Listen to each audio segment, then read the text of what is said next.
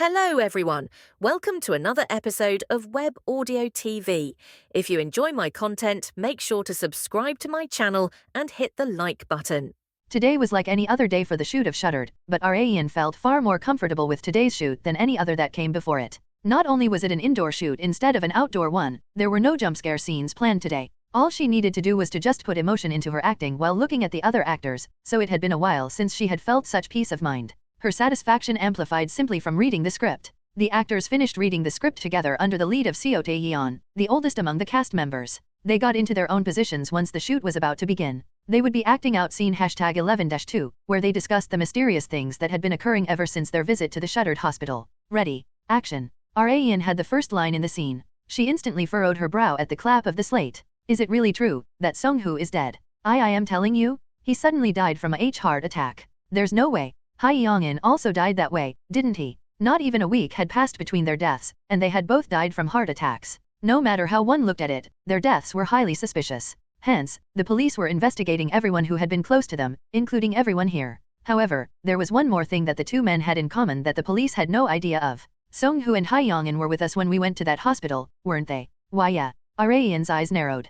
Could their unnatural deaths have had something to do with the supernatural phenomena that had occurred there? What did your mother say about it, Jaime? She asked. I haven't told her that we'd gone there yet. Then let's go tell her. Song Jaime's mother was a shamaness, so Arayan was thinking of telling her that they had gone to the Shuttered hospital for a test of courage. However, we can't. Are you crazy, Tae-young? You know that place is a restricted area? We'll be suspected by the police even more if word gets out that we'd trespassed there. Several friends opposed her idea. Arayan raised her voice in anger. Then what? Are you suggesting we all just let ourselves be killed by the ghost? Huh. The energy she emitted was completely different from what she had shown at the old hospital. After a short silence, Director Choi raised his megaphone. Okay, that was great. Let's prepare for the next scene right away. Yes, Director. Scenes like this were easy, but she shriveled up in fear whenever she had to shoot in scary places. In the next morning, Jin Seo-young, who had come to the set early, greeted Arayan. Good morning, Sunbi. Arayan light nodded. Hello. You're pretty early today. What time did you arrive? I've been here since an hour ago.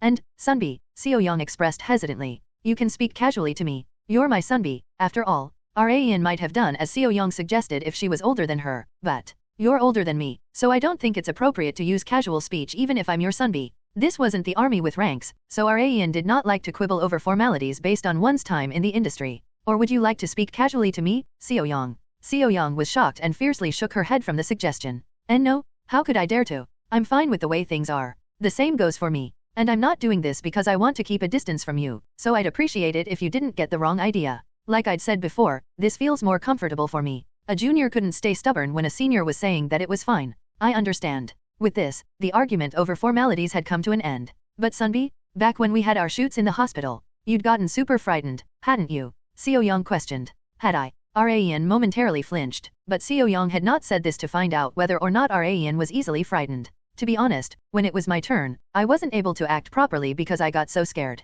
I think I caused 10 NG cuts. Oh, is that so? I asked the staff members, and Tae-yeon Sunbi had the opposite problem. She didn't get scared enough. But I heard that you had given the exact reaction that Director Choi had wanted and more. Arayan had almost exerted violence on the ghost extras as self-defense, but she had been doing the best out of all the actors so far. Seo-young was curious about her secret. I was wondering if you could give me a little tip if you have some special know-how. Well, there was no special know-how, she just needed to be a chicken. If she was, then she would easily bring out the reaction that Director Choi wanted. However, Arayan did not want to let her junior find out that she was a chicken. And so, she used the perfect excuse for such situations. You just need to work on it. She brought out the all-purpose excuse. Seo-young, who had taken out a notepad to write down whatever Arayan was going to say, wrote work harder in big letters on a blank page. Arayan had now gotten used to heading to the Shuttered set, but the air around it felt different than usual. She could vividly feel the chaos. Arayan was able to confirm her suspicions through the woman who had been doing her makeup. You can feel the chaos on the set, can't you? She said to Arayan.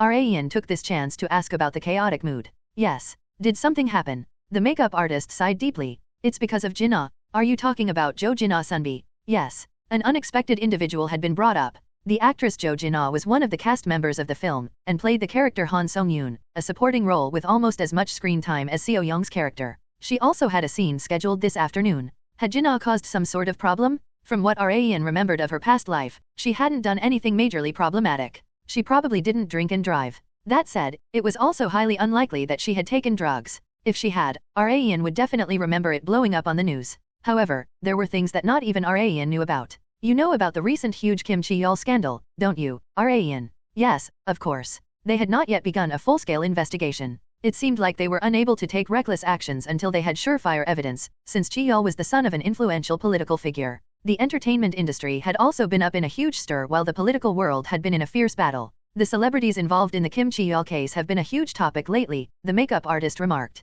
The public had been desperately looking for celebrities who had seen benefits through political figures, and one of them who had been mentioned was Miss Jo Jin-ah had also been in on the act, apparently. Ian's eyes sharpened for an instant. Jo Jin-ah had also been on Kim Chi-yeol's side, n/o/vel/b/jn.c//om. Not even she had known this. Tons of people who had been involved in the case were springing up like mushrooms after it had been brought into the light. The makeup artist chatted even more once Jo Jin-ah came up in their conversation. You really can't judge a book by its cover, huh? I can't believe someone like Miss Jo Jin-ah had been involved in such illicit acts when she looks so innocent. Ugh, I'm getting goosebumps all over. The truly bad people never let people see their wicked nature. Take scammers, for instance. They earn your trust while acting like nice people, and then backstab you at the very end, Ian remarked. You're so right, the makeup artist agreed wholeheartedly. Ian had one more thing she was curious about. Then what will happen to Jin-ah Sunbi? They'll investigate her to see if she actually had any involvement in the Kim Chi-yeol case. The director said that he would consider removing her from the production based on the result.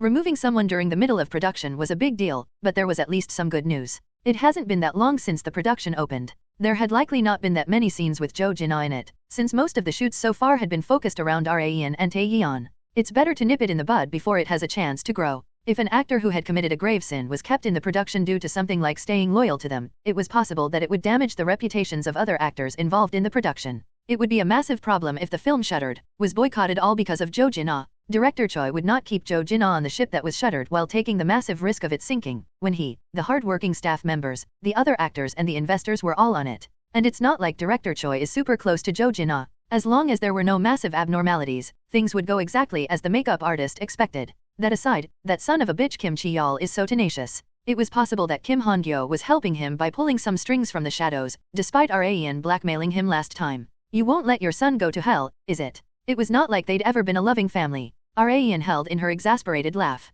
If that's how you're gonna be, I have some plays I can make. All that a halted sailboat needed was a tailwind to get it going. Ma Young-jun arrived at the larger facility that Levanche had moved to. Director Do Hae-young tilted her head in confusion when she saw him. Weren't you off duty today? She asked. Like she had said, Young-jun had a day off today. However, he had no choice but to save it for another day due to the call from last night. I was called for important business, he answered concisely like always, and headed somewhere with his hands in his pockets. He had arrived at the chairwoman's office of Levanche, where Ian was. She greeted him as soon as he opened the door. Welcome. What kind of errand are you putting me on this time? Do I have to go to reporter AHN again? Young-jun had gotten used to being a delivery man thanks to Ian. However, she refuted his question while shaking her head. No, someone else this time. Someone else? Who? Ian handed Young-jun a thick document envelope. My high school classmate. Ma Young-jun was confused by Kang Ian's mention of a classmate. Is there a reporter among your high school classmates? No, they're all university students. Ian had not mentioned her classmate for that reason.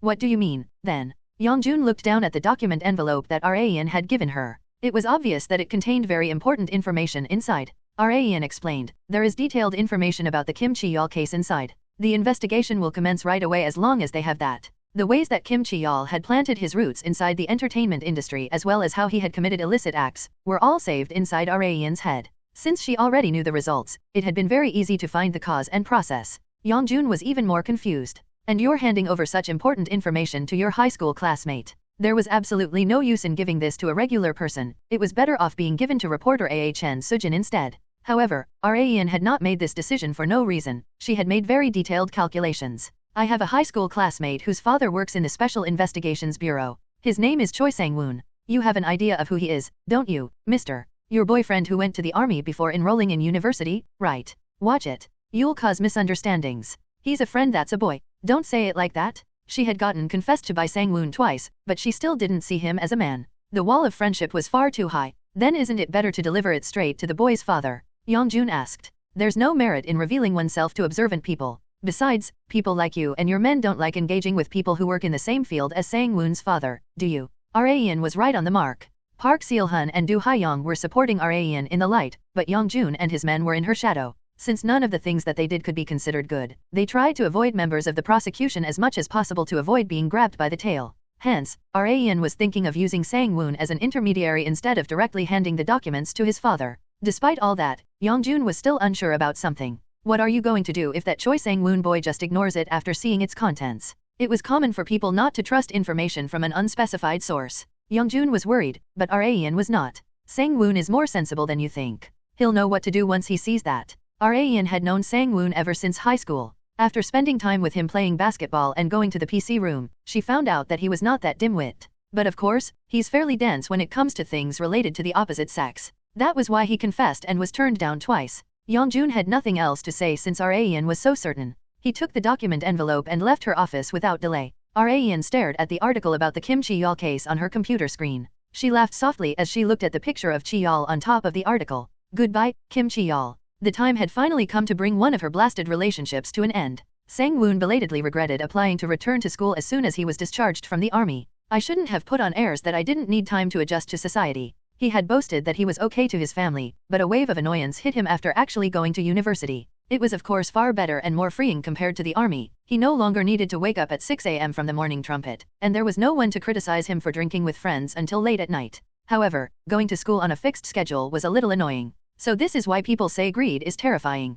People tend to want to sit when standing up, and lie down when sitting down. As Sang-woon was heading home, he picked up a yellow document envelope that had been placed in front of his front door. What's this? Neither the sender nor location was written. All that was written on it was, to Choi Sang-woon. His name. I guess it wasn't sent to me by accident. It looked highly shady, but he couldn't help but wonder what was in it. Considering the weight of the envelope, it didn't seem like there was anything dangerous in it. But you never know. Sang-woon decided to check what was inside before going into his house. Tear? He ripped the portion of the envelope that was shut tight by tape. He opened the envelope to see a bunch of pieces of paper in it. My god. Sang-woon immediately called his father once he checked the contents of the pieces of paper. When the Kim Chi-yeol case first blew up, Chi-yeol thought his world had ended. However, he had still clung on to hope that there was still a way out. Hence, he continued to hold on. Although he was forced to live like a bum because of it, his efforts had been paying off. Chi-yeol recalled what Kim Han-Gyo had told him long ago. Korea is like a fire. It burns for a moment, and then burns out just as quickly. So, just hold out for now.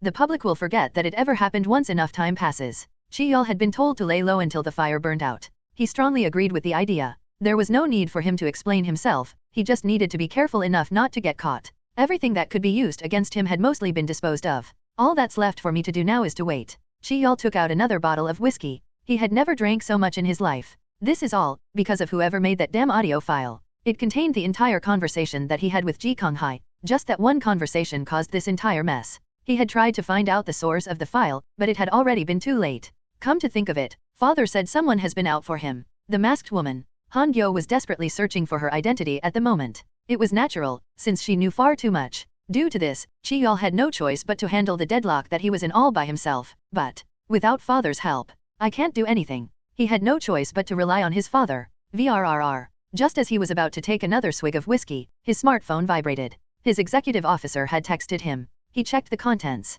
Fuck. Not fucking again. He succumbed to his uncontrollable rage and threw the bottle of alcohol he was holding. Chi-yeol had already been in a predicament due to the anonymous informant who had submitted the audio file. He had come this far with the single ray of hope that he just needed to hold out for a little longer, but now it was all over. The fire that was public interest had been lit once again after detailed information regarding the Kim Chi-yeol case had emerged. Like Han-Gyo had said, Korea was like a fire, it burned out quickly if the fire was small. But conversely, it continued to burn if firewood was given to fuel it. The Kim Chi-yeol case had risen back up from the surface due to the firewood that was the information provided by Raen. As a result of the blazing public interest and the attack of the party in opposition to Han-Gyo, an exclusive special investigation unit had been established to investigate the Kim Chi-yeol case. Chi-yeol visited his father, as that was the only choice he could make. Han-Gyo unconsciously frowned after seeing the sorry state his son was in. Nov. L. B //JNN. Father, I can't hold out for any longer. Just one time. Could you please help me just one more time like before? You're more than capable of taking care of this mess, aren't you?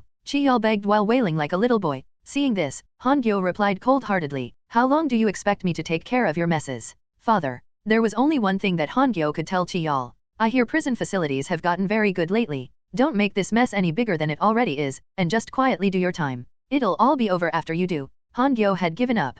Chi-yeol had completely lost. Raen was finally able to smile after seeing the news that Chi-yeol had been arrested. Why did they drag it on for so long when it could have been over so much earlier? The prosecution had not been able to make any reckless moves since their opponent had been so influential. Hence, Rayan had decided to give the prosecution a little push, using the wave that was the public. Rayan had not sent the information that she had gathered just to Sang-woon. She had also sent the exact same thing to reporter Ahn Sujin, in case the prosecution buried the information that she had sent them. Once Sujin presented the evidence one by one in her articles, it spurred the investigation speed of the prosecution. The prosecution was unable to just sit around while the public's eyes were all over this case. Rayan checked the text that she had received this morning while reclining deep into her chair with one leg over the other. The production had decided to postpone the shoots while they cast a different actress for the role that Jo Jin-ah previously had. They would also need to reshoot some scenes, so they would be extremely busy. The Kim Chi-yeol case had been resolved very nicely, and she had received a 2-week break. I want to do something. It was a bit of a waste to stay at home for 2 weeks straight.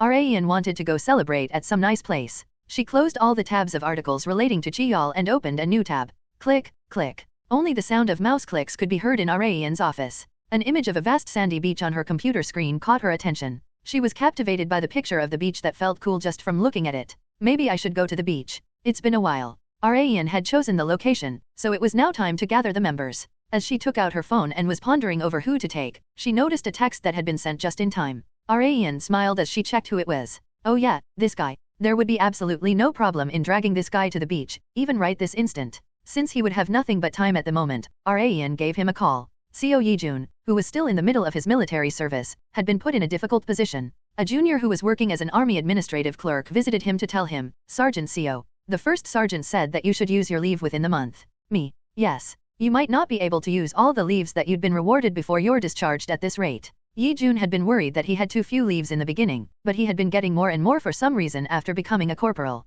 He was rewarded 1 for saluting well when the regimental commander had visited, 1 for standing night watch well at the guard post when the battalion commander made a surprise visit, 1 for being the squad leader and even another for winning the sports event. Yi-jun was currently the one with the most leaves rewarded in the entire military base. Not only did he have tons of leaves rewarded, he also had his sergeant regular leave left unused. There were only 3 months until his discharge, so he needed to use all of these leaves before then. Let's see. I won't be able to use everything even if I go for 15-day leaves every month, Yi-jun remarked. After calculations, he would still have a 4-day leave left unused. The army clerk gave Yi-jun a helping hand. Should I try making a deal with the first sergeant? What deal? I'll try to get permission for you to be able to take a short 4-day leave in the beginning of next month, and go on your 15-day leave right after the battalion army training test. Is that even possible? There's no way the first sergeant will allow something like that. The company commander did not mind soldiers going on leaves as long as they didn't overlap with training, but the first sergeant was different. Unlike the company commander, the first sergeant was very adamant about not letting soldiers go on consecutive leaves without a set duration between them, since there would be fewer hands to work in the base.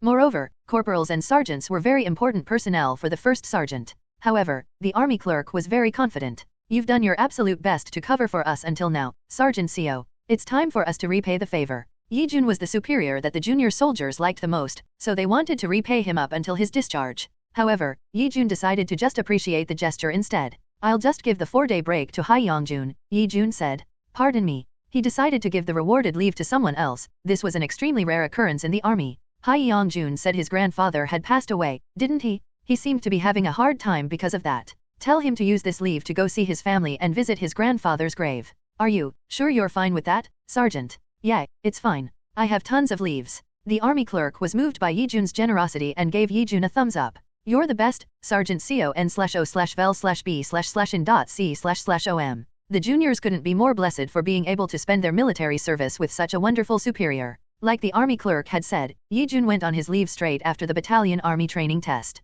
You're on leave again, Yi-seo said. Yi-jun had gone on so many leaves that Yi-seo, who had come to the cafe again to help out their parents, was sick of seeing her little brother's face. She had cried buckets when Yi-jun had first enlisted, but now she was sick of seeing him. Yi-jun was exasperated. What's wrong with seeing your little brother often on his leaves? That aside, sis, did anything come for me? For you? I mean, has anything been mailed to me? Oh, just a sec. Yi-seo went to the back area of the cafe and came back out with something in hand. Are you talking about this? She asked. Yeah, that. Yi-jun exclaimed in satisfaction after seeing its contents. Yi-seo asked in astonishment as she peeked at the contents over Yi-jun's shoulder. When did you have time to apply for a contest? The envelope contained a letter that the portfolio Yi-jun had submitted for the fashion design contest had won the grand prize. Yi-jun replied with a smile. When I was still a corporal, I think. I applied twice before that, too. I won the Excellence Award once, and then the Top Excellence Award after that. The prize money was no joke either. No wonder you'd said you had tons of money whenever mom and dad asked if you needed it.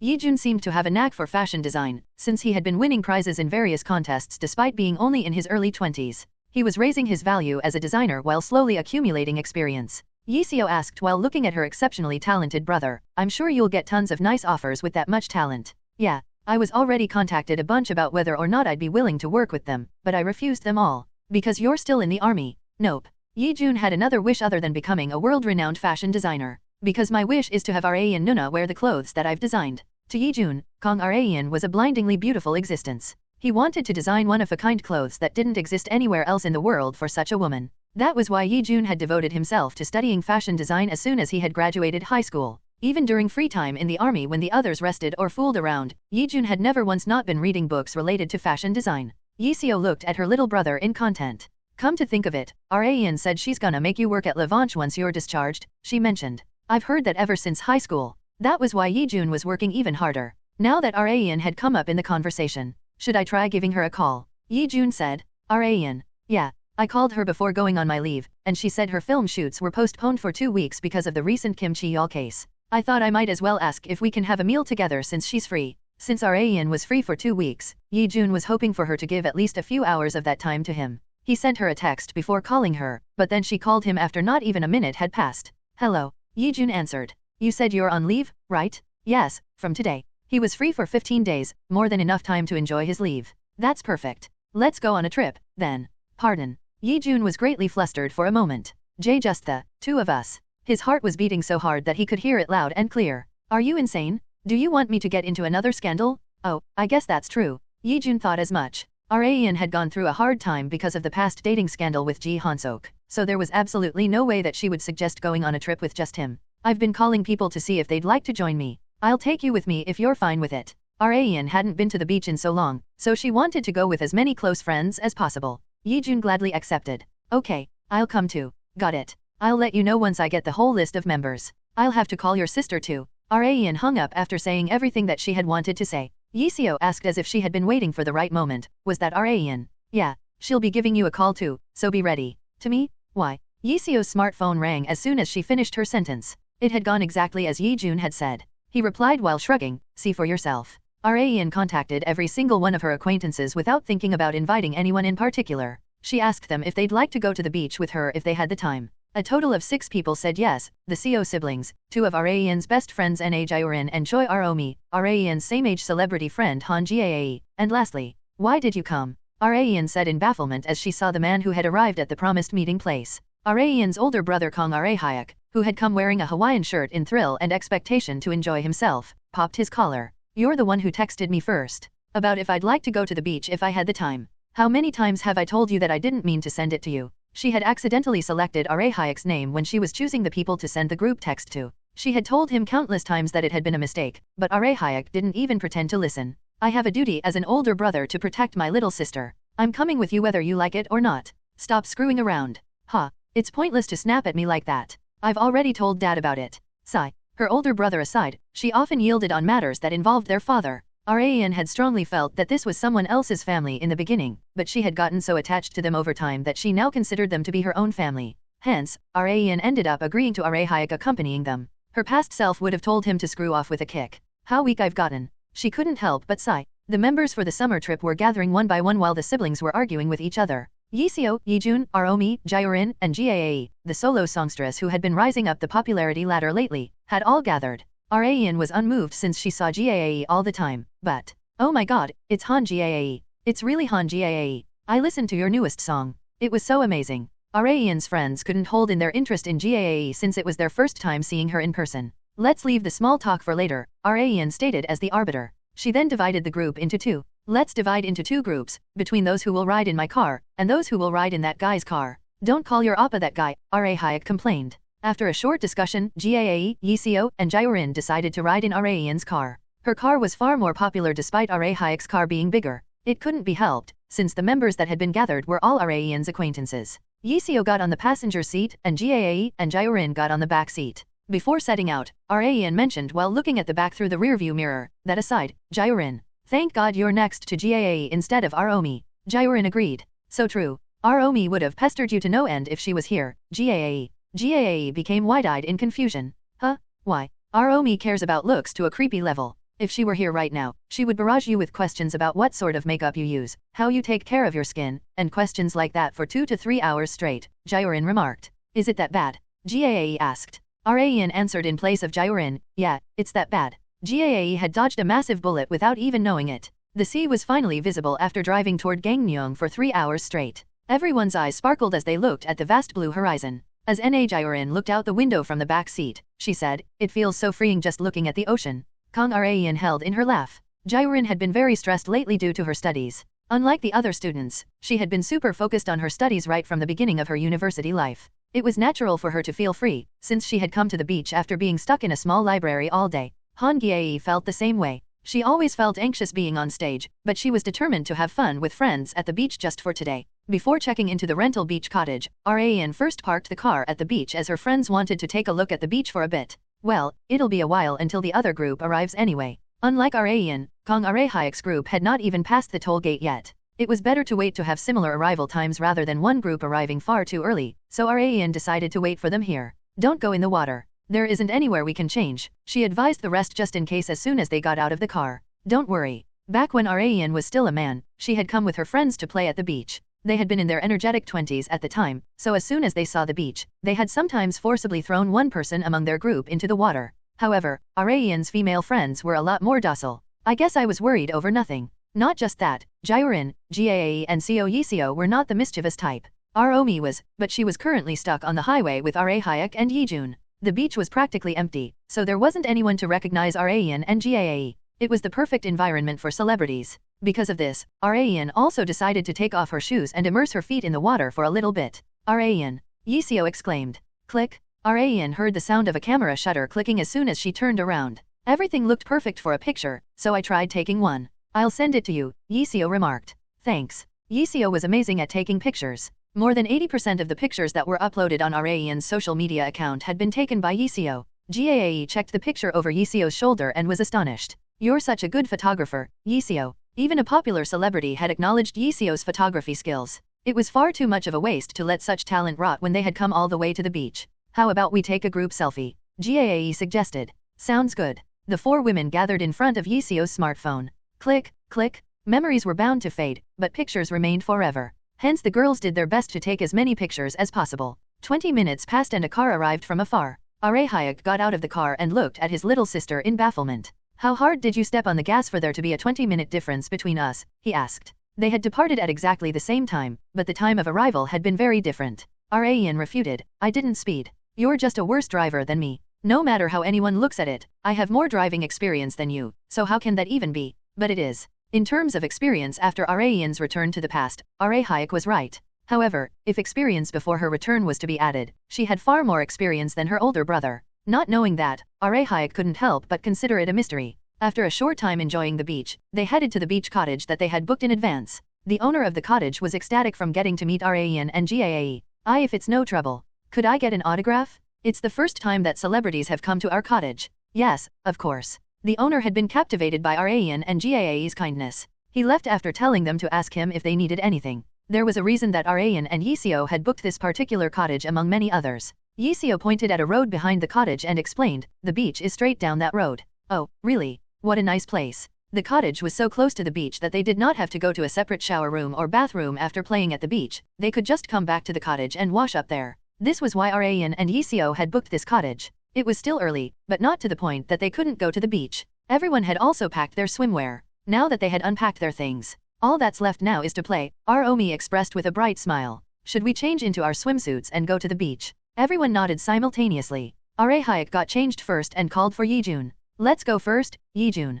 Okay, take your time, Nunas. The 2 men left the cottage. They could see people here and there, but not that many since it was still not peak season yet. They pinned the beach umbrella that they had borrowed from the cottage in the sand, laid out a mat under it and put their bags on it. Yijun's eyes shifted to a certain group of women. They were walking across the beach while proudly showing off their bodies in bikinis. He suddenly imagined Rain in a swimsuit. Come to think of it, I've never seen Rain Nuna in a swimsuit. Rain hated showing off her skin to an extreme degree, so she had never been in any swimsuit pictures that were fairly common in celebrity magazines. If Rain ever did a bikini photo shoot, that magazine would be instantly sold out. That was how rare it was to see Rayan in a swimsuit, and Yijun's heart was already beating just from the thought that he could see that very scene. I'm sure Rayan Nuna would be far prettier than those ladies. There was not even any comparison. Yijun had been unable to sleep properly for several days due to this moment. While he was off in his imagination, he heard the girls' voices from behind. We're here. Aromi exclaimed. Yijun turned around faster than the speed of light. He searched for Rayan first.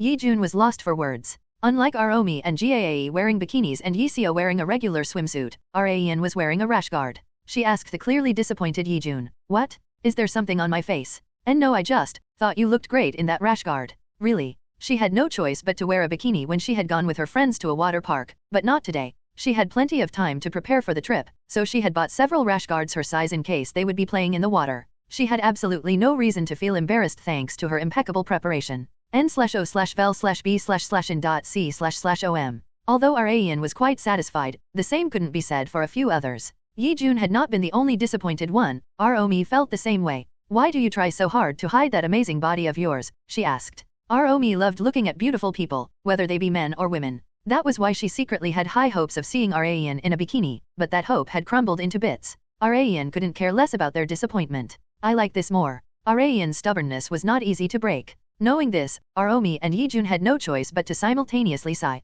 Splash! Rayan savored the cool water as she jumped into the ocean. She had loved swimming ever since she was young. She not only loved swimming at the swimming pool, but at the beach as well. Arahayek couldn't help but smile as he looked at Rayan enjoying the beach like a fish in water. She really looks like a little girl at times like this. Back when Rayan had been around her second year of high school, Arahayek noticed that his little sister, who had felt like a child, suddenly felt more mature than him one day. She had made great achievements in stock trading, business and her entertainment career, but seeing her now, Arahayek strongly felt that she was still his little sister. The mini-boss Kim Chi-yeol had been defeated through the recent case, so only the final boss Kim Han-Gyo remained. Rayan decided to take her mind off of revenge for a short while and enjoy this moment. Gaae had brought a beach ball from somewhere and yelled at Rayan who was playing in the water. Rayan, how about we have a match with this? Sure, you come too, Yijun. Yijun blinked repeatedly in confusion from suddenly being nominated. Me, he asked. You said you're good at volleyball, didn't you? Let's see how good you are. Yijun had never once refused anything that Rayan asked him to do. He dusted the sand off of his butt and walked toward her. They were in the same team, while Aromi and Gaae were on the opposing team. Time out. Aromi exclaimed in frustration at Rayan and Yijun. We can't have the two most athletic people here on the same team. We've got to balance it out. It seemed appropriate to separate Rayan and Yijun from the same team. Rayan did not have any complaints. Should we go with eeny meeny miny mo, then? How about rock paper scissors? Does the winner get to decide the teams? While they were setting the rules, they suddenly heard a commotion from a distance. Oh no, what should we do? Shouldn't we call 911? Rayan turned to where the commotion was. She could see two middle schoolers, who had gone past the safety line possibly out of curiosity, floundering. Rayan reflexively dived into the water to save the two middle schoolers. Nuna. Yijun hurried after her. Kong Rayan could not be considered a righteous person. She herself knew that she wasn't the kind of person who couldn't endure seeing injustice. However, she wasn't cruel enough to just ignore seeing two middle school boys about to drown in the ocean. She wouldn't recklessly dive in to save them if she couldn't swim, but that was not the case. A bodyguard's role was to protect, hence, she had regularly received training to save people in the water to prepare for possible cases of clients drowning. Due to this, Rayan's body acted faster than her mind. She sped through the water, past the safety line and reached the two boys. Stop floundering and stay still. You'll just sink more, she exclaimed. Even if one couldn't swim, they would naturally float if they just relaxed and laid perfectly still. The boy's action of swinging their arms and legs around was far more dangerous. Time was of the essence. The boy closer to Rayan calmed down a little thanks to Rayan's bitter remarks, but the other boy did not. Not even she was able to save both of them at once. Thankfully, she saw Seo Yijun who had come after her. Yijun, you saved that one. Okay. Yijun was also a fairly good swimmer himself, although not as good as Rayan. However, he had never received training on how to save a drowning person. Unlike the flustered Yijun, Rayan skillfully managed to bring one of the middle school boys out of the water. Cough, cough. The middle schooler coughed violently. The people who had been standing by the shore gathered to check the middle schooler's condition. Are you okay? Are you hurt anywhere? They barraged him with questions. Rayan ignored them all and crouched down to meet the middle schooler at eye level. She then grabbed both of his cheeks to check the boy's condition.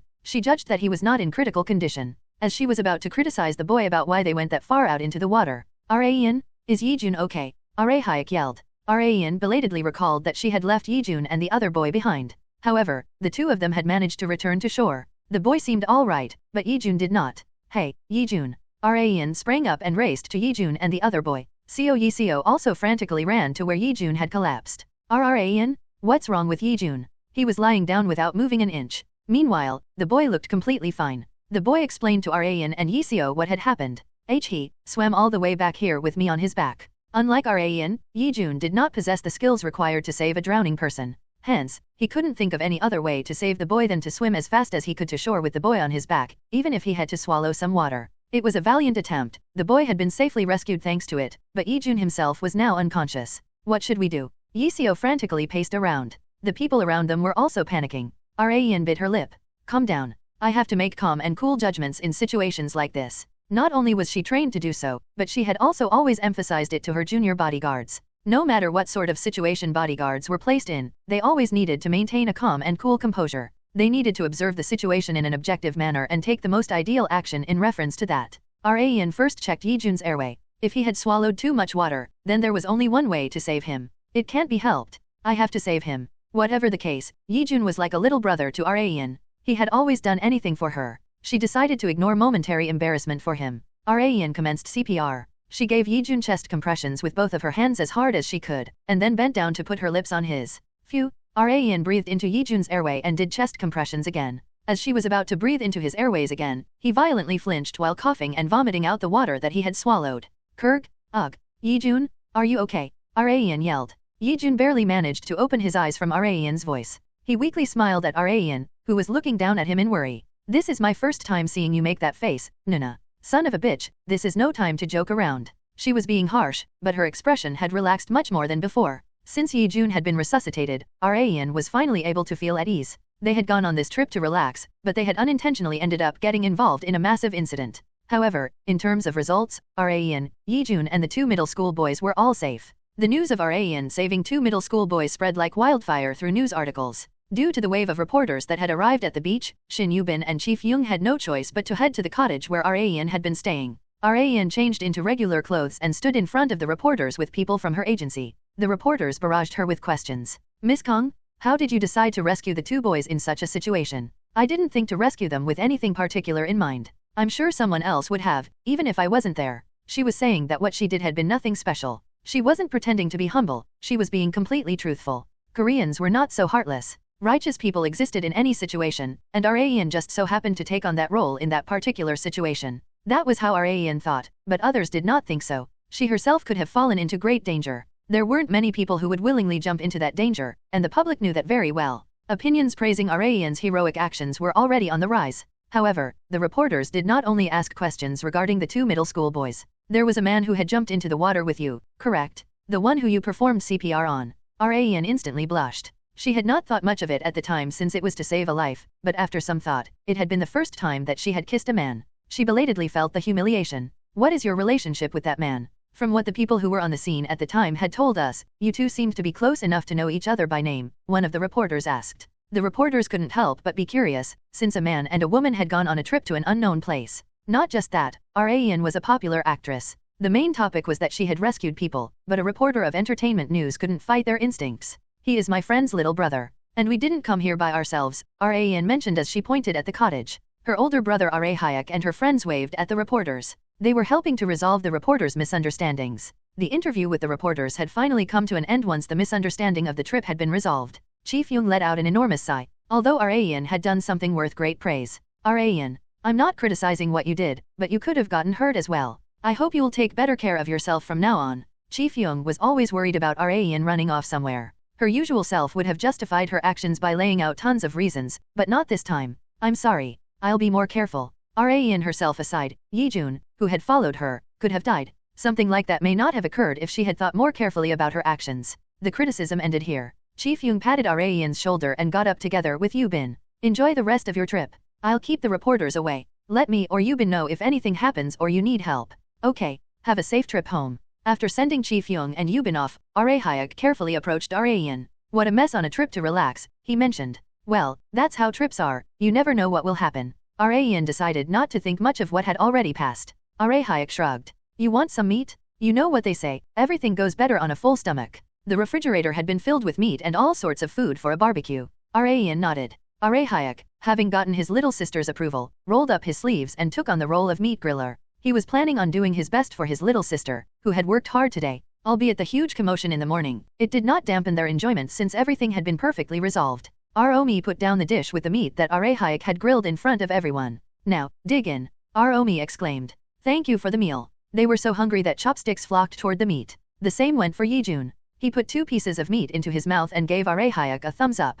Hyungnim, this tastes amazing. You're a meat cooking master. Really? Just you wait, I'll grill you some pork neck too. Yijun and Arahayek had gotten so close that Yijun was now calling Arahayek Hyungnim. Silently watching the two of them, Arayan tapped on Yijun's dish with the ends of her chopsticks. Yes, Nuna. Are you okay? I'm fine. It's all thanks to you. He had even gone to the hospital just in case, but they did not find anything wrong with him. Although Yijun was physically fine, this was not the reaction that Arayan had wanted from him. Yijun noticed something was wrong and belatedly asked, is there something about me that's bothering you? One of Arayan's eyebrows flinched. Hell no. Just stuff your face with more meat. Yijun couldn't help but be baffled by Arayan's sudden burst of anger. N/O/bell/B/jn.C//OM. After dinner, Seo Yiseo and Han-Gyo were occupied with washing the dishes. Creak. Just then, the door of the room at the right end of the hallway opened. It was Kang Arayan's room. Yiseo and Gaae both turned their heads in that direction, and were surprised due to Arayan's attire. What are you gonna do in that, Arayan? She was wearing a rash guard instead of normal clothes. She had also tied her hair up in a bun. I'm gonna go for a swim, Arayan replied. At the beach? No, in the pool. There was a private small swimming pool right in front of the cottage. Splash. Arayan dived into the pool with water droplets splashing in all directions. Gaae tilted her head in wonder. Why is she swimming in the middle of the night? Unlike Gaae, Yiseo had a vague idea. She must have a lot on her mind. Why? Gaae asked. Because of what happened this morning, and well, maybe also about something else that we don't know about. Even Yiseo, Arayan's best friend, couldn't tell exactly what was on her mind. Arayan completely relaxed her body and floated around the pool. She was deep in thought as she looked up at the night sky. She did not have any worries, but I'm pissed off for some reason. She knew exactly who she was pissed off at. It was Seo Yijun. However, she was not exactly sure why she was pissed off. As she was deep in unknown thought, Yijun, the source of her annoyance, approached the swimming pool. Aren't you cold, Nuna? He asked. Arayan answered, no. Yijun smiled bitterly at her short and concise answer. He took a seat on the sun lounger next to the pool and glanced inside the cottage. The inner layout of the cottage was clearly visible because one of its walls was completely made of glass. Kang Arahayek, Choi Romi, and Nhjiren were chatting while watching TV. Yiseo and Gaae were sitting together while going through the pictures that they had taken today. Yijun coughed to clear his throat and spoke first to break the awkward mood. Nuna. Thank you for saving me this morning. Come to think of it, he had not even properly thanked her yet, so he had wondered if she had been mad about that. I wanted to tell you earlier, but I couldn't find the right time to. I had to go straight to the hospital after, and you'd been busy dealing with that flock of reporters. It just kept getting pushed back more and more, and here we are now. Arayan only listened in silence. I probably would have died before my discharge from the army if it hadn't been for you. Yijun couldn't even imagine how much regret he would have felt if he had died as a soldier. If he died, he at least wanted to die after he was discharged and as a functioning member of society. However, Arayan was still apathetic despite Yijun laying out everything he had wanted to tell her. Rather, is that it? Arayan responded even more bluntly than before. Yijun hesitated, but then forced himself to speak with a face as red as a tomato. I heard from my sister that you performed CPR on me. It was technically nothing more than a first aid measure, but Yijun couldn't help but feel embarrassed that their lips had touched since he liked Arayan as a woman. As soon as CPR was mentioned, Arayan felt her temperature rising despite being in the water. But don't worry, Nuna. I won't give it any deep meaning. Just because our lips touched doesn't mean it was a kiss, and you only did it to save my life, nothing more, nothing less. So, I'm sorry. Why are you apologizing out of the blue? Arayan asked. It was as if she was forcing him to tell her. Because it feels like I stole a kiss from you without permission, Yijun answered. It had definitely not been intentional, it couldn't have been helped, considering the situation. But even despite that, Yijun wanted to apologize no matter what, because he knew very well what a kiss meant to a woman. Arayan's expression relaxed a little, possibly because Yijun's feelings reached her somewhat. The reason why Arayan had treated Yijun so curtly had something to do with that. She had never randomly kissed anyone before, not even in films or dramas. She had found the act of kissing a man extremely disgusting, so she had saved her first kiss up until now, and probably would have for the rest of her life. Despite all that, Arayan had been forced to give that first kiss to Yijun. The kiss had absolutely zero affection behind it, it was nothing more than a first aid measure. However, she found it somewhat detestable that Yijun was trying to make light of the fact that they had kissed, when it had been a very difficult decision for her. To tell you the truth, I was trying not to make a big deal out of it. I thought you would hate it if I did when it was nothing more than CPR, so that's why I've been keeping quiet about it, Yijun expressed. Really? Yes. I know very well that you'd made a really difficult decision for me. If that was what you'd been sad about, then I hope you'll cheer up. Rain suddenly moved in the water and splashed water on Yijun. Whoa, and Nuna? This is my sleepwear. That's what you get for pissing me off. Yijun was completely bewildered by Rain's water attack at first, but he immediately cheered up once he saw her blindingly radiant smile. That smile had been why Yijun fell for her at first sight. Nuna. Yijun suddenly turned serious. Rain was dumbfounded by his sudden change in demeanor. What is it now? She asked. You see, I actually. Just as he was about to confess to her, he hesitated for a moment and shook his head.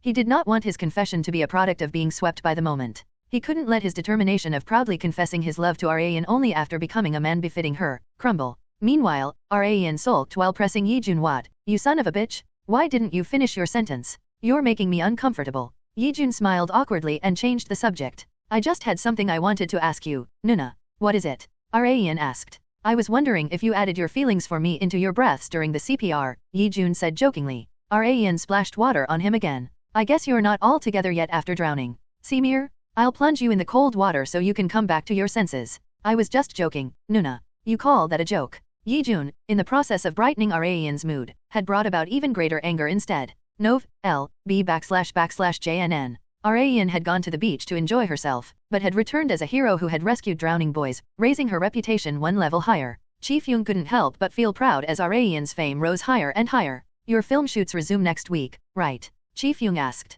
Rain, who had come to the agency, nodded with a deep sigh. Chi-Fyung couldn't understand why she was sighing. Are the film shoots really that hard on you? It was his first time seeing her sigh over a shoot. He had seen her requiring time to adapt to an awkward or unfamiliar environment, but it had never seemed like she was having a painstaking time. It's not that, but it's just for several reasons, Rain answered. There was actually only one reason, that the genre of the film was horror. Rain, having zero horror tolerance, couldn't help but be afraid of the shuttered shoots. She was already trembling from the thought of having to face those ghosts again. However, she couldn't just declare that she would quit after coming this far. The shoot had been delayed for 2 weeks from the removal of a supporting actor, so it was highly likely that the film would be cancelled altogether if Rain declared her departure from the production. I have no choice but to suffer through it. Rain once again recalled Jae-woon saying that the more that one found something to be difficult, the more that they should tackle it head-on. Chi-Fyung asked while checking Rain's schedule with Shin Yubin, you still have a few days left on your break. Do you have any plans? No, nothing. I'm going to stay home for the rest of the break. Rain had unintentionally gone through an ordeal during her trip, so she was planning on just shutting herself in her home without going anywhere. Okay, it's starting to get pretty hot, so stay home with the air conditioner on, Chi-Fyung remarked. That's exactly what I'm planning on doing. Even today, Rain was planning on going straight home once she had finished everything she needed to do at GNF. However, her plans had been ruined due to a sudden phone call. She froze slightly as soon as she checked who it was. Park Hee-woo. Why would Nuna? She wouldn't know until she picked up the call. Rain got up from her seat and told Chi-Fyung and Yubin that she would go take a quick call. Hello, Rain? I'm sorry for calling you so out of the blue. Are you free to talk right now? Yes, I am. Go ahead. It was very rare for Hee-woo herself to call Rain like this. They had called each other from time to time during the one-of-a-kind of girl shoots since she had been the one to push for its production, but they no longer had points of contact. TP Entertainment that Hee-woo was the vice president of, had absolutely nothing to do with the film Shuttered, hence her call felt even more out of the blue. Do you have time this evening? By evening, around what time do you have in mind? Around 9 p.m. Based on the time, it felt more like an invitation to drink than for dinner. I know you're not good with alcohol. I just need someone to talk to. It was the first time Rain had heard her flawless sister say something so vulnerable. Did something bad happen? Bad. I guess you could say that. I understand. I'm free until the end of next week anyway, so I have plenty of time. But may I ask what it's about?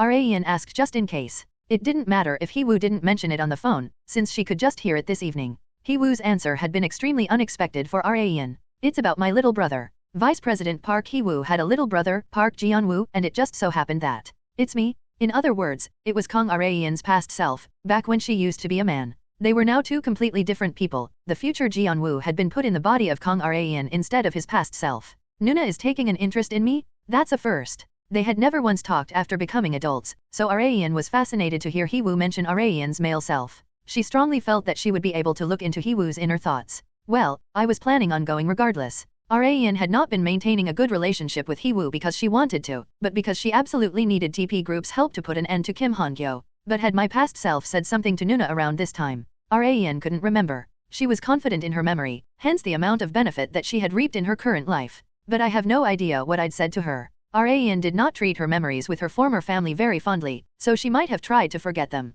Hence, she couldn't recall what her past self had said to Hee-woo for her to be so bothered. It's not like I'd caused any trouble for her. Even if Raein had, Geon-Woo had declared that he would sever all connections with his family, so there was absolutely no reason for Hee-woo to be so bothered over him. As Raein's head was swarming with more and more questions, Hee-woo apologized. I hadn't told you that I have a little brother, had I? No. Hee-woo hadn't, but Raein knew better than anyone about the vice president's little brother, since he was Raein's past self. He's in his 20s, just like you. We haven't interacted with each other ever since he had a huge fight with our father, but... Please wait a moment. It seemed Hee-woo had been in the middle of work. Her chief secretary came up to her and gave her an additional report. How would you like to proceed with the recent DIL Foods matter, Vice President? Oh, that? Managing Director Kim is handling that, so you can go ask him. Never mind, I have something I have to ask him as well, so I'll check for you too. I understand. Hee-woo told her chief secretary to stand by. I'm sorry, Raein. Something came up, so I'll have to end the call here. I understand. Then about the specific location and time. I'll text you the details in about 30 minutes. Is that fine with you? Yes. I'll be waiting. Thank you very much, Raein. Hee-woo frequently expressed her desire to get closer to Raein. It was possible that she considered their relationship to be fairly close already. There's no way she would call me to keep her company if she didn't. Hee-woo was a very prideful woman. Now, let's go hear what's been bothering her so much about my past self. Raein got ready to find out an undiscovered story about herself. TP Group had its hand in several other fields of business aside from the entertainment business that Hee-woo had an important position in, with the food service industry being one of them. Red Rose was a Western cuisine restaurant affiliated with TP Group. Raein arrived first at the restaurant and was guided to a room that Hee-woo had booked in advance. Nuna said she was running a little late. Nov. L. B /JNN. Raein took out her smartphone and searched for a certain business, DIL Foods. It was the name of a company that Hee-woo and her chief secretary had spoken about, and Raein just so happened to know it very well. DIL Foods, huh? I haven't heard that name in a while. Slide. As Raein was skimming through the company's quarterly revenue of the previous year, business profits, price-to-earning ratio, and many other things, the sliding door opened.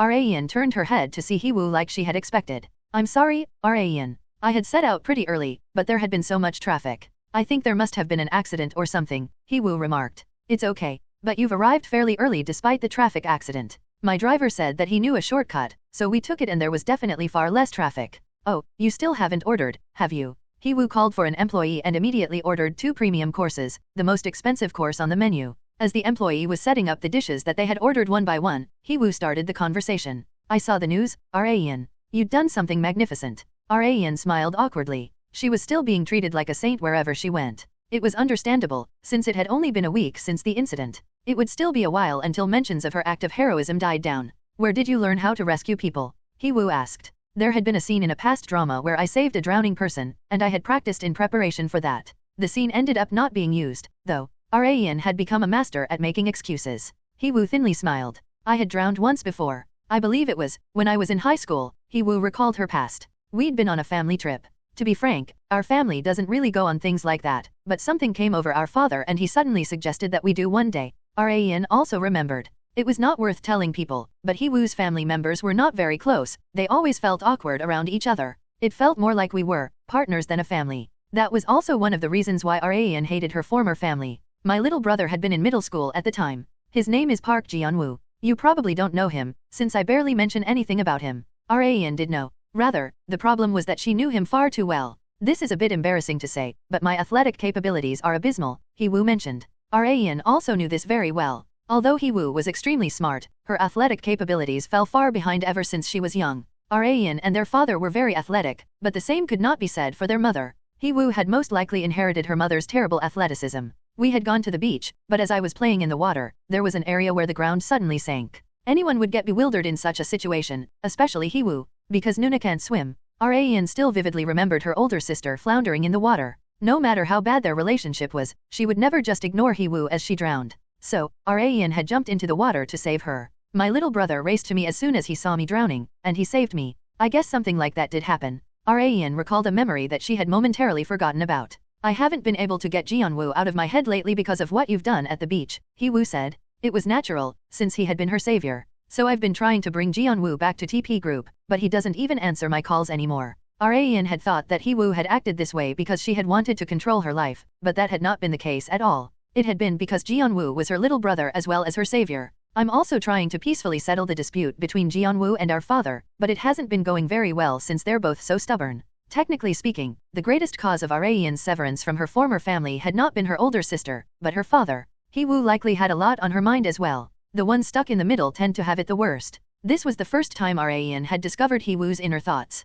However, Arayan was not He-woo's little brother Park Geon-Woo right now, she was Kang Arayan, a complete third-party individual. Hence, she was in no place to resolve any misunderstandings between them. I think of Geon-Woo whenever I look at you, Arayan. It's weird, isn't it? Not only are you two of the opposite sex, you're not even the same age. He-woo's hunches were as dead-on as always. Arayan had never expected He-woo to see Geon-Woo in her. I think that's why I wanted to get closer to you, He-woo stated. If there was one thing that Arayan earned from this meeting, it was that she found out He-woo still thought amicably of Geon-Woo. This was absolutely huge for Arayan. Nuna. I see. Arayan thought of a certain idea. A few days after the meeting with He-woo, Arayan received a call from Shin Yu-bin. Arayan. You know that, One of a Kind of Girl, is gonna be released in Japan, right? Yes. I heard that it's gonna be released next month. We were contacted by them to see if you'd be interested in participating in some sort of stage event before the movie releases. I didn't know either, but apparently, you're pretty popular in Japan. I heard there's a ton of fans wanting to meet you. Really? The internet had developed so far that one was easily able to view foreign content.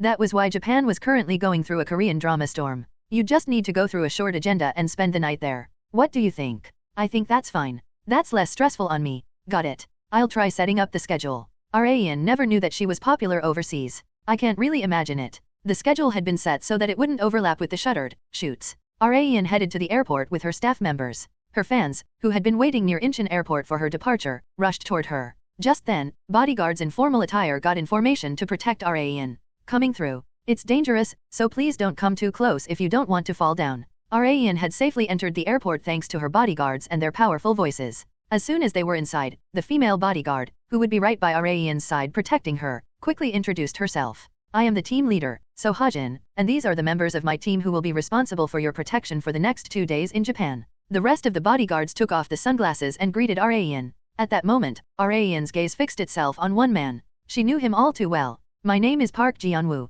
Pleased to meet you. She had once again come face to face with her former self.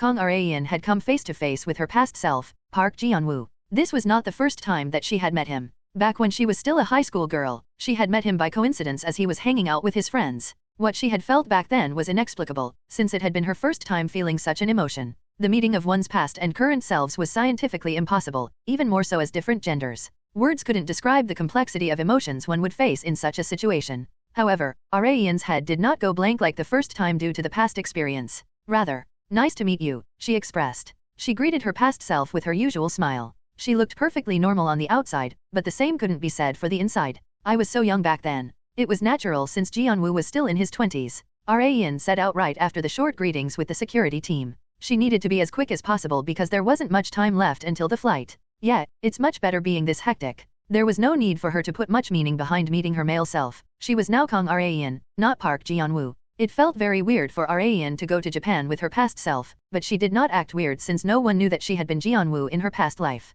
A huge wave of people gathered to greet Arayan as soon as she landed at Kansai International Airport. She was surprised to see that the crowd was on par with the one that she had seen at Incheon International Airport. I would have been in huge trouble if I didn't have a security team. Arayan had never expected herself to be so popular in Japan. It was understandable. There was an actor who had captured the hearts of Japanese women with a single drama, so this was likely nothing compared to that actor's popularity. Team leader So Ha-jin stuck close to Arayan. Feel free to grab my arm if you're anxious, Miss Kang. No, it's all right, team leader. Arayan did not feel anxious being swarmed around this many people since she had been a bodyguard herself. While Ha-jin was protecting Arayan by her side, Geon-Woo and the other bodyguards were making way for Arayan. They had finally gotten out of Kansai International Airport. Only Ha-jin got in the car that Arayan had gotten in, and the rest of the bodyguards got in the car following behind it. Shin Yu-bin was in charge of driving. Before setting out, Arayan asked just in case, Miss Manager, you'll be fine with driving, right? Driving? Why do you ask? Nov. L. B. //JNN.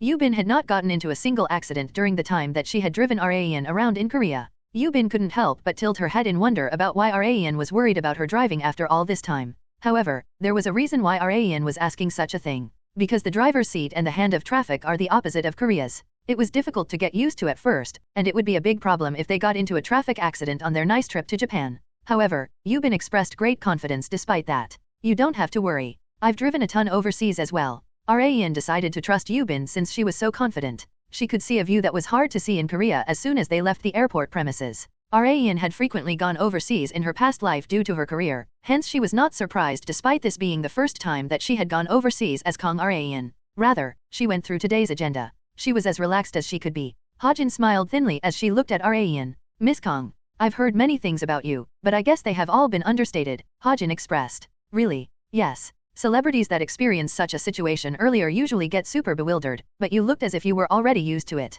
It had indeed been her first time, but not really. Raein lightly shrugged. I think it's because I'd prepared myself for it in advance. In other words, it depended on one's mindset. Hearing that, Hajin felt Raein to be more mature than even herself. Raein's Japan schedule started with a simple autograph signing. Raein responded with a smile at her female fans who poorly yet sincerely expressed I love you, Uni, in Korean. A smile was the most important aspect when interacting with fans, which was why Raein had practiced smiling an enormous amount when she had first debuted as a celebrity. Thanks to her efforts, she had mastered the art of smiling naturally anytime and anywhere. Tons of Japanese posters of one-of-a-kind of girl were plastered behind Raein. She could feel a different sense of vibe from it compared to the Korean one. After her autograph signing, she moved to where she would be having an interview with the press. They had prepared an interpreter just in case, but it's okay, I can speak Japanese. Raein exhibited her Japanese skills that were good enough for there to be no issues with communication. This skill had also been polished through her work as a bodyguard. English was a given, and she had also learned enough Japanese, Chinese, French and German for there to be almost no issues in conversing with people on site.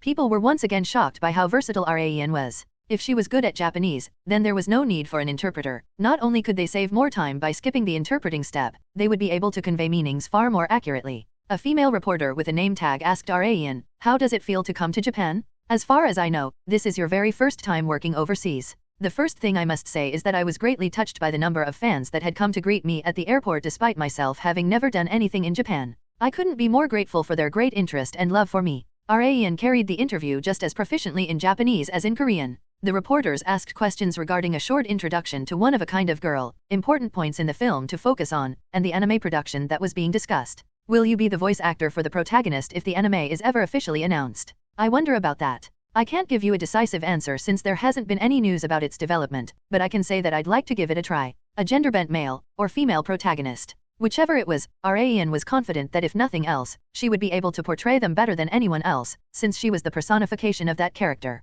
The hour-and-a-half interview had come to an end. All that was left on her agenda was the stage event that was planned for tomorrow. She dragged her exhausted self into the car and headed to the hotel with the staff members. It was about an hour drive. In the meantime, Raein asked Hajin about her security team. What do you think about your team members? As you saw today, they are very good at what they do. Especially Geon-Woo. Raein had been planning on asking Hajin about her past self, but she was rather surprised as Hajin mentioned him straight away. Raein also faintly remembered the time that she had worked with Hajin, but it had been so short that Raein honestly didn't know very much about her. However, Hajin had been keeping an eye on Geon-Woo. We hadn't worked together for very long, but how should I say this? He has a strong will to act, and his judgments aren't so bad either. Also, he immediately makes his own anything that I teach him. From what I've seen of him, I'm sure that he'll succeed in anything that he puts his mind to in the future, Hajin stated. She was correct. Raein had in fact become one of the actresses that represented Korea, which she had not been made for in the slightest. You seem to think very highly of Mr. Park Geon-Woo, Raein remarked.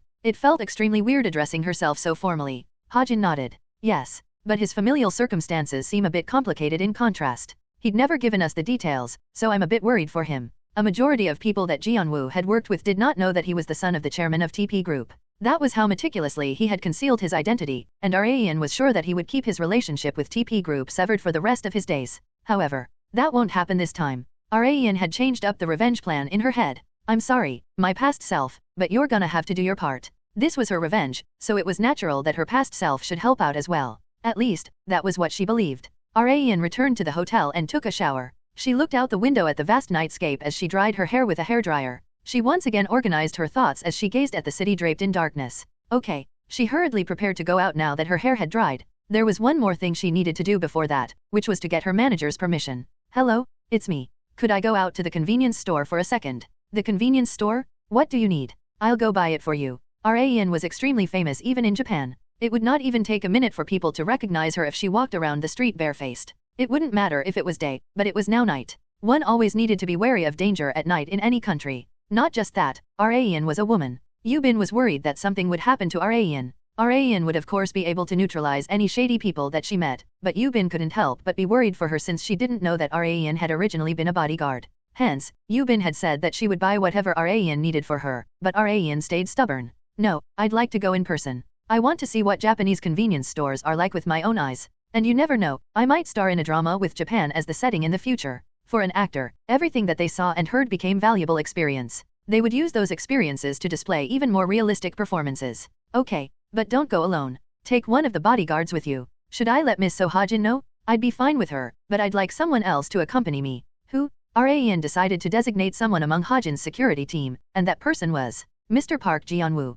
her past self. This is referring to Bae Young-jun and his role in Winter Sonata. He gained a tremendous fan base among Japanese middle-aged women, who then dubbed him with the nickname Yeon-sama. Park Geon-Woo had been standing by at Incheon International Airport since dawn for Kang Rayan's protection duty. He had thought that he could finally rest now that they were at the hotel, but he was suddenly contacted by team leader So-ha-jin. N/O/vel/b/in.c//om. The contents were simple. He was to accompany Rayan to the nearby convenience store. The first thing Geon-Woo thought was that it was unexpected. He couldn't understand why Rayan had designated him when she would be far more comfortable going with another woman like Ha-jin. But whatever the case, he had been hired to do a job. He quickly changed back into his suit and headed to Rayan's room. Knock, knock. Rayan opened the door in streetwear as soon as Geon-Woo knocked on her door. I'm sorry for making an unreasonable request so late at night, she expressed. It's no problem at all. It is our job to protect you, Miss Kang. You said you wanted to go to the convenience store, right? People might recognize you out there, so I suggest you wear a mask, Geon-Woo replied.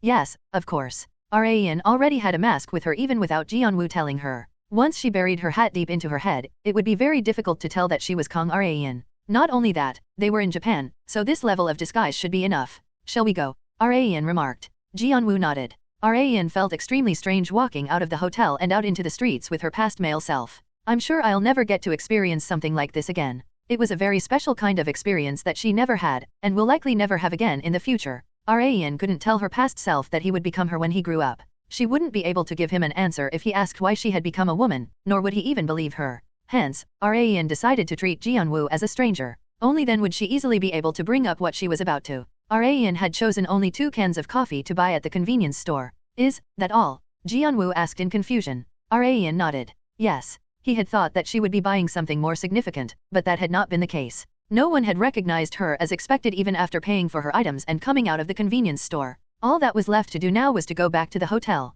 Just then, Rayan handed Geon-Woo one of the coffee cans that she had bought. How about some coffee before we head back, she suggested. One was for her, and the other had been for him. Geon-Woo thanked her and took the can. They decided to drink the coffee at a bench under a street lamp before heading back. Pop. The sound of the can opening was much louder than usual, likely because they were in a silent street at night. Unlike Korea, there weren't many stores that were open until late at night, hence the quiet surroundings. Geon-Woo was busy drinking his coffee, but his eyes were busy checking Rayan's mood. An air of awkwardness surrounded them. From Geon-Woo's perspective, this was the very first time that he had met Rayan. Not just that, she was one of the most popular actresses in Korea. Rather than feeling good from sitting together with her, his seat felt more like a bed of nails. If they were caught being together like this by people, or even worse, reporters, weird rumors might spread like what had happened with Ji Han-sok. Hence, Geon-Woo couldn't help but be even more anxious. On the other hand, Rayan felt more at ease around Geon-Woo than anyone else despite this being their first time together, since they were literally the same person. This was also why she was immediately able to tell that Geon-Woo was observing her. I didn't have much resistance to women at this time. Since Rayan was the one who had business with him, it was also her responsibility to start the conversation. I had the opportunity to talk with your older sister recently. Geon-Woo's expression froze, which Rayan had naturally expected. Her hatred toward her former family had been severe at this point in time. Despite knowing that, Rayan suggested, why don't you reconcile with her? Rayan had designated Geon-Woo to have this exact conversation with him. She was planning on using even her own past self. She needed even more power to bring down Kim Han-Gyo without a shadow of a doubt. Authority, wealth, connections, etc. And among her connections, TP Group possessed wealth on par with, no, surpassing Dudam Group. If Rayan made an intimate pact with both of these conglomerates, she would be able to overpower Han-Gyo in terms of wealth. In short, she needed to consolidate her relationship with TP Group, and her past self Park Geon-Woo was imperative to do so. Geon-Woo was greatly surprised by Rayan's suggestion. He would have been furious if any of his close friends had suggested such a thing, and told them not to ever bring his older sister and parents up in front of him. It was obvious. However, he couldn't when it had been suggested by Rayan, a complete stranger. Why would you suddenly? He asked. Your older sister seemed to think about you very much. She had told me that all of her calls to you and interventions in your life had all been to resolve all the misunderstandings between you and your father. Why would my sister tell you all that? Because we're fairly close. They weren't yet, but they would be once the matter with Geon-Woo was resolved. We'd frequently met during the shoots for One of a Kind of Girl. Your sister treated me very well. We had dinner together not long ago, and she just happened to talk about you. But I'd never expected to meet you like this. It had simply been a coincidence. However, continuous occurrences of such coincidences was what people called fate. This was most likely a chance, which was why Rain had called Geon-Woo out separately. I heard that you had saved your sister from drowning when you were young, Rain said. Yes. It was around when she was still in high school. She still hasn't forgotten about that day. I think that's also why she's thinking so much about you. Rain knew Geon-Woo better than anyone else in the world. Although he acted like he had zero affections for his family, he occasionally missed them. It might sound contradictory, but whenever he saw other people who were very close with their families, he couldn't help but want to be like that with his own as well. Rain had been the same as well. She also felt far less hate towards her older sister compared to her former father. Rain knew that telling Geon-Woo about how much Park Hee-woo thought of him would cause him to waver, since she herself definitely would if she was put in his place. I never thought my sister would tell you about something like that, Geon-Woo mentioned with a weak smile. Rain drove the final wedge into Geon-Woo without hesitation. Why don't you give her a call first? I'm sure she's waiting for you to, so it's not a bad idea for you to make the starting gesture. But what if it doesn't go well? If that happened, their relationship could worsen. Rain replied with a smile, if that happens, I'll take responsibility in whatever shape or form. Even if what Rain was trying to help Geon-Woo do ended up horribly, Geon-Woo had zero intention of making Rain take any responsibility for it. After all, it was a family matter. However, Geon-Woo was the kind of man who needed a little push to act. Rain knew this very well, so she had purposefully used a firm tone. They had originally been the same person, so Rain knew exactly how to appease and persuade him. I understand. Since you're going this far for us, I'll give my sister a call once this job is over, Geon-Woo remarked. I'm going to check if you did, so you'd better, okay.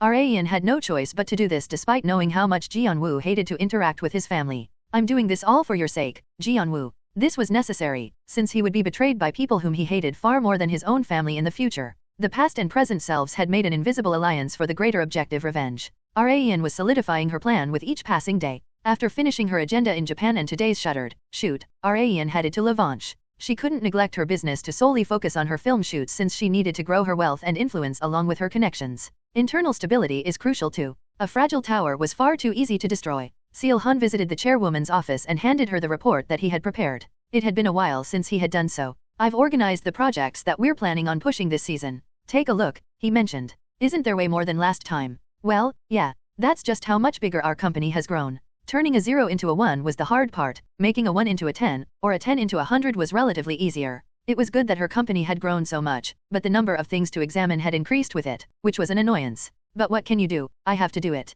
She pulled up her chair and got into position to focus on going through the report. Just then, her smartphone display lit up on the table. It was a text from Hee-woo. She smiled widely as she checked its contents. I got a call from Geon-Woo yesterday. We're going to meet for a meal soon. I asked him about what had caused the change of heart, and he told me it was all thanks to you. Thank you so much. I'll make sure to repay this favor he. Yeah, Park Geon-Woo isn't the kind of man who would go back on his word. Like Rain had expected, Geon-Woo had contacted Hee-woo as promised. As for the resolution of misunderstandings, she decided to leave it to her past self. She could always intervene if things were about to go south, so she was not very worried. Seeing Rain put down her smartphone, Seo-hun asked her, did something good happen? Not yet. It will soon. She did not give him the details. As she was about to get back to reading the report, she received another text. Rain thought that it had been from Hee-woo again, but it had been from someone else. Rain called for Seo-hun as she was reading through the text. Mister. Her question was simple. Do you know how to play golf? It had been a while since Chairman Ji Sung-jiam had come to a golf course with his grandson Ji Han-sok. Feeling good as he looked over at the vast golf course, the chairman stretched with his arms over his head. I feel stiff all over from being holed up in my office all day lately. You should start taking better care of your health, Han-sok remarked. As a grandson, Han-sok couldn't help but worry about his grandfather since Chairman Ji was now classified as an elderly. No matter how healthy someone was, they could not overcome the flow of time. Abnormal symptoms were bound to appear as one aged. Hence, Han-sok was hoping for his grandfather to reduce his company duties and focus more on taking care of himself. Chairman Ji looked at his grandson and said, I have to keep working until I can hand the company over to you and your father. The chairman had already set his mind to hand down Dudam Group to his son and grandson. However, Han-sok had no burning desire to inherit the company. He had only taken on a portion of the company's duties because his grandfather had wanted him to. He had no intention to compete against his relatives for his own share of the company, since he also had his acting career. However, Han-Sok fulfilled his company duties excellently despite having no greed for it. Hence, Chairman Ji had decided to hand down a portion of the company to Han-Sok as well. There was also something else that he wanted from Han-Sok. I will give you the entire company if you manage to make Rayan your bride, Chairman Ji expressed. Chairman Ji had taken a liking to Kong Rayan enough for him to make such a pledge, since there would be absolutely no problem in leaving the company to Rayan and Han-Sok. Han-Sok laughed in embarrassment. He also wanted nothing more than that. I don't know what Rayan would think about that. He honestly was not confident in making Rayan his. Not only were there a huge number of competitors also aiming for Rayan, but most of all, she did not seem to want a boyfriend at the moment. Hence, Han-Sok had to be cautious. He had already caused massive trouble for her due to their previous dating scandal, so he did not want to be any more of a nuisance to her. That was how Han-Sok felt, but Chairman Ji thought otherwise. A man has to be aggressive. That's how your father and I were able to meet your mother and grandmother. Han-Sok had never expected to get dating advice from his grandfather at a golf course. As they were spending the time like that for about 10 minutes, the two people who would be joining their game of golf had arrived. Good morning, Chairman. Sunbi, Rayan and Park Seo-hun, who anyone could tell was nervous from his face, greeted them. Chairman Ji welcomed the two. Thank you for giving us your precious time. I'm sure you're busy with film shoots lately. Not at all, Chairman. It's been a while since I've seen you, so I couldn't be any happier that you'd contacted me first. Chairman Ji's smile widened even more. Meanwhile, Han-Sok was curious about something. Do you know how to play golf, Rayan? Han-Sok had never played golf with Rayan, nor had he ever heard that she knew how to. Hence, he was worried that she had been forced by his grandfather to come despite knowing nothing about the sport. However, there was nothing to worry about. Yes. I don't mean to brag, but I'm quite good, Rayan mentioned. She looked as comfortable as she could be. Chairman Ji found the confident Rayan to be very cute and lovely. It felt so dull to come here with just men all the time, but it feels so nice to have Rayan with us today. The results of their coming match aside, Chairman Ji simply couldn't be happier to spend time with Rayan. Seeing that, Han-Sok suppressed his bitter smile. No wonder he made a pledge like that. He's taken such a liking to Rayan. Another name had been added to the list of people who had fallen for Rayan's charms. Hole 3. PAR 3. Shot 1. The hole was not that far away. Chairman Ji got in position for his tee shot. Smack. His tee shot was so magnificent that it was hard to believe he was an elderly man. The others expressed their amazement as they watched the golf ball flying in the air. Nice shot. Nov. L. B /JNN. That was amazing, Chairman. Chairman Ji chuckled from Rayan's praise. It was Han-Sok's turn next. He was on Chairman Ji's team. His ball flew further than the chairman's despite having less golf experience. That's youth for you, the chairman expressed while patting his grandson on his back to show off his strength. Showing off to who? Who else but Rayan? Rayan's team was up next. Thunk. Seo-hun swung the golf club with an extremely nervous face. It made a very strange impact sound, and the ball flew off at a weird angle. Out of bounds, Chairman Ji stated. Like he had stated, the ball flew somewhere else entirely. Seo-hun's ball had ended up in a hazard on the first hole, so he couldn't be more embarrassed. I must be off my game today, Seo-hun said. In terms of golf experience, Chairman Ji had overwhelmingly more experience than everyone here. After him, it was Seo-hun, and then Han-Sok. Rayan sighed as she watched Seo-hun make blunders one after another despite having more experience than Han-Sok.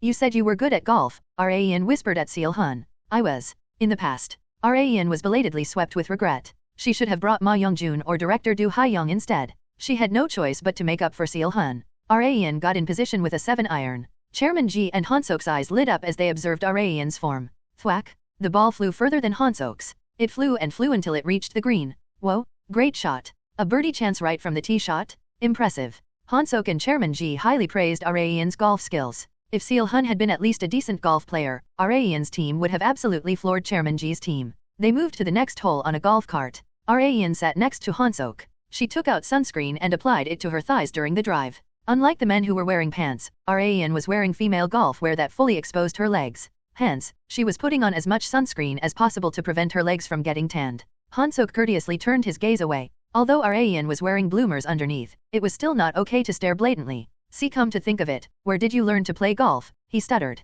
Golf? I learned it a long time ago from a Sunbi I know. Oh, really? Bodyguards frequently accompanied VVIPs as part of their job, so Rayan had also naturally come to learn golf. She possessed such high athletic prowess that it didn't take her very long to learn the sport. Han-Sok could only think of the word almighty whenever he saw Rayan, who was good at absolutely everything. She was beautiful, had a great figure, an easygoing personality, and was extremely capable. Like Chairman Ji had mentioned, there was no better woman than her. Han-Sok also couldn't help but desire her, but he wasn't able to find the right opportunity to confess, and today was no different. Rayan's team had taken the lead after the third hole. They moved to the fifth hole that was over 200 meters long. Arayan's tee shot once again flew in a long and beautiful arc with a clear impact sound. The ball landed on the fairway. Chairman Ji expressed his amazement. Man, we're gonna lose at this rate. Arayan softly giggled in response. She was already holding back considerably. Chairman Ji and Han-Sok's will to win would have been completely shattered if she had gone all out from the beginning. What she wanted was a close victory, so she was purposefully adjusting the flow of the game on her own.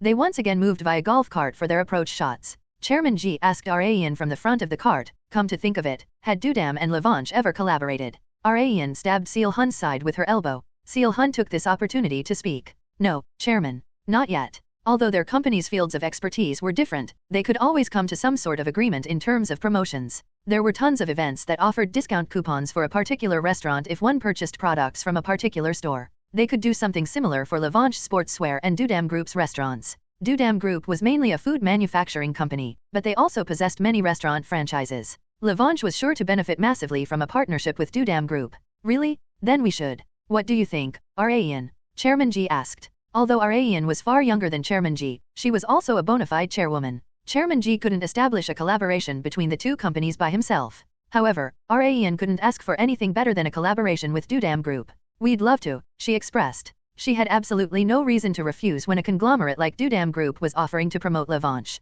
Chairman Ji called for his chief secretary, who had been following them from behind, and let him know of the conversation that they had in the golf cart. The chief secretary bowed and replied, I understand. I will let the directors know. Arayan suppressed her laugh. She didn't know that a partnership could be established so easily. Chairman Ji once again spoke first as they were moving to the area where their golf balls were. Hadn't you, me, and Congresswoman Hong promised to get together before? Yes, we had, Arayan answered. It's been a while, so the three of us should have a meal together soon. Arayan wanted to add one more person to that meeting. May I invite one more person if that's all right with you, Chairman? Chairman Ji had no reason to refuse if it was Arayan's acquaintance, but he at least wanted to know who it was. Who? I'm sure you already know her very well. There was no way he wouldn't know. The woman that Arayan wanted to invite was extremely famous in the Korean financial world. Vice President Park Hee-woo of TP Entertainment. An opportunity for all the members of the anti-Kim Han-Gyo force to meet had finally been established. Vice President Park Hee-woo, I've heard that she's made great achievements. She's quite capable despite her young age. I'm not surprised, considering she's Chairman Park's daughter, Chairman Ji remarked.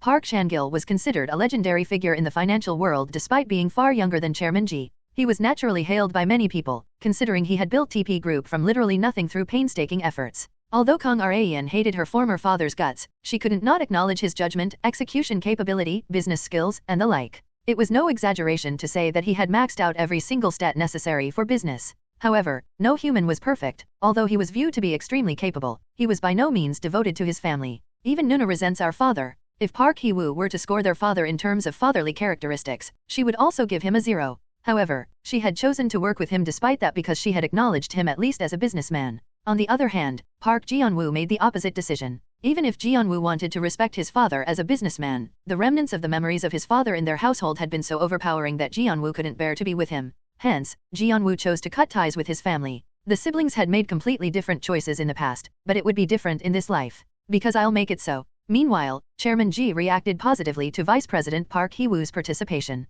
I'd welcome making a connection with TP Group.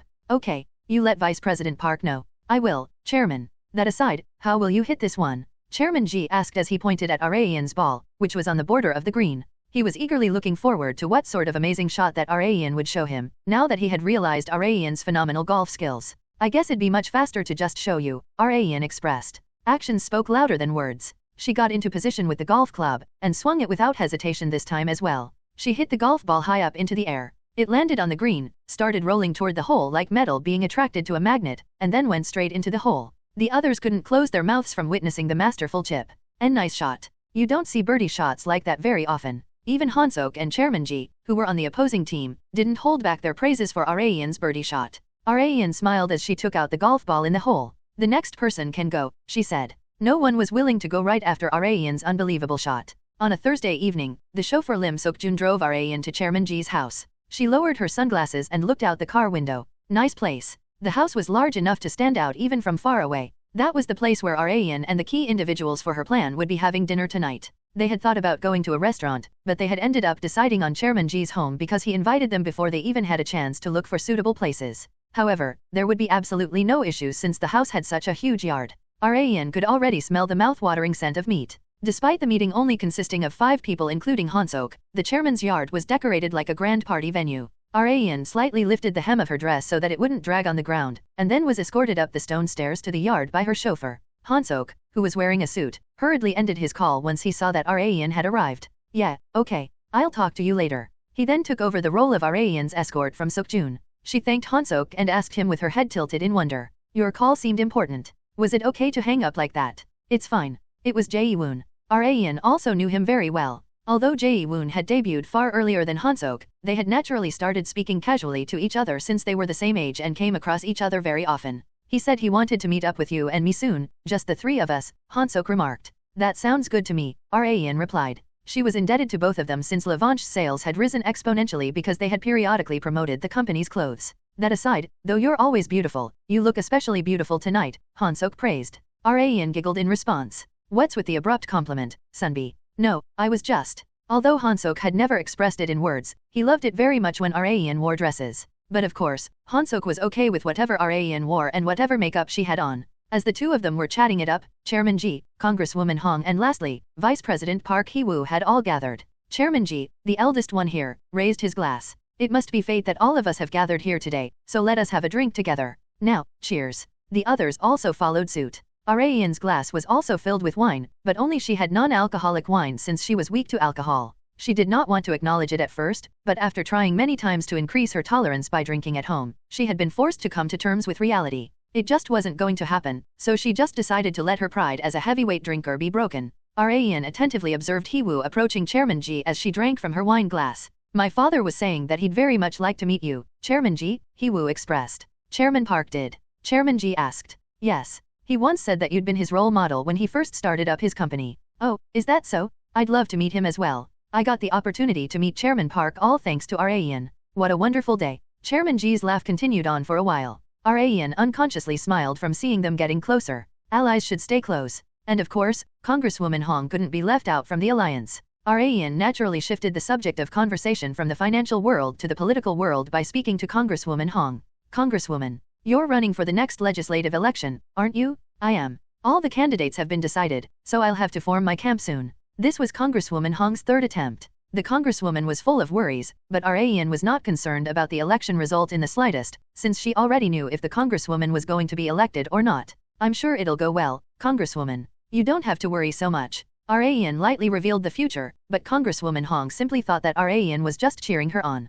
Thanks. I'll invite you to my office if I get elected. Am I allowed to come? Why not? I'm sure the other congressmen would love to have you there. Rayan also welcomed the idea since the political party that Congresswoman Hong was in had many congressmen that were in opposition to Kim Han-Gyo. Chairman Ji suddenly shouted while Rayan was thinking about Han-Gyo. Kim Han-Gyo, that son of a bitch? How dare he repay my kindness with malice? Rayan wasn't the only one with a grudge against Han-Gyo. Chairman Ji also harbored burning fury toward him. Chairman Ji and Han-Gyo had been close schoolmates since a very long time ago, but they had one day gone their separate ways. Nothing would have happened if they had just gone about their own business, but the fire had been lit once Han-Gyo one-sidedly started to keep Chairman Ji in check. It all began when Dudam Group had been subject to an extensive tax investigation. I'm sure that bastard had been the one behind it, Chairman Ji mentioned while grinding his teeth. Even Han-Sok was bewildered by Chairman Ji's rage. He had never seen his grandfather like this before. Among all the bewildered, only Rayan was smiling in secret. She was the one to first walk up to Chairman Ji and calm him down. Chairman, I don't fully understand what's going on, but I will always be on your side.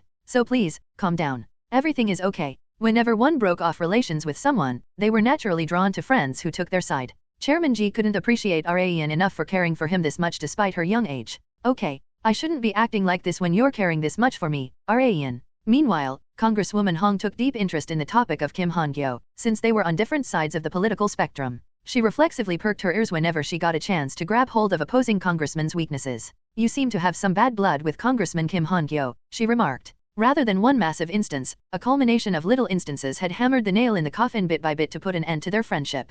Kim Han-Gyo was undoubtedly the one who had started it first. Having expected it, Congresswoman Hong softly sighed. He's a huge topic among the congressmen that I know as well. I personally also despise him quite a lot. You too, Congresswoman? Chairman Ji asked. Yes. People who had something in common were able to become even closer. Hee-woo could also sympathize with them, since she and TP Group had also suffered under pressure from Han-Gyo before. The small fire that Rayan had lit today would become a massive inferno that would swallow Han-Gyo whole. Raeun's objective for today had already been fulfilled just from the key allies for her revenge shouting overthrow Kim Han-Gyo, together. Before leaving, Raeun approached Hee-woo, vice president. How did the talk with your brother go? We're still sorting things out, but we've resolved a lot of the misunderstandings. It's all thanks to you, Raeun. I'm happy for you. Oh, and there was something that I had forgotten to tell you last time. What is it? It's about DIL Foods. Raeun happened to hear the conversation that Hee-woo had with her chief secretary during their past phone call. I don't know what sort of promotion collaboration you're trying to form with DIL Foods, but I suggest you don't work with them, Raeun stated. Oh, why is that? You'll find out next week, Raeun mentioned meaningfully. She then got in her car and left. Next week, huh? Raeun's words had been completely groundless, but they continued to whirl around Hee-woo's mind. N/O/vel/b/jn.c//om. The incident occurred exactly 1 week later. Hee-woo's chief secretary reported the incident to Hee-woo, vice president, about Chairman Kim of DIL Foods. His driver had dropped a massive scandal about how he had been insulted and suffered from Chairman Kim's power trips for the past 3 years. DIL Foods stocks had plummeted as a result. Their brand image had been damaged, and members of the public were even boycotting them. A corner of Hee-woo's mouth gently curled up while she twirled her pen. I'm impressed, Raeun, she remarked. Pardon? What about Miss Kang Raeun? The chief secretary asked what Raeun had to do with the scandal. Hee-woo shook her head. It's nothing. Hee-woo was taking a liking to Raeun more and more. South Korean legislative elections determine the composition of the National Assembly for the next 4 years. Kang Raeun woke up very early in the morning and got ready to go to the fitness center. She loved to break a sweat in the morning and take a warm shower after. She had an evening film shoot planned today, so she was planning on working out before then. She headed down to the apartment parking lot with a sports bag containing her sports equipment. Lim Suk-jun's car entered the parking lot just in time. He stopped the car right in front of Raeun, got out and opened the back seat door for her. I'm so sorry, chairwoman. Did you wait long? No, I just came down. That aside, you're a bit late today. You're usually here at least 10 minutes early. Nov.L.B//JNN. There was traffic in an area that I never expected on my way here. I'm terribly sorry. Raeun did not mind it much, it was not like he was late. Since Suk-jun had arrived right as she came down to the parking lot, there had been no time wasted. She got in the back seat and asked Suk-jun, who had gotten back into the driver's seat. Where was the traffic? It was in the area passing over Udo. Udo? At this time of day, it was not rush hour. No matter how many cars there were in Seoul, traffic wasn't congested 24/7. Her experience as a bodyguard also taught her much about the traffic patterns of Seoul. Hence, she found Suk-jun's words hard to believe. Are they doing some sort of protest this early in the morning? Raeun wondered. I wasn't able to check directly, but I believe so. Really? Yes. I saw a large number of police cars and broadcasting station vehicles. I see. If Suk-jun was telling the truth, then I have an idea of what it could be. Raeun suddenly smiled very widely. If my guess is correct, I'll be able to start the day very nicely. Her expectations were soaring already. Raeun headed to the treadmill as soon as she arrived at the fitness center. She changed the channel of the small TV on the treadmill to the news. Minister Kim Chi-yeol has been charged for his numerous crimes today. As the main perpetrator of the Kim Chi-yeol case that had recently occurred in the entertainment industry, Minister Kim has acknowledged the charges that he had been denying, and has confessed to all the injustices that he has committed until now. Congressman Kim Han-Gyo has stated his view of his son's arrest. Even if he is my son, he must pay for the crimes that he has committed. The camera captured the protesters' rage toward Kim Chi-yeol at the scene of the protest. Raw eggs were smeared all over the place. When Raeun heard about the traffic from Suk-jun, she had somewhat expected it to be because of this. However, one needed to see with their own eyes to be absolutely sure. She was finally able to smile in delight after seeing the news. Finally, one down. It had taken quite a long time. Not even Raeun had expected Chi-yeol to be this tenacious. However, she decided to be satisfied since the result had been amazing. But of course, there's still the big fish. Raeun's final objective was none other than Kim Han-Gyo. Chi-yeol had been nothing more than a checkpoint. Raeun's true revenge had not even begun yet. I'll make my moves with Chairman Ji as the focus for now. Among Raeun's current lineup of allies, Chairman Ji was by far the one who harbored the most enmity toward Han-Gyo. Congresswoman Hong will bite at the smallest weakness she finds of Kim Han-Gyo, since they're in opposing parties. There was absolutely no reason for Congresswoman Hong not to assist Chairman Ji, and the same went for Vice President Park Hee-woo. TP Group would need to set up countermeasures now that they had found out Han-Gyo had been applying pressure to Dam Group as well. Considering father's personality, he would never take Kim Han-Gyo's side. Raeun had inherited her former father's tendencies. Park Chan-gil was made of pride on par with or greater than Raeun. Such a person submitting to Han-Gyo was out of the question. Raeun was thinking of using even her former father's tendencies for her revenge as well. As she was piecing together her new plan for revenge, Jae-woon, who she often met in the fitness center, got on the treadmill next to her. Morning, Raeun. Good morning, Sunbi. You're at the fitness center often lately. Me? Well, I thought I'd get more toned since the group's taking a break from making music. Jae-woon was known to be obsessed with working out, even among celebrities. That was how seriously he took exercise. Looks like you started off your morning well. I can tell from that bright expression of yours, Jae-woon stated. Me? Yeah. You've been smiling for a while now. Oh, and of course, you're much prettier when you smile. Raeun wondered if Jae-woon was flirting with her. Oh, really? Raeun touched the area around her mouth. The reason why she was smiling was obvious, it was because of Kim Chi-yeol's arrest. However, Jae-woon was fascinated by how much Raeun was smiling. Don't you have a shoot today as well? He asked. Yes, at around 10 p.m. Then I guess your horror tolerance increased, huh? Jae-woon still vividly remembered how depressed Raeun had been on days of her film shoot. He was Raeun's only celebrity friend who knew about her weakness to horror. And of course, he was just as weak to it as she was. Raeun shook her head with an awkward smile. It's still pretty difficult. Raeun had two weaknesses, alcohol, and the horror genre. Although alcohol had been her strength back when she used to be a man, it had turned into a weakness after returning to the past as a high school girl. She had always been afraid of horror, so she needed a huge amount of time and effort to overcome it. What about you, Sunbi? She asked. Jae-woon laughed in embarrassment. You already know the answer, don't you? There was a reason why he had said this. Although he and his group Bex was taking a break from making music, he was still appearing on shows. As a member of a globally famous boy group, he received tons of program appearance requests without even lifting a finger. He had decided to go on a certain variety show, but he had regretted it as soon as it had become official. The episode that he had decided to appear on just happened to be a horror special, and what happened next was obvious. Jae-woon was as much of a chicken to horror as Raeun, so he had shown against his own will a myriad of reactions that the audience had wanted from him. Thanks to that special, discussions about Jae-woon had dominated the internet that day. Although the variety program's production team had found Jae-woon's reactions to be an absolute goldmine, Jae-woon himself had to struggle through the entire shoot while scared to death. Raeun had also watched the broadcast, hence her question. She smiled teasingly. But your female fans seem to find your reactions super cute. I have a friend named Choi Aromi, and she absolutely loved that side of you. Jae-woon did not know whether to be happy or not, but he smiled regardless. Seeing that, Raeun thought, he has good character. There were times when one had to abandon their pride during broadcasts. No human on earth would be happy to show off their weak sides to the world. Despite that, Jae-woon was willing to look past it as long as his fans liked that side of him. If I was put in his shoes, I would have done whatever it took to cancel that program appearance. Raeun had taken the audition for the film Shuttered, since she had known beforehand that it was a horror film. The story would be very different in cases where she didn't know in advance. Jae-woon then said to Raeun while they were running on the treadmill, Raeun, I decided to appear on an observation show. I think we'll have a shoot at the fitness center as well, so I was wondering if you'd be willing to make an appearance on that day as well.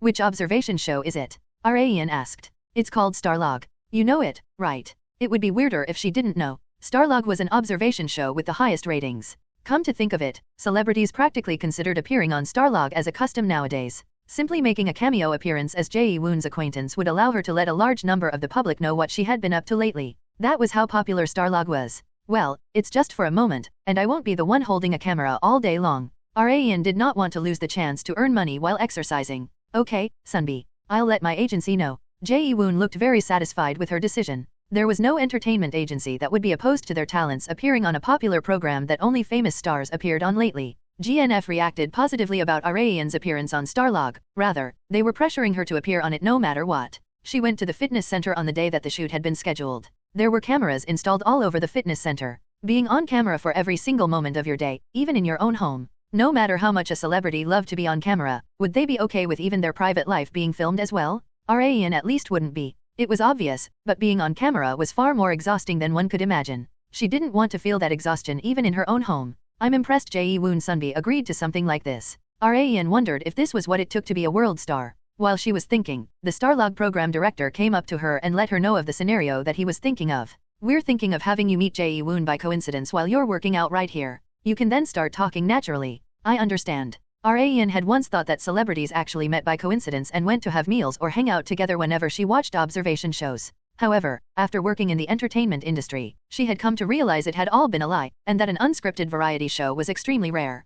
Korean observation shows are reality shows that show the public the daily life of select celebrities. It is slightly different from most American reality TV shows. There were still around 30 minutes left until the shoot would begin, but Raeun repeatedly checked the time on her smartphone as if she was waiting for someone. What's taking her so long? She had one leg over the other and was softly biting on her long nail before she had realized it. It was a habit that she had picked up after becoming a woman, along with twisting around the ends of her hair with her finger. After around 5 minutes had passed, director Do Ha-young, Raeun's close associate, rushed into the fitness center, which had been transformed into a set for Starlog just for today. I'm so sorry for being late, Chairwoman. The company car battery died all of a sudden, so I had to grab a taxi. It's fine. There's still a long way until the shoot begins. Rayan was satisfied enough that Ha-young had arrived before then. Ha-young took something out of her bag and handed it to Rayan. The eyes of the Starlog program director and the other staff members were fixed on the trade between the two women. The director asked, "What's that?" Rayan, n/o/vel/b/in.c//om. "Oh, this." Rayan said as she tore the silver vinyl packing that she had received from Ha-young. Inside of it were our company's latest products, Rayan expressed. They were female sportswear that Levanche had newly released. A tight top that exposed one's stomach, leggings that Rayan commonly wore, and sneakers that had just the right amount of white and yellow added together. "Oh, these must be the clothes that you'd mentioned before," the director said. "Yes, that's right." Since she was going to make an appearance on a show with high ratings, she thought she might as well use this opportunity to promote her business. In this day and age, the clothes that a popular celebrity wore, their lipstick and manicure all became massive topics among the public. Hence, Rayan had asked if it would be okay for her to advertise her company's products in exchange for appearing on the show, and the Starlog production team immediately agreed. There was no need for her to explain the products like she was in a televised home shopping channel. All she needed to do was to work out in the sportswear, since her simply wearing them was enough advertisement. "Please excuse me as I get changed," then, Rayan expressed. "Understood," the director remarked. Rayan headed to the female changing room and returned shortly after. The eyes of staff members, especially the male ones, lit up as soon as they saw her. All eyes were on her figure. It was neither too thick nor too slim, a perfectly proportioned body. A fitness trainer approached the program director, who was blankly looking at Rayan stretching, and whispered, "Our fitness center sales have skyrocketed thanks to Miss Kong." The program director nodded in strong understanding and replied, "I can see why. Even he would have purchased a membership if he lived near the area." Jae-woon arrived at the fitness center right on time and greeted Rayan as if it had been a complete coincidence. "Huh? Rayan? What are you doing here?" "Hello, Sunbi. I'm here to work out, of course." Their expressions and actions did not feel scripted at all because they were both actors. The camera quickly filmed Rayan during their conversation since she was a top star with popularity on PAR with Jae-woon. They had worked out together many times, but this was the first time that their workout had been filmed and would be broadcasted to the public. The program director smiled in great satisfaction as he watched Jae-woon and Rayan, two beautiful people, chummily exercising together. It was enough to satisfy all audiences, male or female. They decided to do deadlifts, an exercise that activated the muscles on the posterior side of the body. Jae-woon got into position in front of the barbell first. He lowered his stance, gripped the bar tight and raised it up. Hup. Ha. His arm muscles bulged out, and his glutes and hamstrings overflowed with power. He performed a few more reps. "I'll go next," Rayan stated. She personally wanted to lift the same amount as Jae-woon, but it was physically impossible considering the difference between their physiques. Their muscle mass was so different that Rayan had no choice but to take off a plate.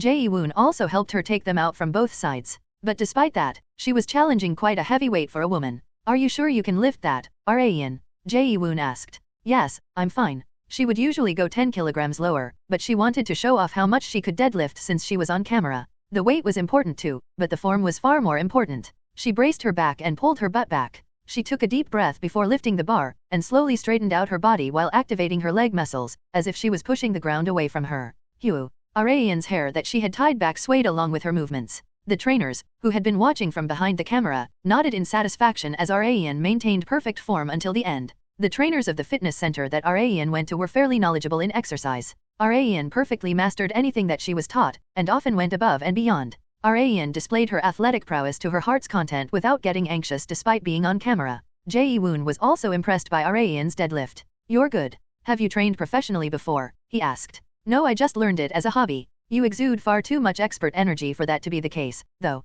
It was natural. Back when she was still a he, she had been in charge of her security teammates' physical training. Although she was a bit lacking to be considered a professional, she was also too skilled to be called an amateur." Rayan and Jae-woon would usually be engrossed in their workouts without breaks, but they couldn't forget that they weren't here to work out, but to film a show. Jae-woon suggested, "Why don't we take a short break?" "Sounds good." Rayan sat down on the bench and wiped her neck with her towel. She usually sweat a lot around the back of her neck because air did not travel well to the area due to her long hair. She had her hair tied back at the moment, but that did not stop her from sweating. As Jae-woon unconsciously stared at her wiping her sweat, he bluntly asked, "Is there a reason why you haven't cut your hair ever since your debut?" As soon as she heard that, Rayan thought, "This is perfect broadcast material." "Yes, there is," she replied. "What is it?" "My late mother told me that I'm the prettiest and cutest with long hair." Kang Rayan's mother had expressed her desire that she wanted her daughter to keep her hair long. Jae-woon said with an apologetic face, "I'm sorry. I asked something unnecessary." "No, it's okay. All my friends know."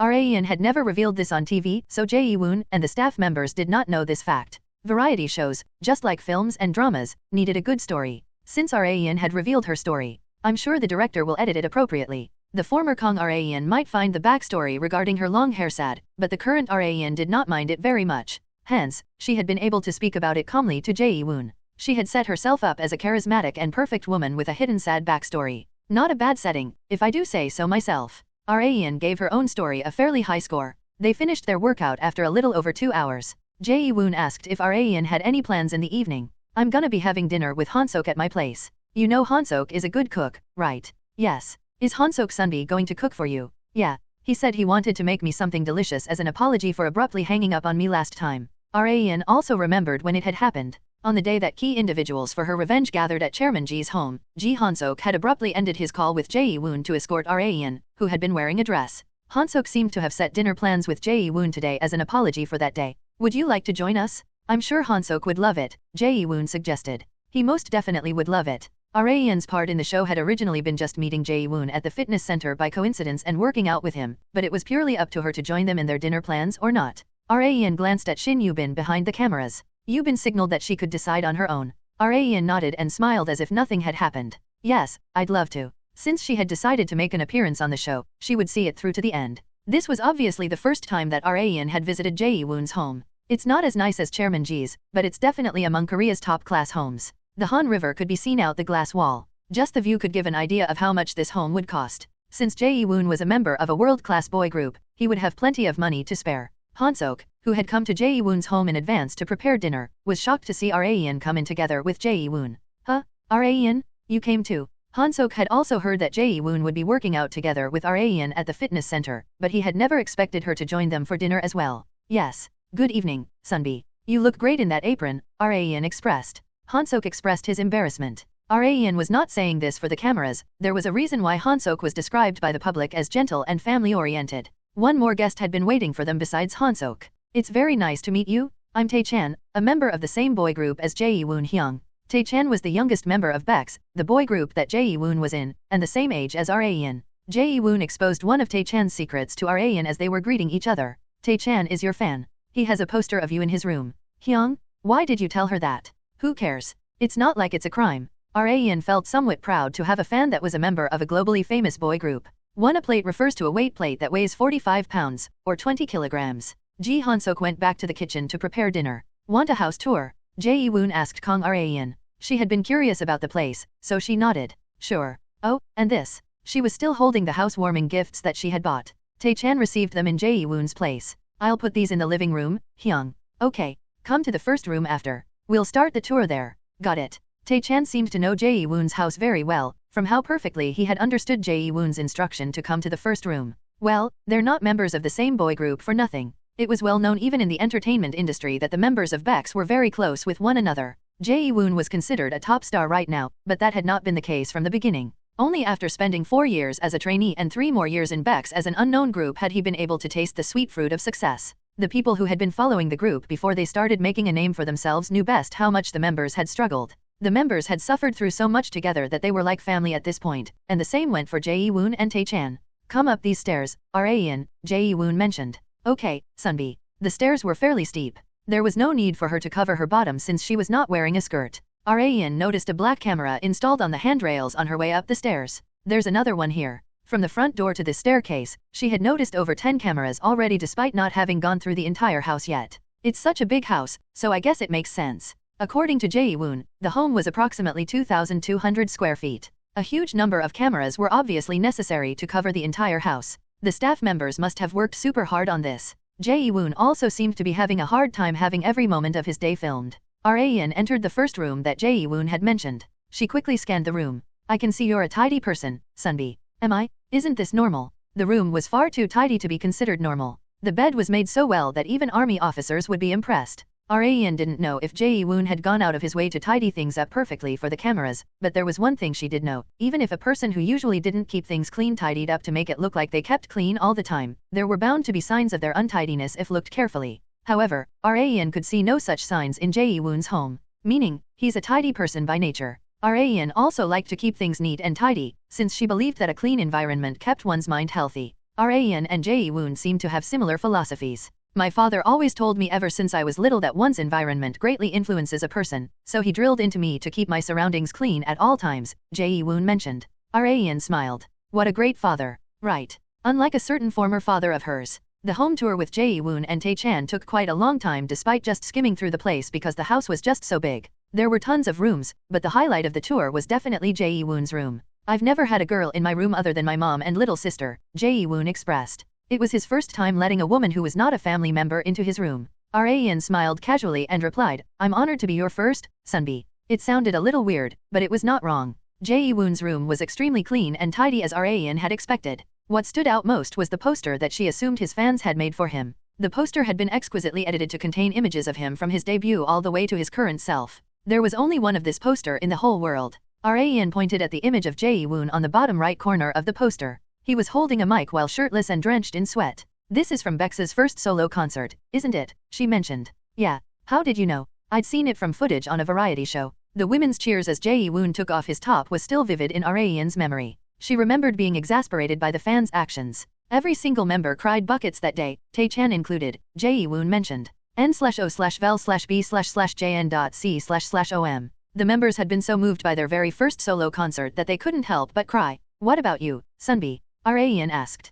Jae-woon shrugged. I didn't. Just then, Tae-chan objected to Jae-woon's claim. You cried the most, Hyung. Don't try to act tough in front of Raen. It had been an obvious lie. Raen more than sympathized with Jae-woon. She had attended concerts of various celebrities during her time as a bodyguard, and had seen many of them be brought to tears on stage from the overflowing emotions. Jae-woon had likely been the same as them. Jae-woon scratched his head in embarrassment and asked Raen, we're probably gonna have another concert during the second half of the year. Would you like to come, Raen? I'll get tickets for you? Yes. I'll come for sure if you invite me, Sunbi. Raen wanted to enjoy a concert as an audience member instead of as a bodyguard this time around. While they were looking around the second-floor terrace, they could hear Han-sok shouting from below. Dinner's ready, so come on down. All ready? Okay, we're coming, Jae-woon replied. Jae-woon took the lead, while Raen and Tae-chan followed. Tae-chan said to Raen while going down the stairs, be careful, Raen. The stairs here are steeper than you think. Thank you, Tae-chan Sunbi, Raen replied. He showed excessive concern for her over some stairs, but it could just be because he was such a big fan of her.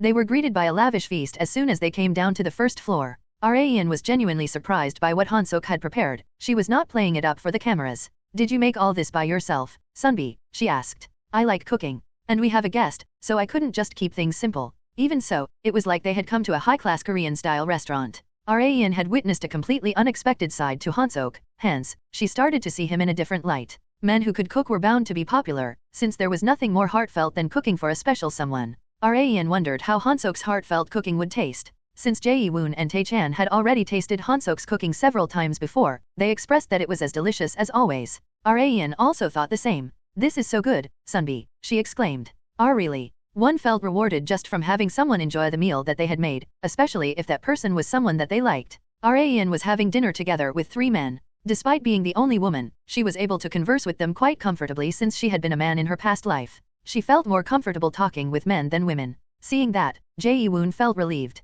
I was worried that you would have a hard time adjusting to us guys. What a relief. I'm sure it's because everyone here is a good person, Raen stated. The 3 men smiled brightly. However, their joy only lasted for a moment. Tae-chan suddenly sprang up from his seat while screaming. Han-sok, who had been sitting next to him, asked, what's wrong? There's a black thing down there. A black thing. The 3 others looked down at where Tae-chan was pointing. Just then. Whoa, Jesus Christ. Jae-woon and Han-sok also reacted the same way as Tae-chan at the unpleasant guest under the table. They were not playing it up for the camera in the slightest. Is that a cockroach? Why is it so damn big? It's as big as my thumb. It was so big that even the men were reluctant to deal with it. However, they decided to muster up the courage since Raen was watching them. I'll take care of it. Jae-woon, the owner of the house, rose up to the challenge first. Buzz? Just as he was about to get the cockroach spray, the cockroach flew up.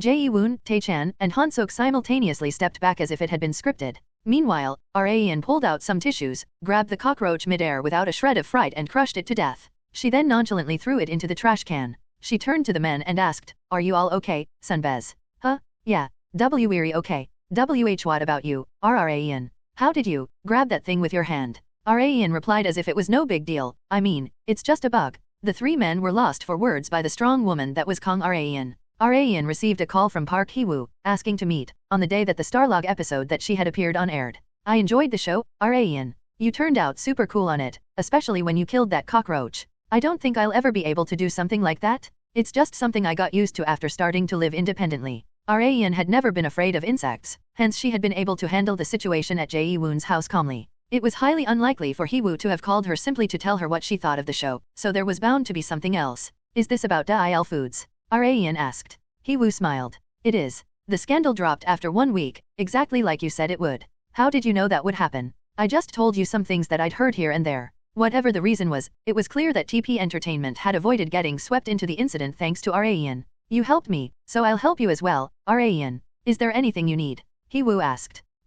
Rayan couldn't think of anything at the time. Could I let you know somewhere down the road? Rayan asked. Yes, of course. Take as long as you need. As Rayan was about to get back to eating her meal, the vice president suddenly changed the subject. Oh, right. Have you heard the story, Rayan? What story? What Hee-woo said next was enough to shock Rayan. The story about the masked woman. Kang Rayan stiffened for a moment. She had never expected Park Hee-woo of all people to mention the masked woman. There were only a handful of people outside of her direct submission who knew about the masked woman. Reporter Ahn Sujin, and one other person. Is Congressman Kim Han-Gyo the one spreading rumors like that? Rayan asked. Rayan was the masked woman. She had never shown herself while wearing the mask to anyone but Sujin and Han-Gyo, so she was easily able to determine who was spreading the rumors. Considering reporter Ahn's personality, she wouldn't do such a thing. Sujin had absolutely no reason to expose the masked woman since she had received tons of help from her. Rather, in Sujin's perspective, she had to conceal the existence of the masked woman as much as possible since the masked woman was her informant. In that case, there was only one other person.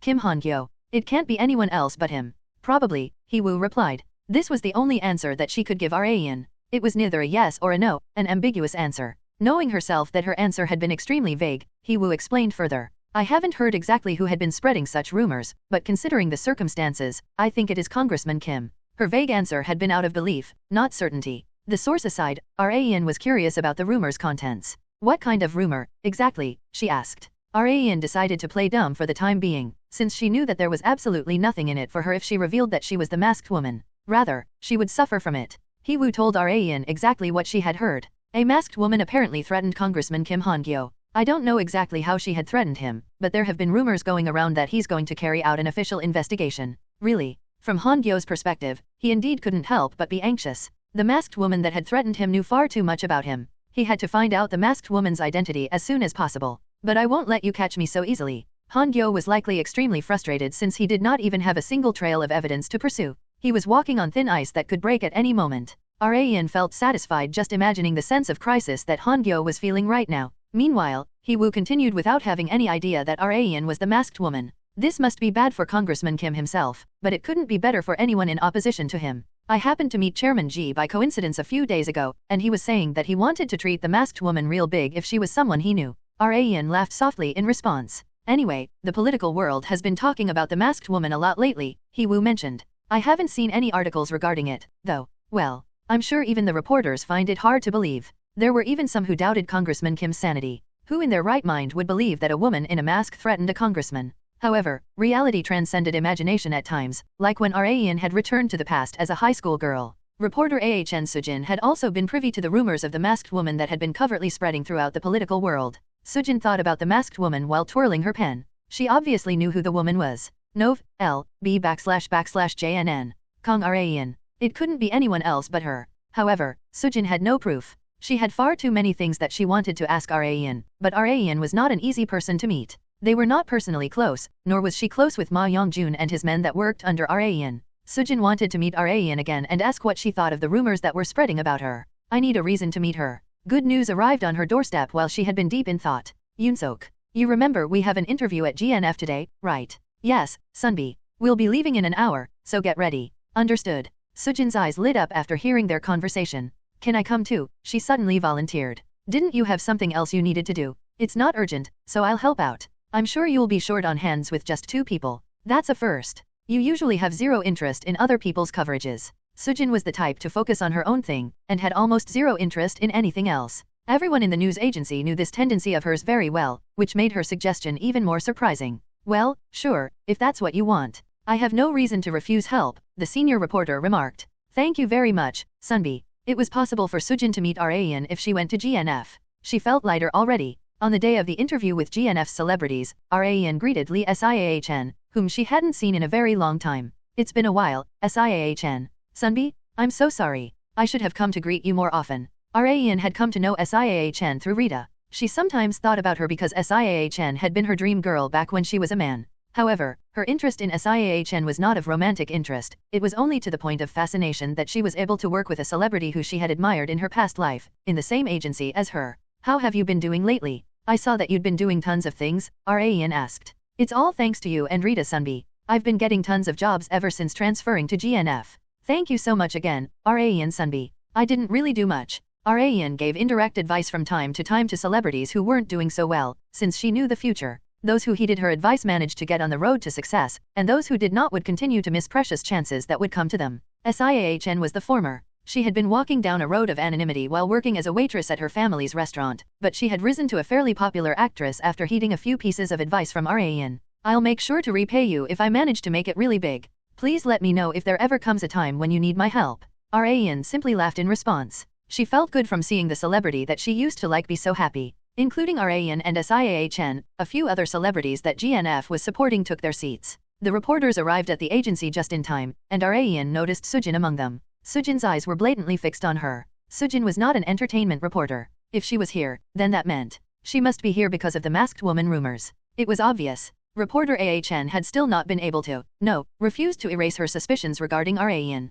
What a persistent woman. Although she was not as persistent as Rita, she was not very far behind. Everything about her is fine except for that strong curiosity. She was the type to die an early death. I guess I have no choice. Sujin would continue to obsess over her if she didn't do anything about it. Raen decided to take tough measures. There's still some time until the interview, right? Raen asked the reporters. They nodded simultaneously. In that case, I will go get everyone coffee. Please let me know if there's anything in particular you'd like to drink. Just as she was about to go, Shin Yubin discouraged her. I'll go buy them, so you stay here, Raen. No, I'm doing this because I want to. There were a few celebrities that used their own money to buy food and drinks for staff members. There were two sides to such an action, one was out of the kindness of their own heart, and the other was to keep a kind-hearted image. Whichever it was, there was no one here who would refuse drinks bought by Kang Raen. Just then, reporter Ahn got up from her seat. I'll help. It'll be difficult to carry all those drinks by yourself, she stated. Sujin needed time alone with Raen, and so did Raen. The reporter had failed last time, but she set ablaze with the will to not fail this time. Raen smiled in her head while looking at Sujin. She took the bait. Things were going according to plan. In that case, I'll go with reporter Ahn, Raen remarked. Yubin nodded as if it couldn't be helped. Raen and Sujin walked side by side along the hallway on their way to the cafe outside the agency. Sujin continued to steal glances at Raen. The gears inside her head were turning intensely to figure out how to change the subject of their conversation to the masked woman. However, her worries had been useless, because you must have a lot on your mind because of the masked woman, Raen said. She had beat Sujin to it. Sujin had never expected Raen to bring up what she had wanted to ask her first. In terms of the outcome, it was great since it had been brought up. It's been a hot topic among the members of Congress. The masked woman suddenly appeared and threatened Congressman Kim Han-Gyo, right? Raen suddenly interjected. Yes, that's right. I'm surprised I'd met Vice President Park Hee-woo recently, and she had let me know about it. Just when Sujin was about to ask Raen directly if she was the masked woman, Raen's attitude suddenly took a massive turn. She snatched Sujin's wrists with both her hands and forced her against the wall. Raen's breathtakingly beautiful face was so close to Sujin's that they could feel each other's breaths. Raen's light pink lips curled up into a crescent. She asked Sujin, would you like to know more about me? Sujin's head completely blanked due to the aggressive Kang Raen. Her heart was beating so hard that it was about to burst. She knew that Raen was a celebrity that was extremely praised for her beauty, but she really was beautiful up close. Sujin found herself laughable for admiring Raen's beauty in a situation like this. n/o/vel/b//n.c//om. Just then, Raen suddenly stuffed her hand into Sujin's jean pocket. Miss Kong. Sujin blushed in bewilderment. She tried to push Raen's hand away, but it did not budge. Despite them both being women, the difference between their strength was colossal. Unlike Sujin, who had chased one scoop after another while constantly sleep-deprived and working late, Raen had toned her body through consistent visits to the fitness center. Raen stuffed her hand into Sujin's back pocket. It was not to grope her, but to search for something. If she had still been a man, this would absolutely not fly. I knew it. Raen took out a small voice recorder from Sujin's pocket. She knew that considering Sujin's personality, she would always have a voice recorder with her to record evidence, and her prediction had been spot on. Raen turned off the voice recorder and looked at Sujin in disappointment. Didn't I tell you last time as well? That excessive curiosity of yours will be the end of you. Are you going to kill me? No. Rayan couldn't afford to kill Sujin. She needed her to live a very long life, since she needed her to act as her mouth. No, it was more accurate to say that Sujin needed to act as the masked woman's mouth instead of Rayan's. Why do you have your voice recorder on when we're just on our way to buy coffee? Rayan asked. Because I think you're the masked woman, Miss Kong. The masked woman had become a famous figure in the political world due to Kim Han-Gyo's first testimony. The corners of Rayan's thin lips curled up again. And what if I say that I'm not? What reason is there for you to do something like this if you aren't? Because you're suspecting me so much, reporter AHN, Rayan claimed. However, there was no way Sujin would believe that. You just asked if I would like to know more about you, didn't you? Sujin had not been able to answer at first due to the bewilderment, but after having come this far, she wanted to put an end to her suspicions toward Rayan. I do. I want to know everything about you, Miss Kong. Rayan could feel strong determination from Sujin's face. She could instinctively tell from how Sujin was looking at her. Rayan had thought that she was simply an oddball reporter at first, but Rayan could feel that this person was different from other trashy reporters. Sujin spoke first. What I want is the truth. The whole unfabricated truth. Does that mean you're prepared for that truth to possibly put you in grave danger? Yes. Rayan could feel a powerful spirit in Sujin's answer. She had thought Sujin was a woman who was driven purely by curiosity, but she possessed a nature far beyond that. Rayan softly sighed. Let's go somewhere else. There might be eyes on us. Weird rumors could spread if anyone saw what they were doing. They took their seats in the cafe while their coffees were being prepared. They had ordered so many that it was taking a while for them to be made, which was actually good for Rayan and Sujin. They just happened to have things to sort out. Rayan leaned on her chair and asked Sujin, do you have any evidence that proves I am the masked woman? No, I only have my gut feeling. That's why I want to hear you say it yourself, Miss Kong. Why go so far to meet the masked woman?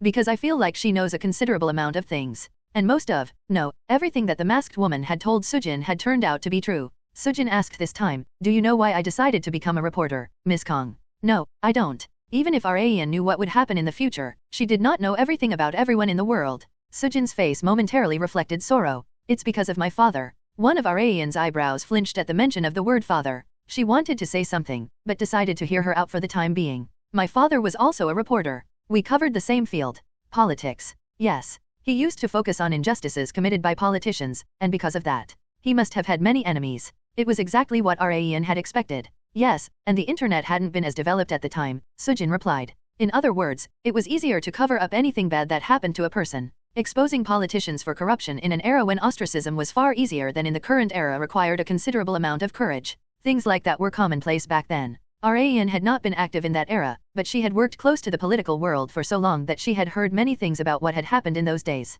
She could more or less predict what Sujin was going to say. Like she had expected, Sujin's father had not met a happy ending. One day, the police came to me and my mother, saying he had committed suicide. Rayan had thought as much. She lightly clicked her tongue. And of course, I still don't believe that for a second. His will to live was stronger than anyone else's, so there's no way that he had made such a decision, Sujin said. She believed that the decision had been forced on her father, which had ended up being the trigger for her choice of occupation. I absolutely despise our country's political world. That's why I want to tear apart the curtains covering all the filth and expose it to the public in its entirety. Sujin was driven by revenge. This was the first time that Rayan had taken a liking to Sujin, since her favorite word was revenge. That's why if you're the masked woman, I will help you in any way that I can, Miss Kong. Sujin still did not know why Rayan had done everything that she had so far, but now that she had found out their motives were similar, she was more than willing to help her. Rayan answered, I'm sure the masked woman would have taken a liking to you very much if she were here. She did not reveal the fact that she was the masked woman to the very end, but Sujin felt like she had gotten the answer that she had wanted from her.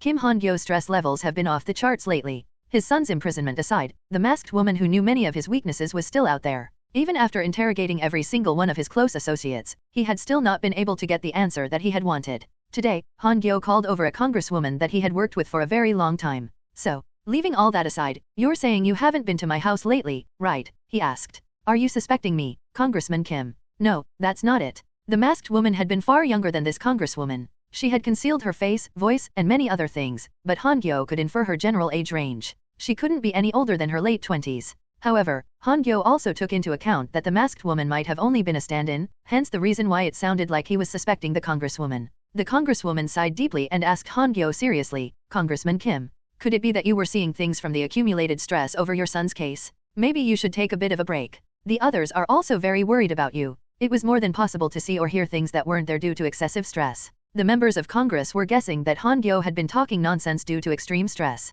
Han-Gyo was on the verge of flipping out. What he had seen was real, but no one believed him. Okay, you can go now, Han-Gyo stated. Before leaving Han-Gyo's study, the congresswoman emphasized to him again that he should rest. Han-Gyo was left alone. He gently pressed on his temple. Who could it be? The culprit would be someone who knew an excessive amount of information on him. However, even after feeling out every single one of his close associates, he had not been able to find a single person who could be the culprit. It's like I'm playing an endless game of hide and seek. There was no worse hell than this. Ran came to a decision after finding out something new about reporter Ahn Sujin. I'll be able to use reporter Ahn more actively from now on. At first, Ran did not want to give Sujin too much information since she had little trust in her, but she changed her mind after finding out about her past. Sujin had turned out to be the same as Ran. They were both driven by revenge. Although the targets of their revenge were different, the link that was revenge had strengthened the relationship between them. I was just thinking of executing my plan to defeat the last boss. It had been just in time. Ran would poke around with jabs to see how the staggering Han-Gyo would react, and then land a right hook when the time was right. She was planning on working hard to set the stage for that exact moment. First, I have to get Kim Han-Gyo into the ring. Ran possessed many different ways to attack Han-Gyo. As she was pondering over which would be the most effective, Yiseo came to her room. You have a call, Ran, Yiseo expressed. She had brought Ran's smartphone that she had left in the living room.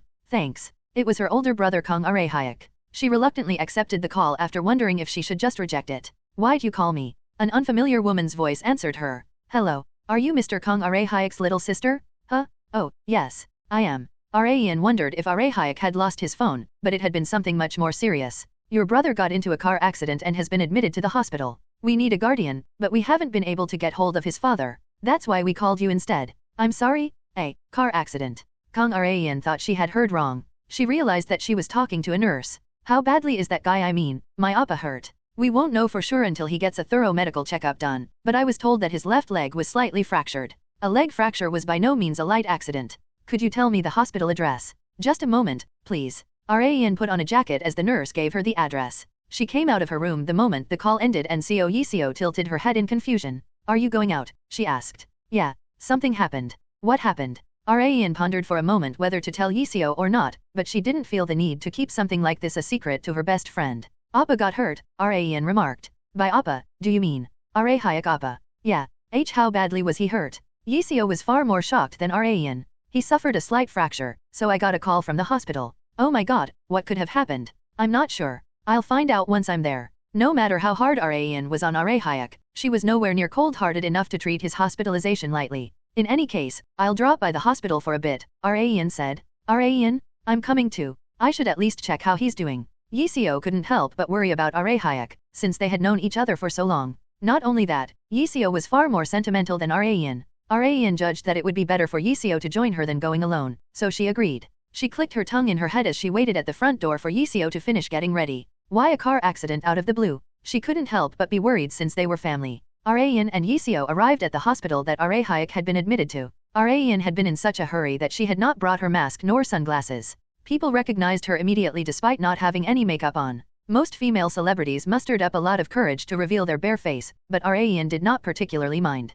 Her beauty was top tier with or without makeup, and she was more comfortable without makeup on. Ran went up to a nurse at the front desk with Yiseo. Hello, I'm here for a patient named Kang Arahyak. The nurse was shocked as soon as she saw Ran. See, could you be Miss Kang Ran? Yes, that's right. Ran could tell from the nurse's voice that she had been the one that Ran had talked to on the phone. The nurse seemed to have no idea that the person she had talked to on the phone had been Ran. I never even dreamed that patient Kang Arahyak's little sister would be you, Miss Kang. Really? What name does my appa have my number saved as? Ran wondered if it had just been something like little sister, but it had not been so simple. It was saved as my cutie pie little sis. Ran's mind was storming with thoughts regarding whether to kill Arahyak or not, but she decided to endure it for now since he was injured. The nurse mentioned with a smile, your brother must love you very much. It sure seems so, Ran answered.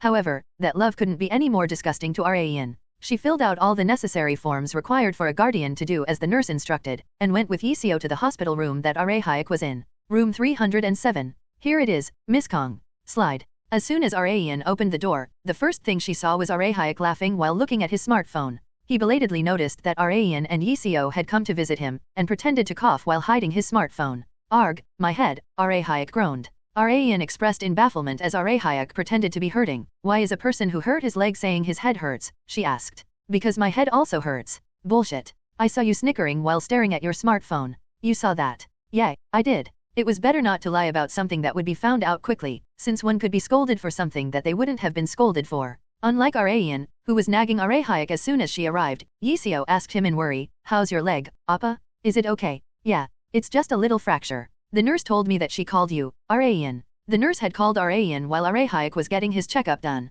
Their father had been unavailable because he was in the middle of work, so Arayan had come in his place. Arahayek felt sorry to make his busy little sister come all the way here because of him. "I just need to spend a few days in the hospital, and then I'll be discharged. It's nothing, really. Nothing, my ass." Arayan continued her nagging. "How can you even say that when your leg is in a cast and covered in bandages?" Arahayek simply laughed awkwardly in response to his little sister's sharp retort. "How did this even happen?" Arayan asked. Considering Arahayek's personality, he wouldn't have caused a car accident while driving. Unlike Arayan, he was an extreme advocate of safe driving. There were times when Arayan felt extremely frustrated with how safely he drove. Arahayek always drove in a laid-back manner, even when Arayan showed him the exact times when he could switch lanes. Hence, it was hard to believe that Arahayek had caused a car accident. But of course, car accidents weren't something that could be prevented with just oneself being careful. No matter how safe one's driving was, a car accident could always occur due to someone else's carelessness. Arayan believed that to be the cause of this accident, and her expectation had been spot on. "The other car suddenly drove over the center line and rammed into my car," Arahayek expressed. "They drove over the center line. Yeah. And the driver didn't seem to be in his right mind once I checked up on him after the incident. The police did an alcohol test on him once they arrived, and he was confirmed to be driving under the influence. A DUI, and driving over the center line. What an absolute mess. The situation was the definition of a clusterfuck. Then I expect the incident turned out to be 100% the other person's fault, right?" Arayan asked. "Well, yeah. But he asked me if I was willing to reach a settlement, and I'm thinking about saying yes." Arayan's smooth forehead wrinkled at the mention of settlement. "Why would you settle with that crazy son of a bitch?" "But," Arahayek slurred. He seemed to have a different reason for thinking about agreeing to the settlement. "What? Tell me," Arayan said. Arahayek was hesitating to speak despite Arayan's strong coercion. She decided to pressure him a little more. "You don't want to say? Fine. I guess we'll never be seeing each other again, then." Arahayek loved his little sister very much, to the point that he would save her in his contacts as my cutie pie little sis. He couldn't be any more shocked to hear his little sister say such a thing. He ultimately opened up. "Because it might damage your reputation if I don't agree to the settlement." "What the hell does that mean?" "Well, the other driver might spread hate all over the internet with comments like I got into a car accident with a certain celebrity's older brother and he wouldn't come to a settlement with me. What a douchebag." Instances like that did indeed happen. There were people who wanted celebrities to be considerate simply because of the fact that they were famous and earned tons of money. However, this and that were completely unrelated. Arayan answered bluntly, "Tell him to go fuck himself. Celebrities aren't angels. We don't have wings on our backs or a halo on top of our heads. Why should we just forgive any absurdity that happens to us?" Arahayek couldn't refute Arayan's barrage of logic. The public's desire for celebrities to be virtuous puts a lot of stress and pressure on the celebrities themselves. Arayan did not become a celebrity to deal with crap like this. Don't worry about stuff like that and see it through to the end. Don't let him off easy, and get everything you can out of him. Only then will he get his shit together and never do something like drinking and driving ever again. It was natural for one to be punished for their own crimes. Arahayek couldn't refute Arayan's words since they were true, but he was still worried nonetheless. "Will you really be okay?" he asked. "You don't have to worry about me. If you have that kind of time, then use it to take care of yourself. Just look at you. You're unsightly enough being so scrawny, but those bandages make it even worse." Arayan's words were rough, but they were filled with worry for her older brother. Arahayek smiled. "Thanks, Arayan." "For what?" "For everything, I guess." Arayan's face slightly reddened from how sincere Arahayek was suddenly being. "Did you actually hurt your head too? You're being so weird. Look at you, getting embarrassed." "Who's embarrassed? Don't make me break your other leg." Yiseo unconsciously smiled just from listening to the two siblings in silence.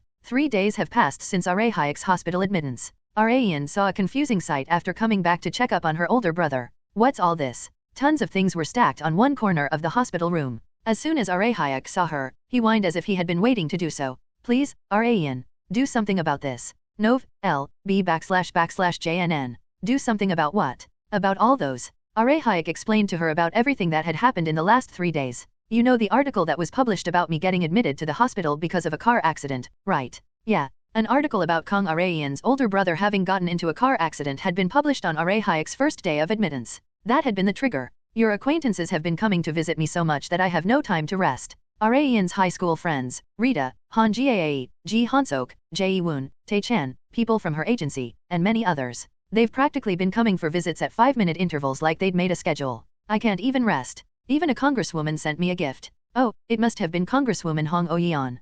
Hayek was suffering from his little sister's popularity. Kang Arayan's acquaintances hadn't been the only ones who had brought gifts. She had brought one as well. Here. What's this? The box was fairly heavy even for a man. 0 sugar soft drinks. They're your favorite, aren't they? Even if they weren't truly family members, they had lived together for so long that Arayan knew what drinks Hayek liked. Hayek stared at his little sister in great satisfaction. You're the best, lil sis. Arayan had not been able to bring a gift the first time because the news of Hayek's hospital admittance had been so sudden, but she had made sure to bring one this time. What about Dad? Arayan asked. He visited this morning. I barely managed to get him to go to work when he was trying to take a day off to stay here and nurse me. Really? Good job, she praised as she took off her jacket. Because I was gonna do it. Do what? Nurse you? You were. Hayek doubted his ears. Arayan glared at him. If you don't want me to, then just say so. I'm busy. And no, it was just a little unexpected. Considering Arayan's personality, Hayek had thought she would just leave after telling him to take care of himself, but that had not been the case.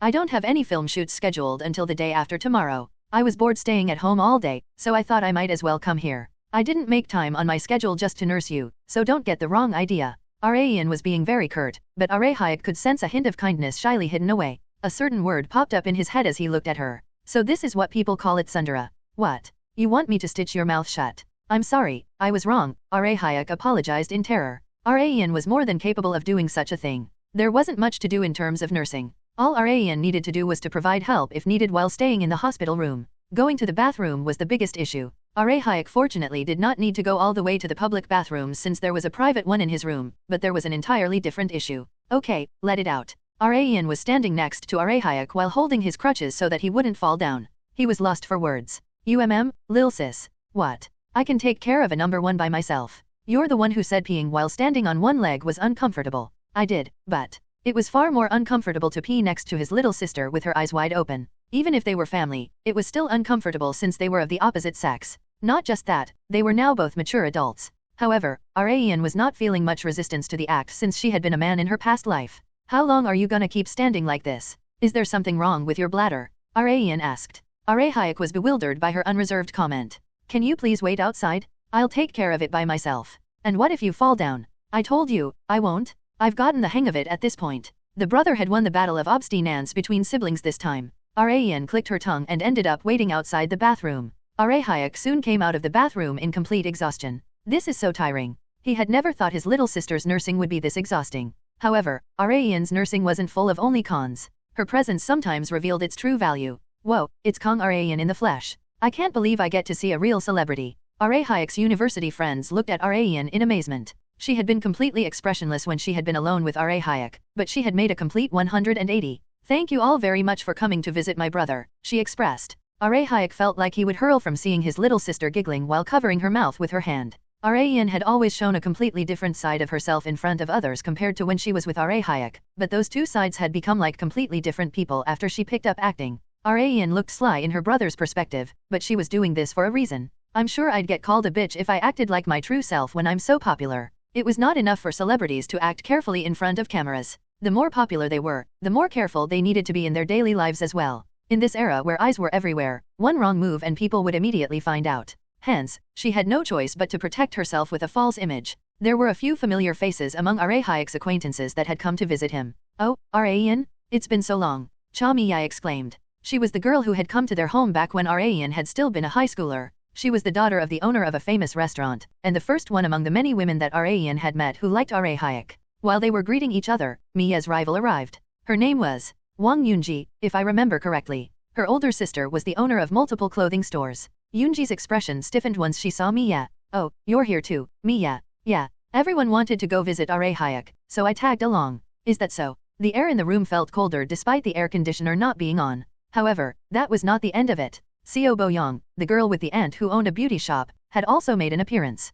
Oh, hi. The female members of Hayek's love quadrangle glanced at each other awkwardly. Hayek's other university friends, who all seemed to know what was going on between the three girls, tried to lift the air. However, the chilly air refused to dissipate. Arayan peeked at Hayek, who was lying down on the hospital bed. That goddamn popularity of his. She still did not have the faintest idea of why her older brother was so popular with the ladies. Hayek's university friends decided to leave with the three girls before the entire room froze over. Take good care of yourself, Hayek. Thanks. His gratitude contained two different meanings. One was coming to visit him at the hospital, and the other was for putting an end to the extremely awkward situation. Not even Hayek had expected all three of them to come visit him at the same time. He was panicking at the beginning, but was glad that it had ended without a hitch. Ian sighed once Hayek's friends left and gave him a piece of advice. Make sure they come to visit at different intervals next time. I wanted to, but I didn't expect things to turn out like this either. All three of them happened to come visit on the exact same day and time. Hayek had been extremely unlucky. Ian asked while she was cleaning up, so, is there one you like among the three of them? Cha Mi-ya, Wang Yunji, and Seo Boyong. Ian wondered if Hayek was willing to let one of them occupy the vacant seat by his side. He laughed in embarrassment while scratching his head. I'm not sure. A man shouldn't be so indecisive. If you have someone you like, you gotta confess your feelings and get it over with. You talk as if you have experience. Ian did indeed have experience as a man, but she had never as a woman, nor would she ever. In any case, you're at an age where you should start thinking about marriage soon. If you find a good woman, make sure to hold on to them tight. I'll treat my future sister-in-law nicely. What about me? Why should I treat you any better than I already am? Hayek couldn't imagine Ian acting cute in front of her sister-in-law in the slightest. Hayek had been discharged after a short admittance. Since he lived nearby, Ian and Seo Yiseo decided to go check on him in turns whenever they had time. It was Yiseo's turn to go check on him today. I'm back, Ian. Welcome back. How is that guy doing? You mean your appa? I think he's a lot better than before. But you have no idea how surprised I was when I arrived. Why? Was he only in his underwear? No, not that. Yiseo lowered his voice as if she was about to say something extremely important, despite there only being just the two of them in their home. 3 women that I'd never met before were already there when I arrived. Hayek appa said they were his university classmates, but the 3 of them didn't seem very close. The air was super awkward in there. Oh, really? Ian had an idea of who those 3 women had been. I probably shouldn't visit his house for the time being. She did not want to get caught up in the love quadrangle. They could take care of their relationship on their own. Even if she was Hayek's little sister, she had absolutely no intention of getting herself involved in the mess. Although the lineup was a bit worrying, she was at least glad that Hayek had many people willing to take care of him. The problem is how I should let Dad know about this. Ian had to let him know that he shouldn't worry because of this and that, but it was a bit of an uncomfortable topic to bring up. Well, I'll think about it later. VRR? Her phone vibrated as she was about to throw her smartphone back on her bed. It was a call from Shin Yu-bin. Ian expected to get a call from her soon, since there was a shuttered film shoot scheduled for this evening. N/O/vel/b//in.c//om. Hello. Hey, Ian. Are you home right now? Yes, I am. Oh, really? Yu-bin sounded like something was wrong. Did something happen? Ian wondered if there were bad rumors spreading about her, or a scandal like the one in the past with Ji Han-sok had spread. However, it had been because of something else entirely. The shoot tonight has been cancelled. Why? She had not been notified in advance, so she was curious as to why. You know that there had been a film shoot at the shuttered hospital yesterday, right? Yes. Apparently, a real ghost appeared there. Yu-bin's story had been enough for Ian to be struck with terror. There was a saying in the music industry that ghost sightings during an album recording meant that album would become a huge hit. This not only applied to albums, but dramas and films as well. Horror films in particular occasionally had eyewitnesses of ghosts. Yeah, I was wondering why there wasn't any for our film. Ian had also expected it somewhat. Rather, it was probably normal for there to be a ghost sighting in such a desolate and dreary set. However, the situation seemed to be much more serious than what Ian had expected. There were a total of 3 staff members who had seen the ghost on set, and they've all been hospitalized and are receiving psychiatric care. They must have been extremely shocked. It was that bad. It was far more serious than a simple scare. Was the ghost captured on camera? Yeah.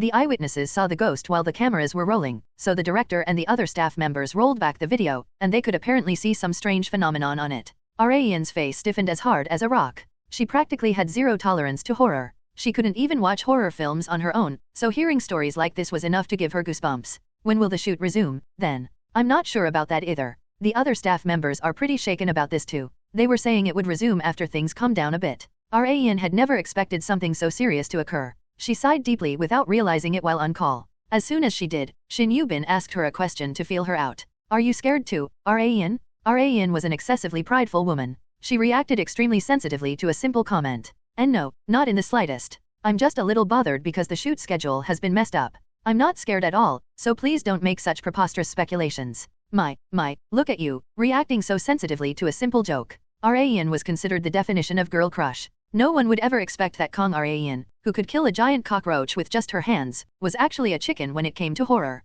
In any case, I'll call you again when the shoot is rescheduled, so just stay put until then. Okay, I will. Ian squeezed her temple as soon as she hung up.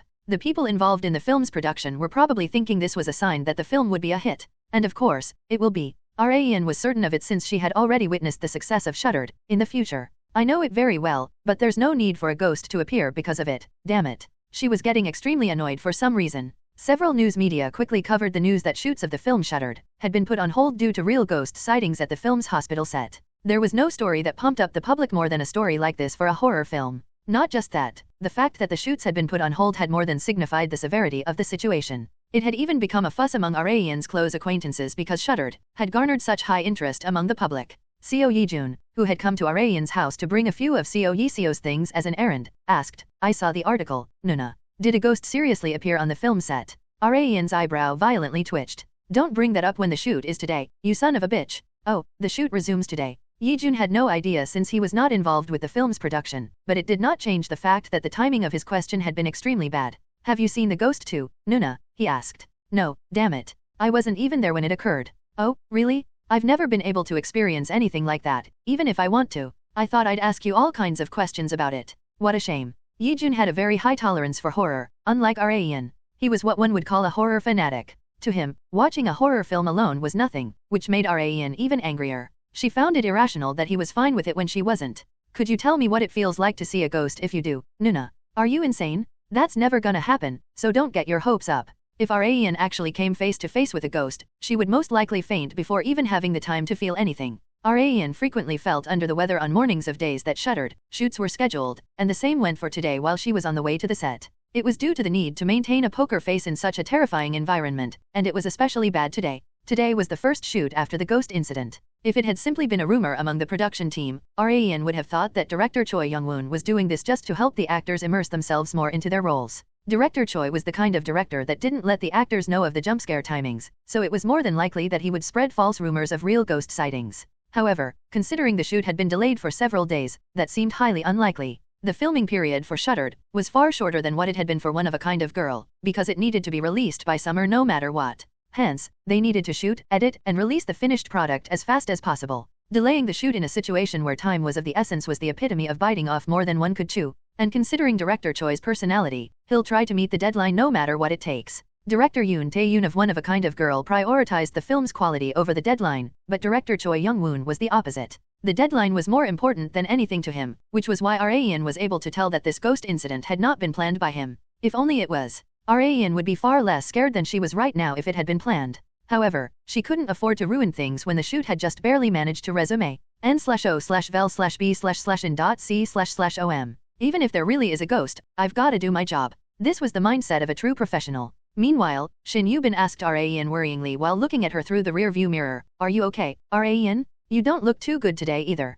"I'm fine. You know me. I'm only like this in the morning, and I do my part perfectly when the cameras start rolling." "That's true, but..." Yubin always found this side of Rayan fascinating. Rayan frequently looked under the weather on the mornings of days that Shuttered shoots were scheduled, especially when the shoot was held at the Shuttered hospital set. Yubin wondered if Rayan was acting like this because of the ghost incident. "Don't be too worried. I'm sure everything will be fine," she reassured. Rayan sincerely wished for the same. Rayan was frowning heavily without realizing it once she had arrived at the set. It was the same Shuttered hospital as always, but it felt more unsettling than usual. It only feels like this because of the ghost incident. The filming team received a new guideline due to the recent incident. Whenever one had to go somewhere, they needed to go in groups of 2. This applied even when going to the bathroom, and also included the actors. Rayan was rather glad that such a rule had been placed, since her concern that she had never been able to tell anyone had been resolved. Rayan had never gone to the bathroom by herself during late outdoor shoots. There was only one reason, because she was scared. However, she would come off as a coward if she asked anyone to come with her. I guess this is what it means when they say a crisis can be an opportunity. Rayan went to go get her makeup done. Jin Seo-young, the actress who Rayan would be working with today, sat next to her. "Hello, Sunbi. Hello. Did you just get here?" "No, I arrived about an hour ago. By the way, the set is a bit unsettled today." "Really?" Rayan had only just arrived, so she had not had the time to feel the mood around the set. "You were there during the ghost incident, weren't you, Seo-young?" Rayan asked. "Yes. I didn't see it for myself, but the staff members who did see it were screaming like crazy. I almost thought Director Choi was doing this to fool us actors." Seo-young had the same thought as Rayan, but she had apparently realized that it was not a joke when ambulances had arrived on the set. Ugh. Thinking about that day, it still gives me goosebumps. Seo-young was not as weak to horror as Rayan. She had average tolerance for horror, but having experienced something like that was enough to scare anyone. Sunbi, Seo Young asked as their makeup was almost done. See, could you come with me to the bathroom? Sure. Rain had answered as if she was being generous, but she had also been holding it in for a while now. She had drunk too much water on the car ride here. The portable toilet was quite a distance away from the set. 2 other female staff members also just happened to be heading there. As the 4 of them were walking, a bush next to them suddenly shook violently. The women stopped in their tracks from the rustling sound. What was that? It must be the wind, right? There was no way that the ghost would appear again. Rain wanted to believe that while flinching, but that's not. It can't be, right? She ended up seeing something inside the bushes. Kang Arayan's mind raced as soon as she saw the flashing eyes within the bushes. She thought of all kinds of supernatural beings that it could be, like a will-o'-the-wisp or a virgin ghost. But something's off. Arayan had never seen a ghost in her entire life, but she felt something entirely different from the unknown fear that one would feel from an astral being. She narrowed her eyes and looked carefully at the being hidden in the bushes. She was worried about what might happen if it actually was a ghost, but something else came to mind as well. It might be a person. It could be a mountaineer that happened to have been passing by, or it could even be a staff member. However, unlike the calm Rayan, the other 3 women who had been on their way to the bathroom with her weren't able to keep their composure. Their legs were shaking and were about to scream at any moment. Rayan caught their attention before they could. Isn't that a dog? Jin Seo-young was startled and glanced at the 2 female staff members. Sunbi, you shouldn't swear in front of other people. Seo-young thought that Rayan had cursed from being so frightened. If cameras had been rolling, it would have been an NG cut for sure. However, Rayan had not cursed. No, not that. I'm saying that I think it's an actual dog. Huh. Seo-young said in confusion. Just a sec. Rayan picked up a stick that happened to be on the ground, and slowly parted the bushes. The 4-legged beast came into view. It really is, like you had said, Sunbi. A fairly large country dog was staring fixedly at Rayan and the others. Seo-young, who liked cats and dogs very much, sighed in relief and was about to approach the dog. Come, she remarked as she extended out her hand and clicked her tongue multiple times. Just then, Rayan stretched her arm out to the side to prevent Seo-young from approaching it any further. Sunbi. Seo-young stuttered in confusion. Meanwhile, Rayan's eyes were dead set on the brown dog. Wait. I don't have a good feeling about it. The dog was acting strangely. Grr. As if it had understood Rayan, the dog exposed its true nature by growling while baring its sharp teeth. I knew it. Back when Rayan had still been a bodyguard, she had a client that had a phobia of dogs. They had owned many companion dogs in their life, but had one day developed a trauma of dogs after being bitten badly by one of them. Rayan had seen a few dogs bearing hostility to her client when they had gone to the countryside to participate in an event, and the reaction of the dog currently in front of her looked exactly like them. That was why Rayan had not let her guard down, unlike Seo-young, who had been saved from danger thanks to Rayan. Sunbi, shouldn't we run? Seo-young exclaimed in worry. I'm sure it'll gladly chase after us the moment we turn our backs. It was bad to turn one's back on an aggressive animal, because they would take it as that they had the upper hand, and would attack fiercely. Rayan raised the stick in her hand and strongly swung it down onto the ground. Thwack! The brown dog strongly flinched from the large impact sound. Rayan did not take her eyes off of the dog while holding onto the stick. Ghosts aside, I can hold my own against anything alive. Rayan had absolutely no reason or need to be scared. She let out hostile intent as strong as the dog's. Since animals possessed instincts far more developed than humans, the dog was instinctively able to tell. As the battle of wills continued, the dog lowered its tail first. Strength left Seo-young's legs once the dog ran back into the woods, and she sank to her knees. That scared me to death. Sigh. Are you okay? Rayan helped Seo-young up. Thank you, Sunbi n/o/vel/b/jn.c//om. No problem. That aside, Rayan noticed something strange as she looked back at the direction the dog had run off to. It had blatantly exuded strong hostility while baring its teeth, but Rayan could feel that she had not been the target of its hostility. Had it been toward Seo-young, who had tried to approach it? No, it had been growling while looking at the female staff members that had been with them. Rayan looked around for them, but where did those 2 go? They were nowhere in sight. Seo-young had also belatedly realized it and replied in confusion, I am not sure. They were right beside me until just a while ago. Could they have run away because they were scared? Well, maybe. The first thing that activated when a person got surprised was the fight or flight response, so it was no surprise that they had run away. Let's go back to the set too. Okay, Sunbi. Let's hurry. I'm too scared to stay here any longer. Rayan also felt the same way. The set had become complete chaos while Rayan and the others had gone to the bathroom. Didn't Rayan and Seo-young say they were going to the bathroom? The director asked. Yes, director. What's taking them so long? You don't think something happened to them, do you? Director Choi wanted to avoid any more incidents. It was bad enough that the shoot had been delayed a few days because of the ghost incident, but it was highly likely that the film itself needed to be cancelled if anything happened to their lead and supporting actors. Director Choi's eyes were filled with anxiety. We're back. However, it was not long until Rayan and Seo-young's voices melted away that anxiety. Rayan, what took you 2 so long? We were worried sick. I'm sorry. We had a bit of an incident on the way.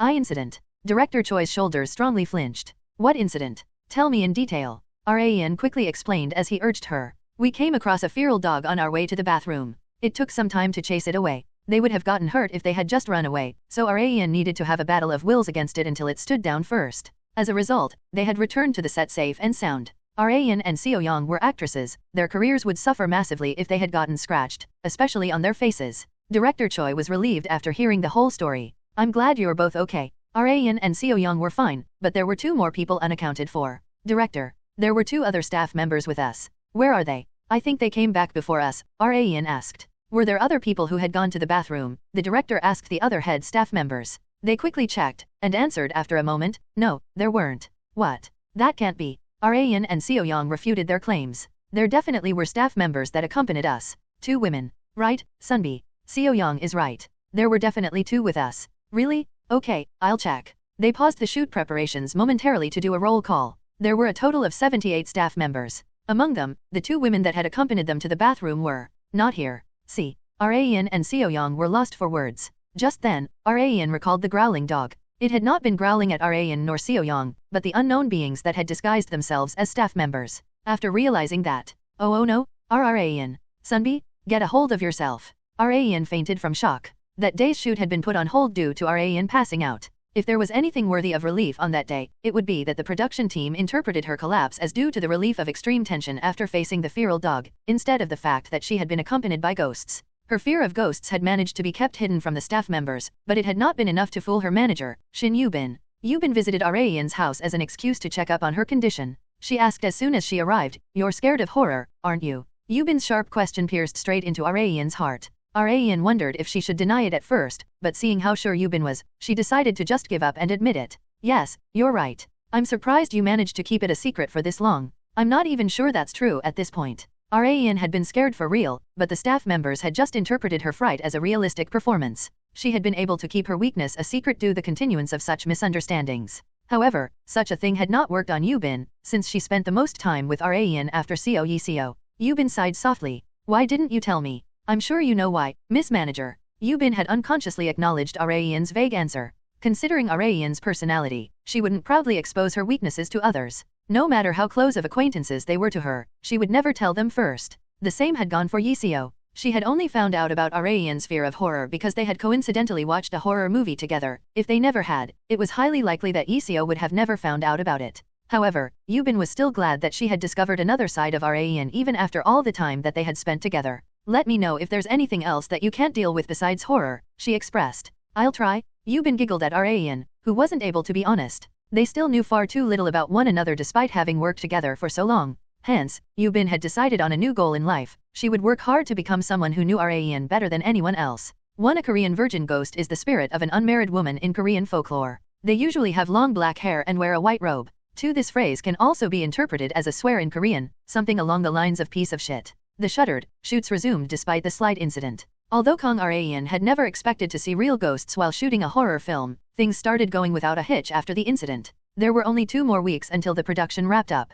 Ran, the other actors and the production team were sweating under the sweltering sun. Today's shoot was a little special. A van commonly used by celebrities arrived at the outdoor set. Slide. The door of the van opened, revealing a new face. It was an actress who had originally been an idol, Choi Yul-hwai. She greeted each and every staff member with a radiant smile. Hello, I will be in your care. Same to you, Yul-hwai. I'll be looking forward to today's shoot. As expected of a former idol, she was very attractive. The mood of the set changed immediately from the appearance of a beautiful woman. Yul-hwai then went to go find the senior actors that she would be working with today. The first one she saw was one of the lead actresses of Shuttered, Seo Tae-yeon.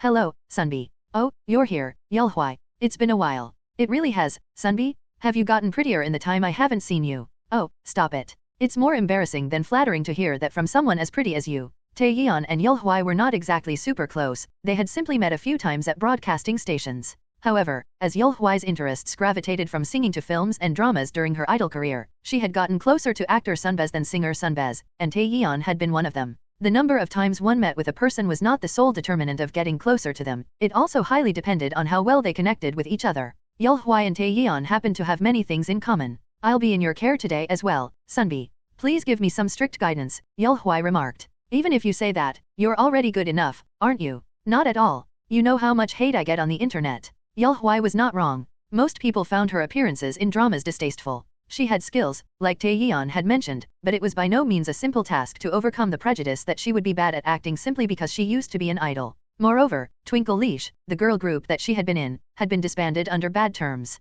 Their main vocalist had been caught drinking and driving, and their main visual had been let off of the group because she had been caught secretly dating a male idol singer. One thing after another led to the group's disbandment. Hence, not many people viewed Yeolhwai's acting career positively. Tae-yeon knew this as well, but all that she could do was console Yeolhwai. It'll be okay. Don't worry too much. Thank you, Sunbi. Have you met Raein yet? No, not yet. That's perfect. She's changing in the waiting room right now, so you can greet her once she comes out. This is your first time meeting Raein, right? Yes. Raein and Yeolhwai had 0 points of contact until now. Not only had they been in different fields of entertainment, they had never appeared on the same TV program either. What kind of person is Raein Sunbi? Yeolhwai asked. She referred to Raein as Sunbi since Raein had debuted earlier than her. Tae-yeon momentarily fell into thought, and the answer that she had come to was short yet memorable. She's a bit of a weirdo. Huh? A weirdo? What do you mean? How should I say this? It's a bit difficult to explain it in words. You'll find out naturally once you meet her. This had not been the answer Yeolhwai had wanted, but she decided to do as her Sunbi suggested and experience the woman that was Kang Raein for herself. What kind of person could she be for Tae-yeon Sunbi to say something like that? People fundamentally feared the unknown, and that was the kind of existence Raein was to Yeolhwai. She had seen Raein many times through films and dramas, but celebrities were very different in what they showed of themselves on and off camera. Yeolhwai wondered if Raein was the same. Creak. As Yeolhwai was about to head to the waiting room that she assumed to be Raein's, the waiting room door opened. Raein in casual wear came face to face with Yeolhwai. The moment Yeolhwai saw Raein in person, the first thing that came to mind was, so beautiful. She had been overwhelmed by Raein's beauty. n/o/vel/b/in.c//om. Meanwhile, Raein, who had come out of her waiting room after changing into the shoot outfit, was having a confusing experience. She was being dumbfoundedly stared at by a woman that she had never met before. I don't think I've met her before. She had never seen her on the set, but she kind of looked familiar. Could you be Miss Choi Yeolhwai? Raein asked. Yeolhwai finally managed to get a hold of herself and belatedly introduced herself. Yes, that's right. I'm sorry for being out of it. It's no problem. That aside, what are you doing here? From what Raein remembered, Yeolhwai's name had not been in the cast list of Shuttered, nor had she taken the audition. Hence, Raein was confused as to why she was here. I'll be making a cameo appearance just for today, Yeolhwai remarked. Oh, really? Raein went through her memories of the future. Cameos did not have much screen time in films, it was simply a momentary appearance. However, cameos were sometimes able to introduce a breath of fresh air to the film. Director Choi had likely hired Yeolhwai to do just that. Well, it has nothing to do with me. Raein was only planning on focusing on her own performance. She then went to read her script after the short greeting with Yeolhwai. Yeolhwai's manager came up to Yeolhwai after a few moments. Yeolhwai, I told you that you should go around the set with me to greet everyone. What have you been doing all by yourself? Uni. Just as Yeolhwai's manager was about to shower her with nags, Yeolhwai suddenly made a surprise confession. I think I like pretty unis. What? Yeolhwai had awakened a new preference. Park Seol-hun and Ma Young-jun gathered in Raein's office. Lim Sok-jun, Raein's chauffeur, was also present. Raein asked while looking at the three middle-aged men one after another, where's director Do? Do Ha-young often acted as the only woman among the bunch when Raein wasn't present, but it seemed like Raein would have to fulfill that role today. She's busy, so she couldn't make it, Seol-hun replied. Really? Raein said as she clicked her tongue as if it couldn't be helped. What's the problem this time? She had come to Lavanche headquarters despite being extremely busy due to her film production wrapping up, because Seol-hun had called her. We urgently need a sweatpants model for the promotion in the second half of this year, Seol-hun remarked. You're talking about the R7SR series, aren't you? Hadn't we already gotten a model for that? We had, but not anymore. Why? She apparently boycotted because she wasn't getting paid by her agency, so it was cancelled. Tisk. Raein clicked her tongue. She then talked to herself as if she couldn't understand. Why can't an agency pay their affiliated talents? There are more agencies that can't even do the basics than you think. Seol-hun was right. The world was full of companies that did not do what should obviously be done, which was why people considered companies that performed their duties normally to be heavenly. What Seol-hun wanted from Raein was simple. I want you to take over the modeling. When's the shoot? This Thursday. In 2 days. It was literally a hair's breadth away. Well, it should be fine if I adjust my schedule a little. It was not a problem, but it was not over yet. Don't we need one more person? Young-jun asked. Raein's eyebrows twitched. We need 2 models. Yeah, from what I know. No matter how disconnected Young-jun's duties were from the company's, he memorized all the important aspects of it. After all, he was also a bona fide director of Lavanche. Seol-hun nodded and acknowledged Young-jun's statement. You'll be more than enough if you're willing to be a swimsuit model as well. Are you insane? Not in a million years. There was no way Rayan would willingly wear a swimsuit when she was extremely reluctant to do so even in films and dramas. The main issue had been to find someone who would take Rayan's place as the swimsuit model. They needed to be pretty, have a good figure, and be relatively well known. Rayan called every single female celebrity that she was close to, starting from Han-Gyo, Rita, Lee Siahn and many others, but they all had no choice but to refuse because it was far too short notice. Rayan could not refute this fact either. Even she would refuse the modeling offer if she had zero relations to the company. As Rayan was silently pondering over who else there was, she thought of a certain individual. What about Choi Yul-hwai? She suggested. Choi Yul-hwai? Wait. That name sounds familiar.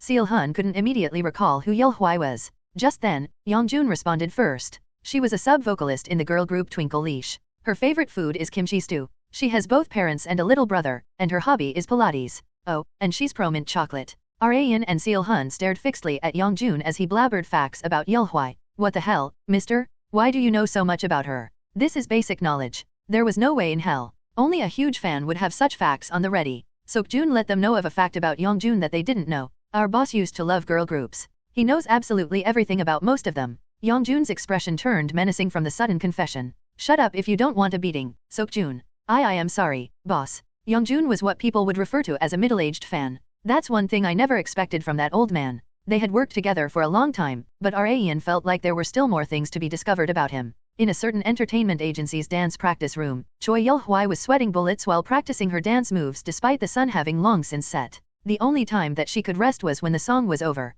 Ha, ha, Yul-hwai panted heavily. Her body was fired up. She loved practicing dances because her dream ever since she was young had been to become an idol singer. However, that dream changed after her group Twinkle Leash had disbanded due to unfortunate events, and that was to become an actress acknowledged by everyone. However, that dream was far more difficult than she had thought. She had honed her acting skills by participating in not just dramas or films, but even musicals and little theater. However, the public only saw what was on camera, they were not aware of the hard work that was put underneath. She sometimes felt sad about it and the fact that she was being devalued just because she used to be an idol. Hence, a certain thought had recently taken place in her head. Maybe I should go back to singing. Hearing Yul-hwai mumbling to herself, Yul-hwai's manager, who had just come to the dance practice room, softly sighed. You were looking at online comments again, weren't you? Uni? How long have you been there for? Yul-hwai asked in surprise. She had been in the dance practice room all by herself until just a while ago. Her manager shrugged. I just got here. She had arrived at a bad time. She also knew that Yul-hwai was thinking about returning to her singing career, and had listened to her concerns several times. However, there was only one thing that the manager was able to tell Yul-hwai. It's your decision. Just let me know if you really want to quit acting and become a singer again. I'll put in a good word with the agency. Okay, Uni. Thank you, no problem. And, the manager slurred, but then shook her head. There was always something that she wanted to tell Yul-hwai whenever she was pondering over her career path, but had never managed to tell her because it felt like she would be meddling too much with her thoughts. Yul-hwai had also noticed many times that her manager had been stopping herself from telling her something for a while now. You can tell me, Uni. No, it's fine. I'll tell you when the time is right. Oh, and you were offered a job. I came here to tell you that. What job is it? A modeling job for a sportswear company, but they wanted to confirm if it could fit into your schedule. When's the shoot? In 2 days. The shoot begins in the morning, so there isn't even 48 hours left. Whoa, Yul-hwai was lost for words. She had once appeared on a program as a quick replacement for someone, but not even that had been this sudden. Not only that, it wasn't like she wasn't busy. She had been a member of a fairly popular idol group, so she received more offers than one would think. It's a bit too sudden. I think it's best to refuse, Yul-hwai expressed. However, her opinion completely changed once she found out which company the offer had come from. It's from Levanche, though, her manager mentioned. Levanche. No way. Yeah, it's the company owned by your beloved Miss Kang Rayan. Yul-hwai's ears perked up at the mention of Kang Rayan. Why didn't you lead with that? She exclaimed. Because I was curious about how much your reaction would change. You're such a tease, Uni. Yul-hwai's manager asked the ecstatic Yul-hwai again, are you gonna do it? There were not even 2 full days to prepare for it, but her manager felt like she could already tell what her answer would be. Of course I will. Like she had expected, the answer was obvious. Choi Yul-hwai and her manager headed to the studio for the photo shoot early in the morning. Yul-hwai didn't look too well. Do you feel sick? Yul-hwai replied, no, it's just because I didn't get enough sleep last night. Why? Because I felt like my heart would burst all night from the thought of working with Rayan Sunbi. Her manager tilted her head in confusion. Weren't you fine during the film shoot? It was even worse that time. I just didn't let it show. Oh, really? Her manager strongly felt like Rayan and Yul-hwai were like a celebrity and her passionate fan instead of 2 celebrities. Miss Kang is apparently already there, so the photo shoot will begin once we arrive. Yul-hwai nodded with a face full of anxiety. 20 minutes later, the staff members greeted Yul-hwai with bright smiles. She quickly exchanged greetings with everyone and went up to Rayan, who had been cooling herself off with a mini fan. Rayan exuded an aura of a goddess as her hair fluttered in the wind with one of her legs over the other. Good morning, Sunbi. Yulhwai exclaimed. Oh, hi, Yulhwai n/o/vel/b/n.c//om. Rayan had decided to speak casually to Yulhwai during their film shoot, so she greeted her comfortably. Thanks for coming to help when you must already be busy enough, Rayan expressed. Not at all, Sunbi. It's my greatest pleasure. Please leave everything to me except the swimsuit. Why not the swimsuit? Oh, the thing is, Yulhwai answered while wrapping her arms around her stomach as if covering it. I kind of let myself go during my off-season, so I'm a bit worried. She would have worked hard on her figure if she had some time until the photo shoot, but there was nothing that she could have done in just 2 days. However, after scanning Yulhwai's body, Rayan did not seem very worried. I think you're fine, though. Not at all. Rather, I was worried that I might be a nuisance to you. It might be more effective for you to handle the swimsuit portion, Sunbi. Yulhwai was curious as to why Rayan, who was top tier in looks, figure, and all other aspects, wasn't willing to model for the swimsuit. She still was not aware that Rayan absolutely despised showing off her skin. I'm fine. Anyway, your figure's more than good enough, so you don't have to worry in the slightest, Rayan remarked. Okay, Sunbi. Yulhwai was planning on doing her absolute best on her duo photo shoot with Rayan. The two women changed and stood in front of the camera. Yulhwai already had a considerable level of presence, but she was no match for Rayan. Rayan was wearing a sports t-shirt short enough for her belly button to show, shorts short enough to expose her bare legs, and her hair was untied. She was showing off her superiority even as a fashion model. The camera director was also ecstatic over Rayan, the manifestation of beauty itself. Okay, let's move on to the next shot. The photoshoot would be over once they took one more two-shot of them, and then Yulhwai's solo bikini shot.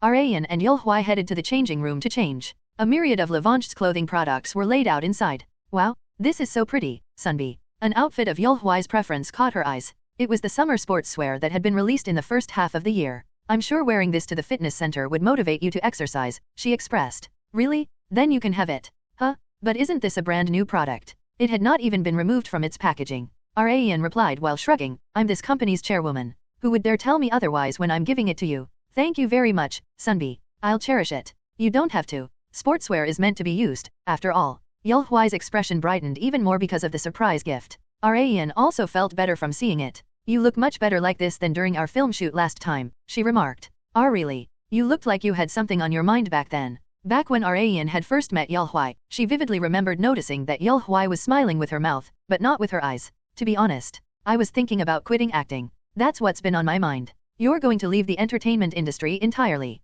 Rayan asked. No. I'm thinking about going back to my singing career. Rayan finally understood what had been on Yulhwai's mind. Yulhwai was not confident in fighting against and overcoming the bias that came with actors that were formerly idols. Rayan said, running away isn't the answer. Sorry. Yulhwai stared at Rayan dumbfoundedly. Rayan's remark stabbed her right in the heart. From what I can see, I think you want to be an actor more than a singer. I'm 100% certain that you'll regret it if you quit acting with lingering attachments. It was likely that Yulhwai would be shouldering that attachment and regret for the rest of her life. Don't let the public's hate control you. Even a saint gets hate online, so why wouldn't you? Even I have tons of people giving me hate. Albeit very few, haters of Rayan definitely existed. However, Rayan did not ever want to give them the attention. They're bound to hate me even if I donate billions of trillions of won, or whatever act of kindness I might do. So, you simply need to ignore them and walk the path you want to walk. And you quitting acting would only fulfill their wishes, so keep at it, whatever it takes. And what if I fail even after keeping at it? Then you can just quit. However, only quit after you think you've done everything that you could have possibly done. That way, you'll have no more attachments. In short, Rayan was advising Yulhwai to continue challenging it without regrets. Her words continued to swirl around Yulhwai's head. Then, her smile returned. Thank you very much, Sunbi. Rayan felt strangely happy from doing something Sunbi-like after a long time. Yulhwai got back into her manager's car after the shoot was over. Uni, I'm gonna keep trying at my acting career. Just like that, her manager asked. Yes. Rayan told me not to run away and to throw everything that I possibly can at it. Hearing that, her manager muttered to herself. Miss Kong said what I wanted to tell her. She decided to thank Rayan later. Rayan's advice bore fruit. Yulhwai had passed a closed audition held by a famous overseas film director, and had appeared on a certain talk show. Rayan heard something that she had never thought she would hear as she was watching the show. I would never have been able to pass the audition if it wasn't for Rayan Sunbi. It sounds like Miss Kong Rayan helped you quite a lot. Yes. Rayan Sunbi will be my role model for the rest of my life. Seo Yiseo turned her gaze from the TV to Rayan and gave her a meaningful smile.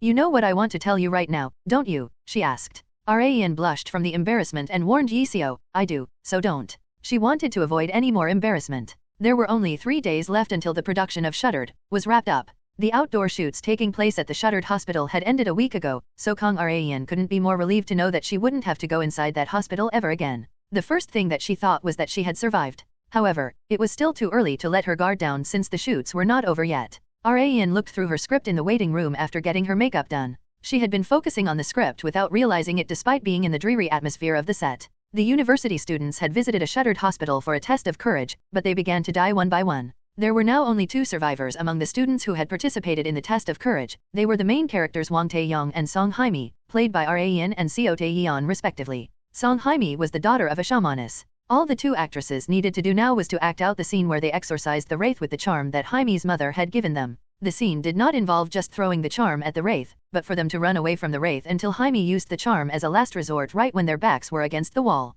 The problem was with the first portion of the scene, running away from the wraith. Rayan thought as she read through the script, I guess I'll be doing lots of running today. It had been a while since she needed to use her athletic skills in a shoot, which she rather preferred. Director Choi called Rayan and Tae-yeon over. I'll show you the runaway route, so make sure you memorize it. Understood. We're gonna be using as much of the space as possible, so you're gonna have to memorize a lot. Will you both be okay with that? Tae-yeon confidently answered the worried Director Choi, memorizing is our job, so you don't have to be so worried, Director. Tae-yeon was exactly right. One of an actor's most basic jobs was memorizing a script. There was no way one could act if they didn't even know their lines. Rayan had just as good of a memory as Tae-yeon, otherwise, she wouldn't have been able to put any of her memories of the future to good use in her current life. Director Choi went through the runaway route with her 2 reliable actresses. The camera is going to follow you from here, around the corner there, and then straight down the hallway here. All you 2 need to do is to run along that route. Song Yoon will be chasing you from behind.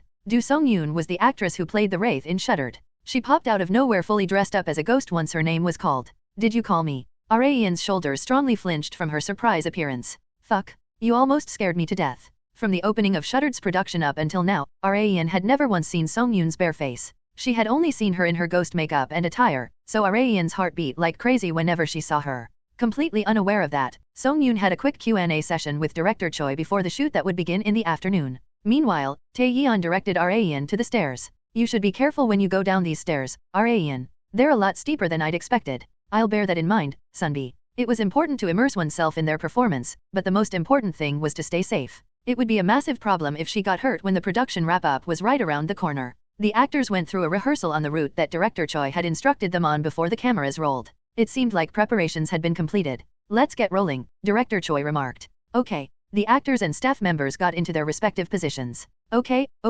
let's do our best until the very end. Roll cameras, ready, action. The climax of the film Shuttered was finally upon them. Rayan and Tae-yeon fled from Song Yoon and her highly realistic ghost performance. Hurry, Hae-mi. Rayan exclaimed as she reached out to grab Tae-yeon's hand. Song Hae-mi, played by Tae-yeon, was written to have low stamina unlike Wang Tae-young's character played by Rayan. They ran from the ghost while panting heavily. Thud. Tae-yeon lost strength in her legs and fell on the hallway. However, it was not an accident since it had been written in the script. Hae-mi. Rayan exclaimed while expressing surprise as per the script. The wraith was getting closer and closer. Just then, Rayan snatched the necklace that Tae-yeon was holding, lifted it up high and shouted at the wraith chasing after them. This is what you want, isn't it? The wraith turned its gaze on Rayan. Tae-yeon exclaimed in confusion at Rayan, who was willingly playing the bait. Tae-yeon. What are you? The charm that your mother gave you is in the club room, right? Go get it while I lure that thing away. Hurry. Oh okay. They would both die at this rate, so Tae-yeon was forced to act as the bait.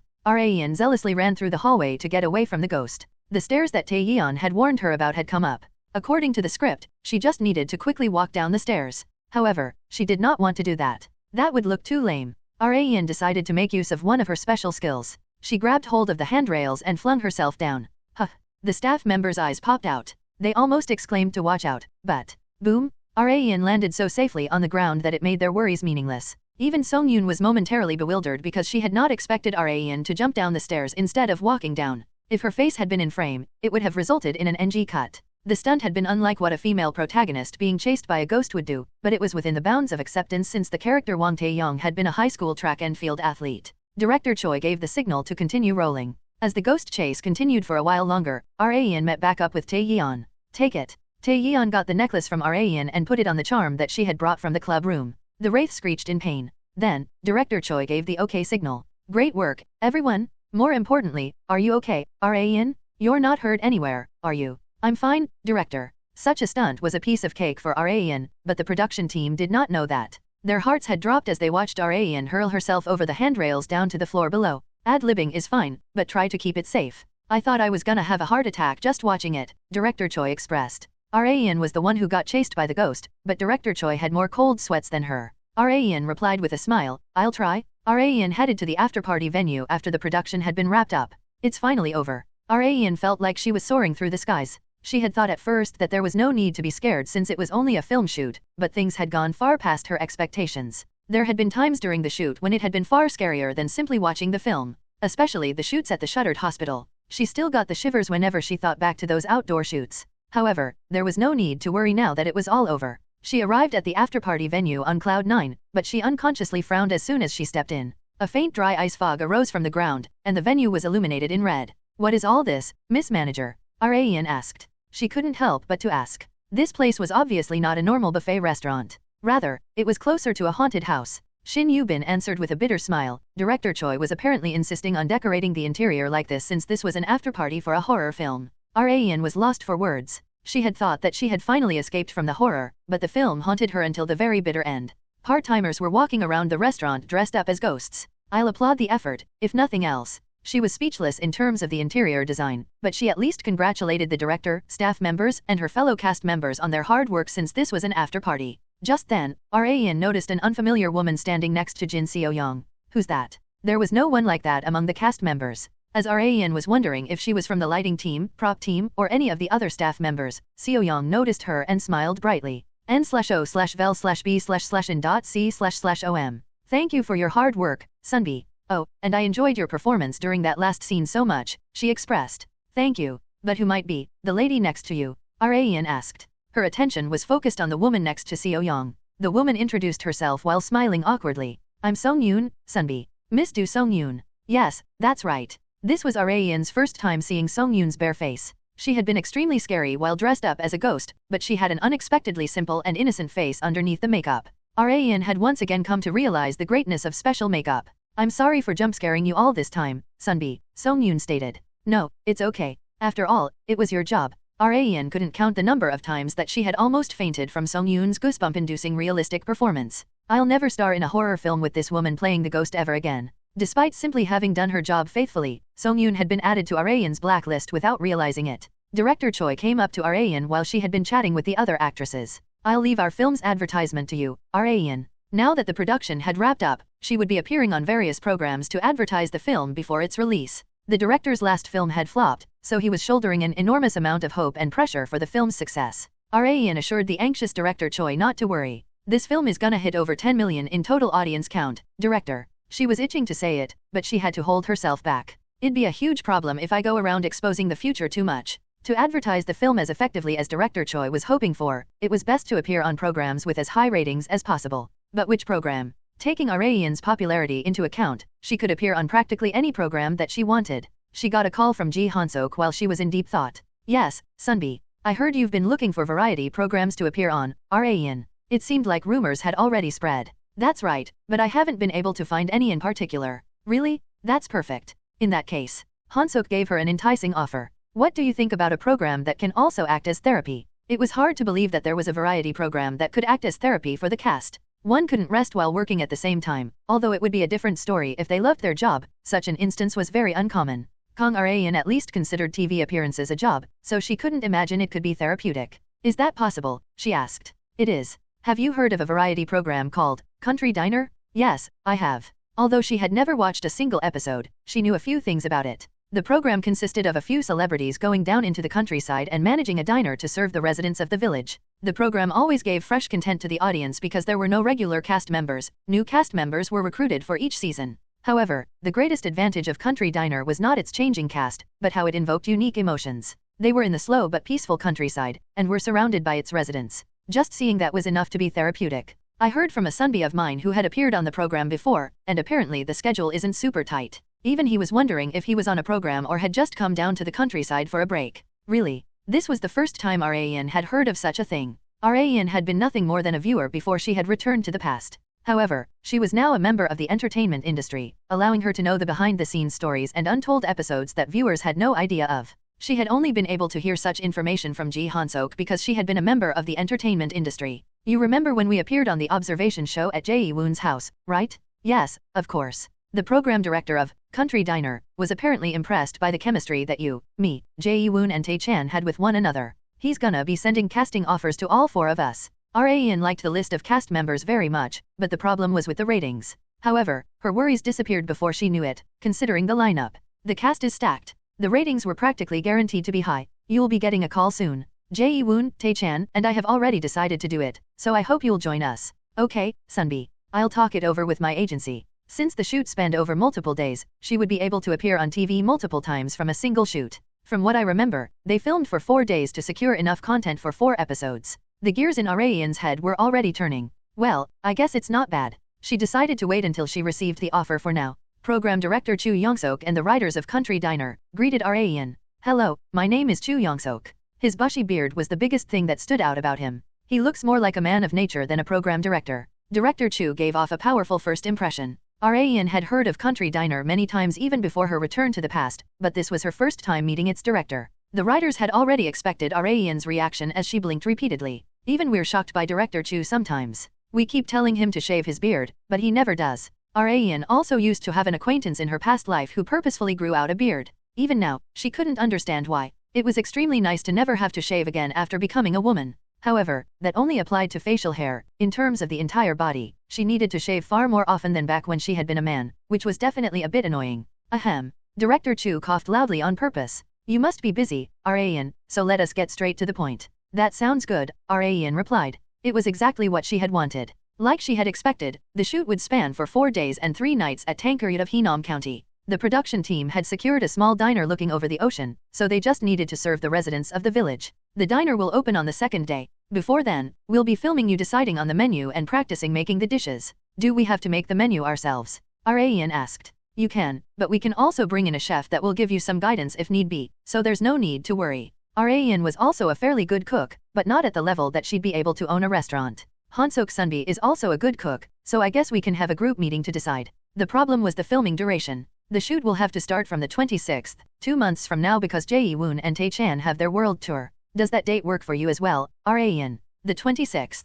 The date sounded familiar. Shin Yu-bin, who had been next to Raeun, expressed worry once she checked Raeun's schedule on the 26th. We have the film premiere on that day. It seemed like this would be a rough voyage right from the schedule adjustment. The premiere day of Shuttered had arrived. Raeun stood on stage with Seo Tae-yeon and Jin Seo-young, each of them wearing a dress of different color. Director Choi Young-woon was the only man out of the participants, even the host was a woman. The director mentioned when his time for introduction had arrived, Hello, I am Director Choi Young-woon, unintentionally the only man up here. It's very nice to meet you all. The audience laughed at his humorous introduction. He did not look nervous on stage at all since he was very experienced in terms of being up on stage. Rather, he carried himself much better than the average celebrity. I didn't know Director Choi had a side like that to him. Raeun was marveled as Director Choi masterfully spoke on stage. I can't let him beat me. Raeun also talked without making any errors like a lead actress should. All of them except Seo-young, for whom this was her first time being up on stage in a film premiere, showed off their veteran skills. However, no matter how great their public speaking skills were, it would not improve the critique of the film.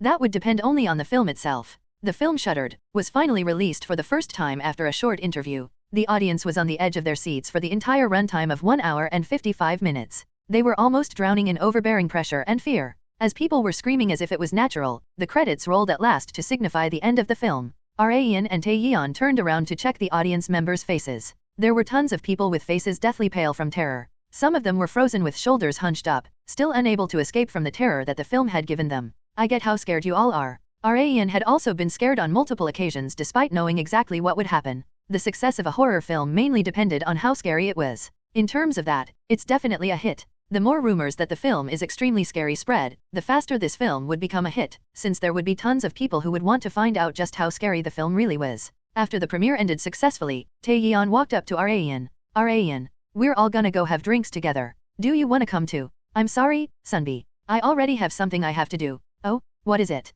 A staff member holding a camera approached Raeun before she had a chance to answer Tae-yeon. They had arrived to film her setting off to Heonam after the premiere. Raeun answered Tae-yeon while pointing at the staff members. I have to go to Heonam for a country diner. Shoot right now in /o/vel/b/in.c//om. Top stars had no choice but to endure jam-packed schedules like this that offered absolutely no time to rest. The sun was about to set by the time Rayan arrived at Hinam. She went to the diner that she would be running with the other 3 men before going to the lodge. It's a lot cleaner than I had expected. Rayan had imagined a rundown building since it was a country diner, but that had not been the case at all. Seemingly figuring out what Rayan had been thinking about, the program director explained, they demolished the old building and built it anew last year. Oh, really? No wonder it looked like a brand new building. The interior was fairly clean as well. There weren't many tables since the only customers that would come to the diner were the village residents. The kitchen's pretty clean too. Rayan was planning on doing a thorough check since she would be spending the next few days here. She had checked the diner, and all that was left was to go to the lodge.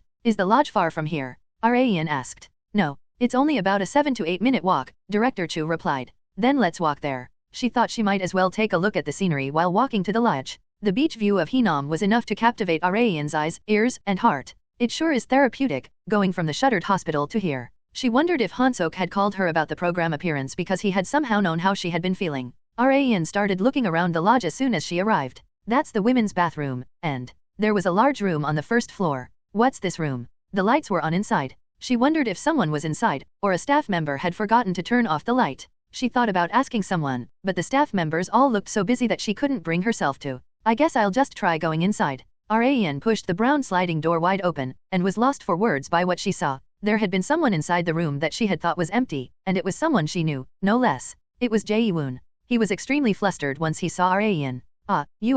He couldn't help but stutter, since he was only in his underwear. One Tankeryut is a village in Hinam County. Its name means the edge of the land because it is the southernmost area of the Korean peninsula. Not even Kang Rayan had expected to come across a situation like this after opening the door. But of course, Jae-woon was likely far more bewildered as the victim. Before even having the time to react. Should I show you around the lodge, Rayan? Rayan could hear a female staff member from a distance. Slam? Rayan reflexively slammed the sliding door shut. She couldn't let the female staff member see such a sight. The staff member turned to look at the room with the light on as she approached Rayan. Is someone in there? Huh? No, there isn't. Really? But why is the light on? As the staff member was about to reach for the sliding door handle, Rayan stepped in her way to stop her. I turned it on just now. I just wanted to look around the room. I'll turn it off, so you don't have to worry about it. Oh, really? Okay. Come find me after you do that, then. I'll show you to your room. Thank you. The most urgent order of business was to send this female staff member elsewhere. Like Rayan had wished, the staff member went to go speak with the lighting team.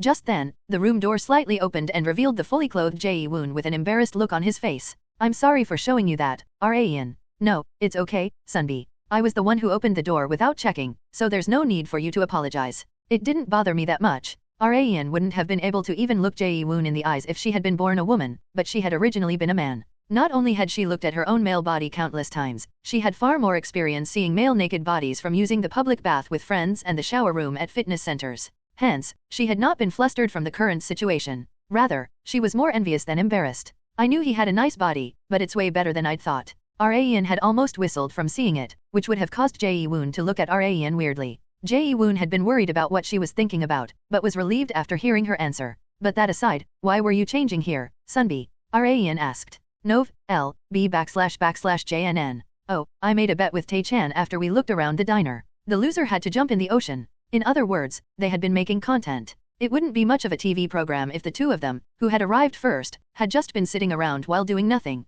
Hence, they had made a bet to jump into the ocean to create as much entertaining content as possible. Like Jae-woon had mentioned, he had ended up jumping into the ocean because he had lost the bet. Rayan remarked teasingly, I'm glad I at least opened the door after you changed into your underwear. Jae-woon had also been thinking the same. He couldn't help but laugh awkwardly. If you had opened it before, I might have called this entire thing quits and gone back to Seoul. He was being completely serious. Han-Sok had arrived late due to his company duties. The four of them were finally together at the lodge. There was a wide wooden floor on the lodge's courtyard where cameras, lighting, and various filming equipment were set up. The four of them sat together in front of the camera so that they were all lined up nicely. Jae-woon, the only one among the four with experience as a host, spoke first. This is the first time we've gotten together since learning how to cook from Chef Yu Sung-yoon, isn't it? Yes, that's right. I think it's been a month, hasn't it? Rayan and Tae-chan, the youngest ones here, answered respectively. There were 3 men and 1 woman. Director Chu had told Rayan back when they were deciding on the cast members that they could recruit 1 more woman if she would feel lonely as the only woman, but she did not mind. Rather, I feel more comfortable around men. Not just that, she felt absolutely no sense of alienation since they were all people she knew. Jae-woon took a large bite of a watermelon slice and talked about something that he had momentarily forgotten about. We have to run the diner starting tomorrow, but I just realized that we haven't decided on each of our positions. Deciding on roles was important since it might cause miscommunications if they were not given proper individual duties to perform. Raeun had also been thinking the same thing. Hansok Sunbi and I can cook, so we should handle the kitchen duties. Tae-chan can manage the floor as a server, and as for Jae-woon Sunbi, how about you go back and forth between the floor and kitchen and help wherever needed. Raeun expertly distributed duties to everyone using her experience as head of security. The three men had no objections to her perfect role distribution. There shouldn't be much work to do on the floor since it's only a country diner. It seemed more important to have as many people help out in the kitchen as possible. They were not culinary professionals, but amateurs that were working at a diner for the very first time. It would take a very long time for them to prepare the dishes, so it seemed best to assign as many people who could cook to the kitchen as possible to reduce that time. Now that the most important thing on their agenda, role distribution, had been completed. Why don't we go to sleep early today? They needed to wake up at dawn tomorrow to procure all the ingredients and open the doors to the diner, so it was probably good to get as much rest as possible. Jae-woon looked toward Raeun. I'm sure you're the most tired among us, Raeun. Get some rest. Oh, right. You came down here right after your film premiere, didn't you? Jae-woon and Hansok fluidly changed the subject to Raeun's film. Raeun was planning on advertising Shuttered as much as possible during her appearance on Country Diner. Raeun answered with a smile, yes, I came here without even being able to remove my makeup from the premiere. Which film was it again? It's called Shuttered. It's directed by director Choi Young-woon. Raeun mentioned simple information about the film, starting from its genre being horror to things like the cast members and such. Since this episode of Country Diner was going to be released before the film's release, she also gave a short introduction to its story without going into spoilers. Jae-woon shuddered. I'm trembling. It must be because we're talking about a horror film in the dark countryside. Oh, yeah. You're weak to horror, aren't you? Hansok and Tae-chan already knew that Jae-woon was a chicken when it came to horror, but not that Raeun was as well. She was rather happy that they were not aware. After the short film advertisement, they each headed to their own rooms to relieve the fatigue accumulated during the day. The male cast members used the first floor, while Raeun used the second floor by herself. She changed her clothes, washed her face and finally returned to her room. I feel so much better. Raeun had never worn makeup back when she was a man, so she never had to do anything like cleansing and such. However, things had changed after she became an actress. She couldn't afford to skip out on skincare. She had full makeup on for such a long time that she needed to soothe her fatigued facial skin. She took out a face pack that she had packed in her suitcase. I didn't even know how to do things like this in the beginning. But now, it had become all too natural. She applied the face pack, opened a window and looked down at the courtyard. The production team got ready to leave with just a small portion of staff members staying at the lodge in case of emergencies. They look quite busy. Raeun only needed to appear on camera, but the staff members were different. They needed to prepare everything for the shoot. She had no idea about how hard staff members had it back when she had only been a viewer. I already knew it, but I really have changed a lot from my past self. It had been the same when she had come across Jae-woon in only his underwear. Raeun was a little scared about what other changes that her life would bring. Raeun woke up at 5 a.m. because she had slept very early. There was still time until the shoot began. She couldn't fall back asleep even if she tried. I guess I'll go for a jog. She had been so busy yesterday that she hadn't been able to work out. She changed into sportswear and decided to look around the village while jogging. Are you off to exercise, Raeun? Director Chu had arrived at the lodge as she tied her hair back and was warming up. Yes. I'm gonna go for about a 30-minute jog. Really? Then can a few of our staff members accompany you? I'm gonna be jogging, though. Will they be okay? Yes. Camera director Kim here is a pretty good runner. Kim Juntae, Raeun's exclusive cameraman, said confidently, I may not look like it, but I've overcome all kinds of trials in the variety industry. I've even filmed a chase that no one wanted to do for a week long. Chases in variety shows demanded a significant amount of stamina. This was especially true for the cameramen, since they needed to run just as fast or sometimes even faster than the cast members while holding a heavy camera. Juntae was confident that he could easily keep up with a female celebrity's jog. Raeun lightly shrugged. I don't mind, but please let me know if you get too exhausted. I'll lower my speed. That probably won't happen. They reloaded the film on the camera. Raeun was still blindingly beautiful early in the morning despite having no makeup on. She lightly exhaled and sped up little by little. The camera director and the small number of staff members also ran at her pace behind her, but 10 minutes after running along the beach. Pant, pant. Raeun. Why is she running so fast? The initially confident camera director Kim and the other staff members were already panting like crazy while trying to keep up with Raeun's speed. They had come to regret joining her jog. The staff members that had come back to the lodge from the hellish march with Kong Raeun collapsed on the spot. Raeun was the only perfectly fine one among them. Director Chu approached the exhausted camera director Kim and asked, what in the world happened? Director, I don't think I can film Raeun exercising. We'll pass out at this rate. It was that bad? But you said you were confident in your running skills. He was indeed confident, but he had been no match for Ra-in. Unlike the half-dead staff members, Ra-in calmly stretched her ankles to end her morning workout. The male cast members had still not returned from the land of dreams even after Ra-in had come back from her workout. Director Chu gave Ra-in a suggestion before she was about to go wash up. I think it'd be good if you filmed waking up the other cast members. What do you think? Variety programs frequently showed cast members that woke up first, waking up the rest. Entertaining content was not meant to be used sparingly, and Director Chu expected that Ra-in waking up the male members would be entertaining content. Well, I'm being paid to do this. Ji Han-sok had emphasized the therapeutic aspect of the program, but Ra-in had prioritized the work aspect of it more, hence why she had readily allowed the filming of her morning workout. I understand. I'll do it, Ra-in answered. Director Chu handed Ra-in a small camcorder. Take this with you. It's up to you which one you'd like to wake up first. In that case, I'll start with Tae-chan. Tae-chan had debuted far earlier than Ra-in, which made him her sunbee, but she felt the most comfortable around him since they were the same age. His room was closest to the front door of the lodge. Creak. Ra-in carefully entered his room and saw Tae-chan fast asleep with the blanket almost covering his entire head. Her mischief senses started to tingle. She went right up to Tae-chan's ear, and then, "Wah!" she exclaimed. "Ah? What the?" Tae-chan floundered about in surprise. Ra-in, who had caught all of that on her camcorder, asked as if nothing had happened with a smile, "Did you sleep well?" Tae-chan, still half asleep, did not even seem to realize where he was right now. "Oh, right. We came to Henom for a shoot. Go wash your face. You're a mess. Oh, wow. You're right." However, he was not an idol for nothing, he was still fairly handsome despite having just woken up. No wonder he's popular with older women. Ra-in then headed to Han-sok's room right next door, but her wake-up plan had failed. Han-sok had already woken up right when she opened the door. He pointed at Tae-chan's room next to his while looking at Ra-in holding a camcorder. Tae-chan screamed so loud that it woke me up. That's a shame. Ra-in had been planning on scaring Han-sok as well, but it was too early to be disappointed since Jae-woon still remained. Unlike Tae-chan and Han-sok, Jae-woon had used a room deep in the lodge, so he was too far away to hear Tae-chan's scream. Just as Ra-in was about to open the door, the events of yesterday popped up in her head. He's not sleeping with his clothes off, is he? She was fine with seeing it, but it was a bit of a problem to be broadcasted. Ra-in opened the door ajar with the camcorder covered and peeked inside. As a result, let's skip this room. It was probably best that Ra-in did not enter this room. It was 8:30 a.m. According to the elderly couple that owned the country diner, the diner usually opened at 10:30 a.m. There weren't anyone in the countryside going to work early in the morning, so there was no need to open the diner early for people wanting to have breakfast before going to work. However, that didn't mean it was not busy in the morning, rather, it was the busiest time of their day. Han-sok and Tae-chan headed out to the market in a truck to procure the ingredients themselves, and Ra-in and Jae-woon were put in charge of cleaning the diner. There were cameras all over the diner like an observation reality show. How about we take a short break, Ra-in? Jae-woon suggested. Okay, Sunbee. After they finished cleaning the diner, they took a break while getting some fresh air outside. Jae-woon asked about what had happened this morning. You sneaked into Tae-chan and Han-sok's rooms this morning to wake them up, right? Yes. Director Chu wanted some entertaining content, so I gave it a try. But why didn't you sneak into my room? Because you were sleeping with your clothes off. Oh,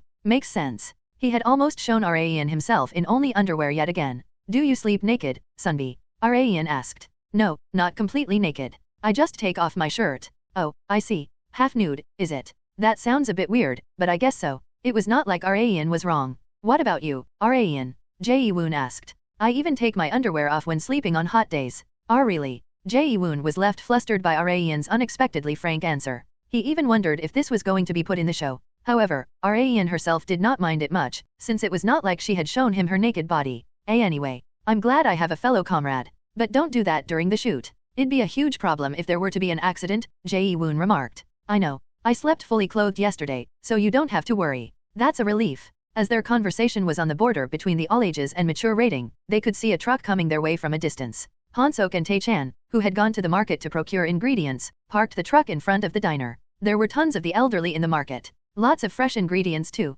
The seafood especially stood out since the village was right next to the ocean. Ra-in was glad upon looking through the ingredients. We can make a bouillon using the mussels and clams. As for the croaker and mackerel, we can grill them. Ra-in could already picture what dishes they could make just from looking at the ingredients. Let's get to preparing the ingredients, she remarked. Yeah, let's do it. The male cast members energetically nodded. Ra-in had once wondered in her past life what she would do once she retired from bodyguarding. She thought about many things, and one of them had been to open up a restaurant since she loved to cook. But I never expected my dream to be fulfilled like this. Of course, this diner was not in her name, but opportunities like this did not come often. Rayan cleaned the fish that she had prepared, removed the remaining moisture with a paper towel, and seasoned it with salt after scoring it. She then poured cooking oil on a preheated frying pan and grilled the fish on medium heat for 3 to 4 minutes. One needed to be careful when grilling fish, since grilling it on too high a heat or for too long would cause the skin to stick onto the pan. This should be good enough. Rayan plated the grilled croaker and mackerel for the 3 male cast members to taste. "Let me know how it tastes," she expressed.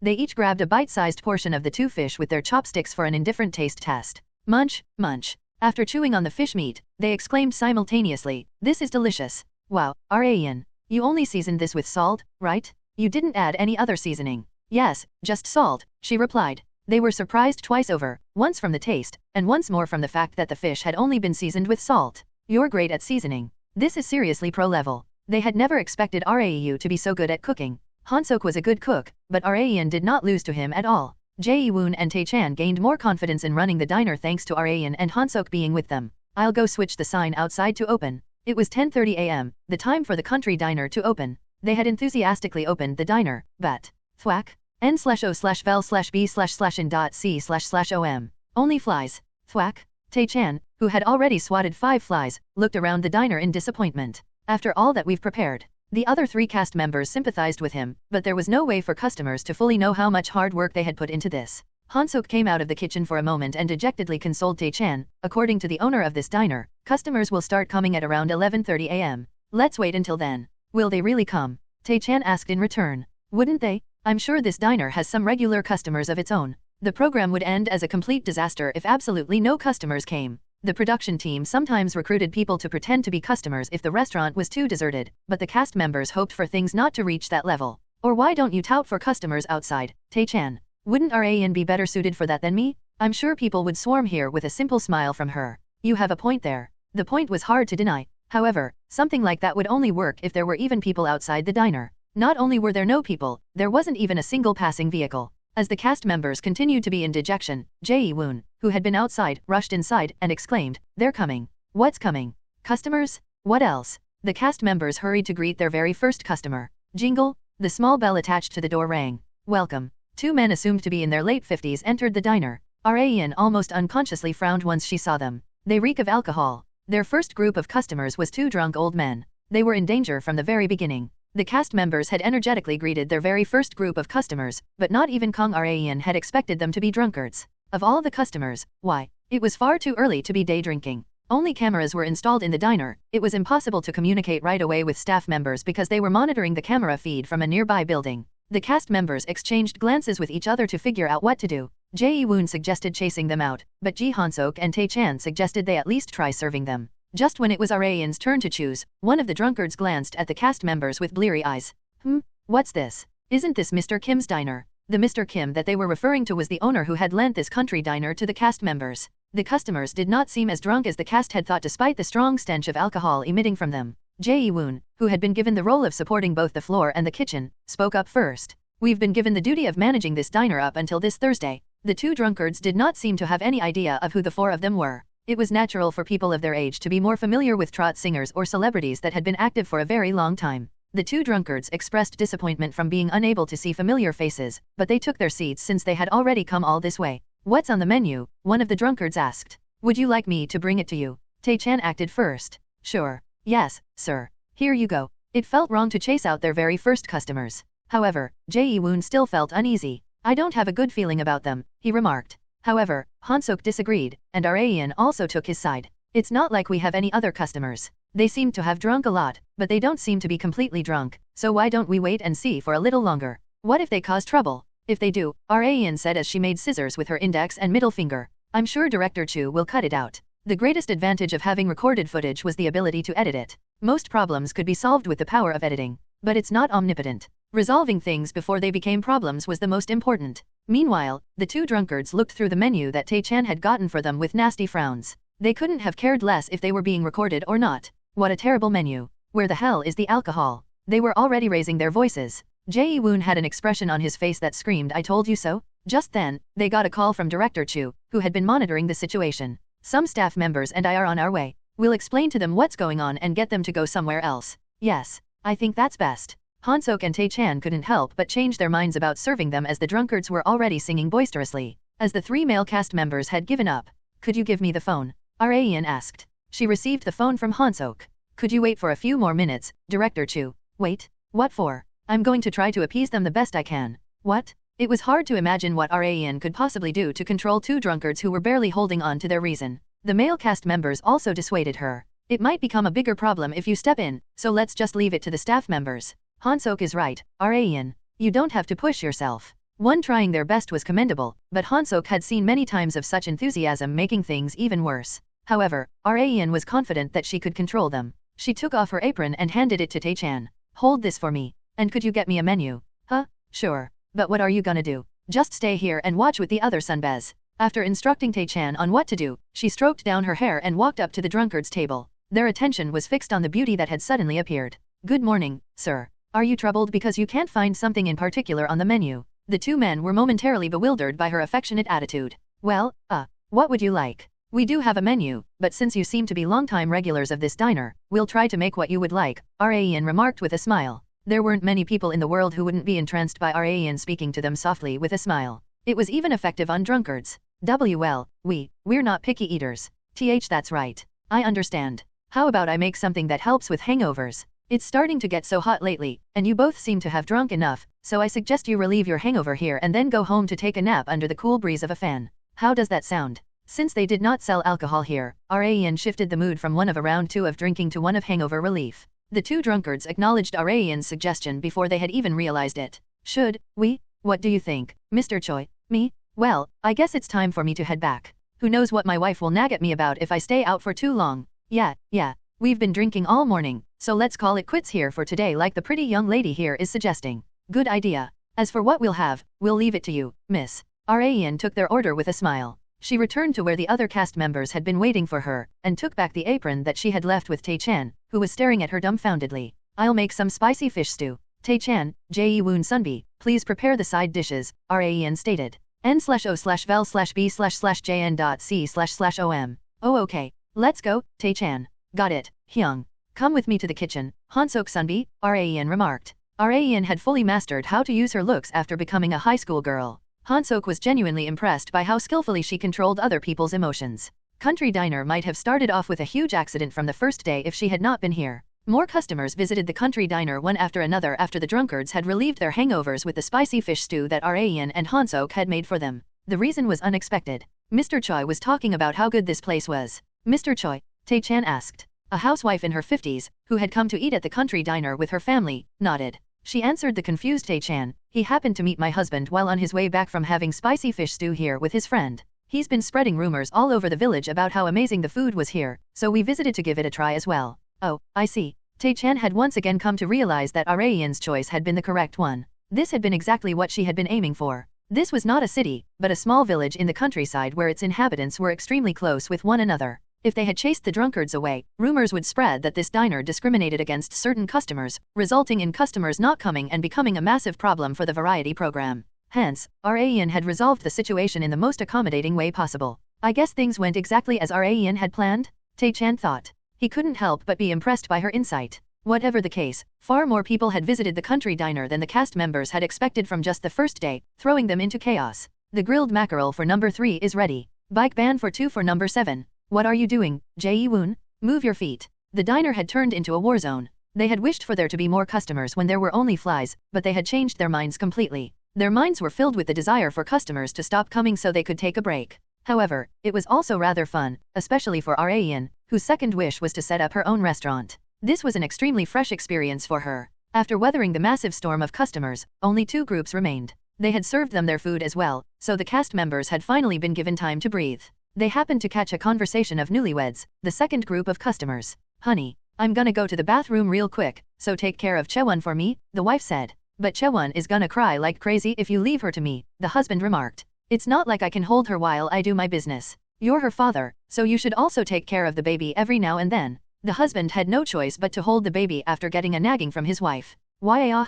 As expected, the baby's wails filled the diner as soon as the wife left. The husband tried his best to calm the baby down while completely flustered. I guess it's my time to shine. Just then, Han-Sok gallantly walked up to the husband and the baby. Should I take care of the baby for you? He asked. Huh? Are you sure? The husband asked in return. Yes. I may not look like it, but I've taken care of my nephews ever since they were babies. Han-Sok loved kids, so he was very confident in taking care of babies as well. He could get precious screen time and stop the babies crying. He would kill 2 birds with 1 stone if he succeeded. However, things in life were not so easy. The baby cried even louder once it entered Han-Sok's embrace. Jae-woon, who had been watching from the sidelines, stepped in. "Leave it to me, Han-Sok." He was handed the baton, but he had only assisted in raising the tone of the baby's cries. The same went for Tae-chan. There was only one more person to try. "Do I have to do it too?" Raeun asked while pointing at herself. The 3 men nodded as if it was obvious. "But I don't know how to calm down a baby." Raeun did not hate children, but children had been scared of her in her past life due to her occupation as bodyguard.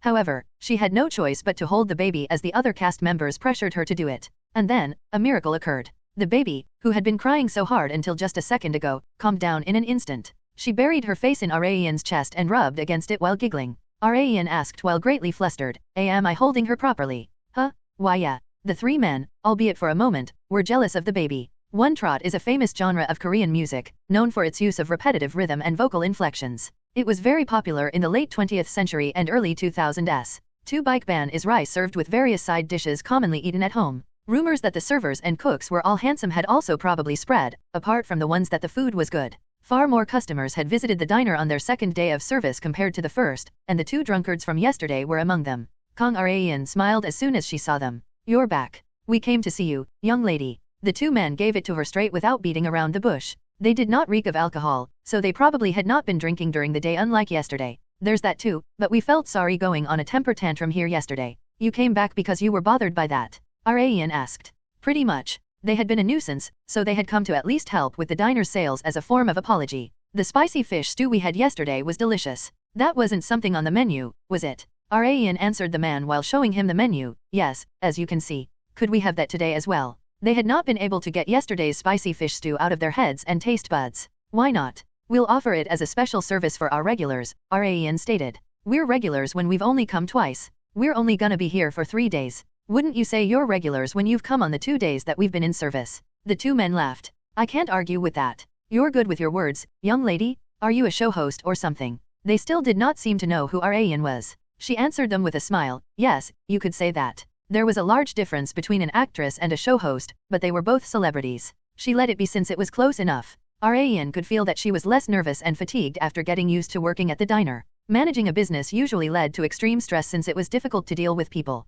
However, the country diner shoot had not been that difficult because there had not been a single customer that had directly caused any trouble. The fact that we've only been in business for 2 days probably plays a part in that, but the cameras also help. No matter how thoughtless someone was, they wouldn't make any trouble while being filmed unless they wanted the entire country to see their terrible nature. The greatest factor that allowed the cast to run this diner without getting stressed out was that this was a show. The village residents wouldn't want their village's image to be tarnished. Rather, the cast members were given many gifts from the residents as thanks for opening such an amazing diner in their village. "Where should we put this, Raeun?" Jae-woon asked as he brought a large cardboard box. It looked heavy from just a glance. "What is it?" Raeun asked in return. "A granny who lives down the street brought us some sweet potatoes for us to have." "Oh, the one who recently got that perm? That's a lot." "It sure is. What should we do with all this?" They would be going back to Seoul after finishing their morning service tomorrow. The cast members pondered over what to do with this large box of sweet potatoes in less than 24 hours. Han-Sok suggested, "Why don't we make sweet potato fries and give them to the customers as a snack? If we don't get through it all after that, then we can just eat the rest or share it with the staff members." "That's a great idea," Raeun replied. She liked Han-Sok's idea very much. They still had time left on their break, so she and Han-Sok went back into the kitchen to prepare the sweet potatoes. Jae-woon and Tae-chan also helped out. Although they were nowhere near as good of cooks as Raeun and Han-Sok, they could at least prepare ingredients. Kitchen tools needed to be just as big to cook a large amount of food. A frying pan is a bit too small, so let's flip a cauldron lid upside down, pour some oil on it and fry the sweet potatoes there, Raeun suggested. "What should we do for heat?" "We can chop some firewood and make a fire." The time had come for the men to show off their strength. They walked out the door leading outside, not the kitchen door connected to the diner. They were now out back of the diner, where there were blocks of wood stacked in a corner. "Hup." Tae-chan placed a block of wood on top of a tree stump and held up the axe. "I'll go first." He raised the axe over his head, surprising Raeun. "He looks pretty scrawny, but I guess he has some strength." It was obvious if one thought about it. A male idol needed a certain level of physical capacity to fiercely dance on stage without rest. However, that did not mean he would be good at splitting firewood. His axe landed next to the wood block. Han-Sok and Jae-woon laughed. "You've gotta aim properly, Tae-chan. You'll chop the tree stump at that rate." Their teasing hurt his pride, driving him to try again. This time, for sure. Unlike his first attempt, the edge of the axe landed straight in the middle of the wood block. However, it had only gotten stuck, the block was perfectly fine. This block is too hard, he protested. Stop making excuses and step aside. I'll split it for you, Jae-woon remarked as he rolled up his t-shirt sleeves, making it sleeveless. The camera lens perfectly captured his arm muscles. Hup. Crack. He split the wood block that had been stuck on the axe. The staff members that had been watching from the sidelines expressed their amazement at the perfectly split firewood. As expected of Jae-woon. However, Tae-chan was full of complaints. You just finished off what I had mostly done, Hyung. Fine, man. I'll split a brand new one. Jae-woon placed a brand new wood block on the tree stump and swung down the axe as hard as he could. Thunk. However, it only brushed past the corner of the block. He had done practically the same thing as Tae-chan. As if he had been waiting for it, Tae-chan teased him. See, Hyung? You're no different from me. That's weird. There's no way. He also tried again. He had gotten the hang of it and the axe landed straight in the middle of the block, but the same thing happened, the axe just got stuck on the block. Han-Sok, the last of the boys, also challenged it, but he did not seem to have as much of a knack for it as the other two. He continued to miss the wood block. If this had been baseball, he would have struck out in just 3 swings. I'll give it a shot. Just then, Rayan stepped up. Jae-woon asked with his head tilted in confusion, are you sure? Just the axe itself is quite heavy. I'll try lifting it. Around the initial days of Rayan's change in gender, she had struggled to adapt to her massively reduced strength. A woman could not surpass a man in strength, just based on their body structure. No matter how hard Rayan tried, she would eventually reach a wall that she could never overcome. However, she did not fuss over it. Even if she had become a woman, there were many different ways to stand out. N/O/vel/B/C/in.C//OM. Like Jae-woon had mentioned, just the axe itself was extremely heavy for her. There's no need to raise it up high. Technique was far more important than strength. She placed the wood block on the tree stump and swung down the axe directly on the center of the block. It did not stop there. Crack. 1 shot, 1 kill. Rayan had pulled off what the 3 male cast members had not been able to do. How did you? They were too shocked to finish their sentences. They knew very well how much harder it was than it looked because they had tried it for themselves, which made her achievement even more shocking. Rayan gave the members a few tips as if it had been nothing special. Wood is best cut along the grain. That's why I placed the block so that the axe would land parallel to the lines on the block. If you do that, you can split it easily without using much strength. Oh, really? Yes. And the angle and accuracy at which you lift and swing down the axe is important. Strength isn't everything for splitting wood. Rayan's hard-hitting facts beat up the male cast members. I'll just take care of splitting the firewood, she stated. Rayan continued on the roll and split more firewood. The exclusive cameramen for the other members were filming Rayan before they had realized it. Tae-chan couldn't help but be impressed as he stared at Rayan. What can't Rayan do, exactly? You're telling me. They had a feeling that Rayan could take care of everything even if they weren't here. This was the last night that they would spend in the small countryside village in Hinam. Rayan and the other cast members headed back to the lodge after sending off the last customer. Han-Sok laughed awkwardly as he dragged his exhausted body back to the lodge. Thank God the lodge is close to the diner. The others agreed wholeheartedly. They were able to go to the lodge and rest as soon as they closed the diner thanks to the short distance. However, they weren't able to go to bed right away since that wouldn't make the program very interesting. Jae-woon suggested they make a campfire. Rayan splitted a ton of firewood for us, so let's chat while sitting by the fire. How does that sound? That's not a bad idea. Let's do it. It would be too wasteful to spend the night in silence. They decided to meet back at the courtyard after changing into comfortable clothes. Han-Sok arrived first, and then Rayan. She sat down while drying off her hair with a towel. Han-Sok asked, did you take a shower? Yes. I was feeling uncomfortable since I sweat a lot today, so I took a shower first. Yeah, that sounds about right. Rayan had done a lot today. She worked in the kitchen, split firewood, and had to come out to the floor despite not being a server because many customers had come to the diner to see her. Everyone liked her, whether they were men or women. As the most popular employee of the diner, she had been the busiest out of the 4. I don't think the 3 of us combined would have as much screen time as you, Rayan, Han-Sok remarked in envy and self-mockery. Like he had mentioned, Rayan had shown the brightest. However, Rayan shook her head in disagreement. Didn't you also do your best, Sunbi? Don't beat yourself up too much. Not only was she capable, she was also humble. Han-Sok had once again come to realize why she was so praised by the public. All 4 members of the cast had gathered at the courtyard once Jae-woon and Tae-chan arrived. It was 10:30 p.m. They had sweet potato fries as night snacks. Although it had been a while since they had been made, their mics could pick up the crunch whenever the cast bit into them. Tae-chan was the first to have a sweet potato fry. He stated, it's still so delicious. I wonder if it's because Rayan made them. It's not like fries change based on who cooks them. You're just imagining it because I kept them from getting soggy. Rayan trivially glossed over Tae-chan's praise. Jae-woon agreed with Tae-chan. Tae-chan is right. I don't usually eat fried things, but I can't seem to stop eating whatever you've cooked. You're like that even now, Hyung.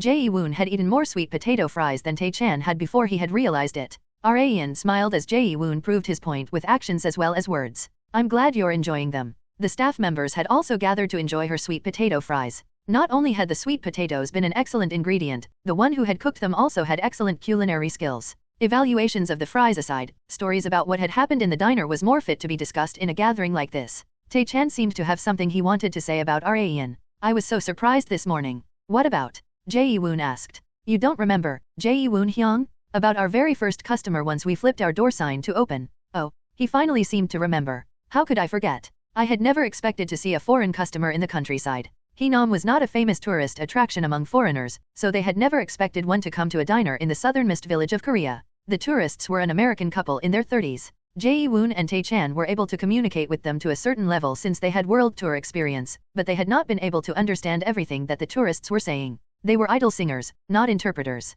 I was getting cold sweats when the husband wanted me to explain what a bike ban was, Jae-woon expressed. Tae-chan also felt the same way. They were able to explain things regarding their jobs, such as the stage and their album, to a certain extent, but they were not confident to do the same for food. Not just that, they were not involved in kitchen duties. As they were pondering over what to do, their savior Kong Raeun had descended. When Raeun was explaining to the husband for us in English, she reminded me of that female interpreter we had during our world tour. You remember her, right, Tae-chan? Raeun's pronunciations were native level, just like that interpreter. I saw it too, Hyung. You have no idea how shocked I was. I almost fell for Raeun. Raeun did not show much expression despite their high praises. Oh, right. That happened. Raeun sometimes received bodyguarding requests from overseas, so she needed to learn English for the occasion. She had simply given a taste of the skills that she had learned in her past life, but the others had no idea that Raeun was so good at English. Unlike the other two men, Ji Han-suk already knew that Raeun could speak English. I found out how fluent she was in English when we went to play golf together last time.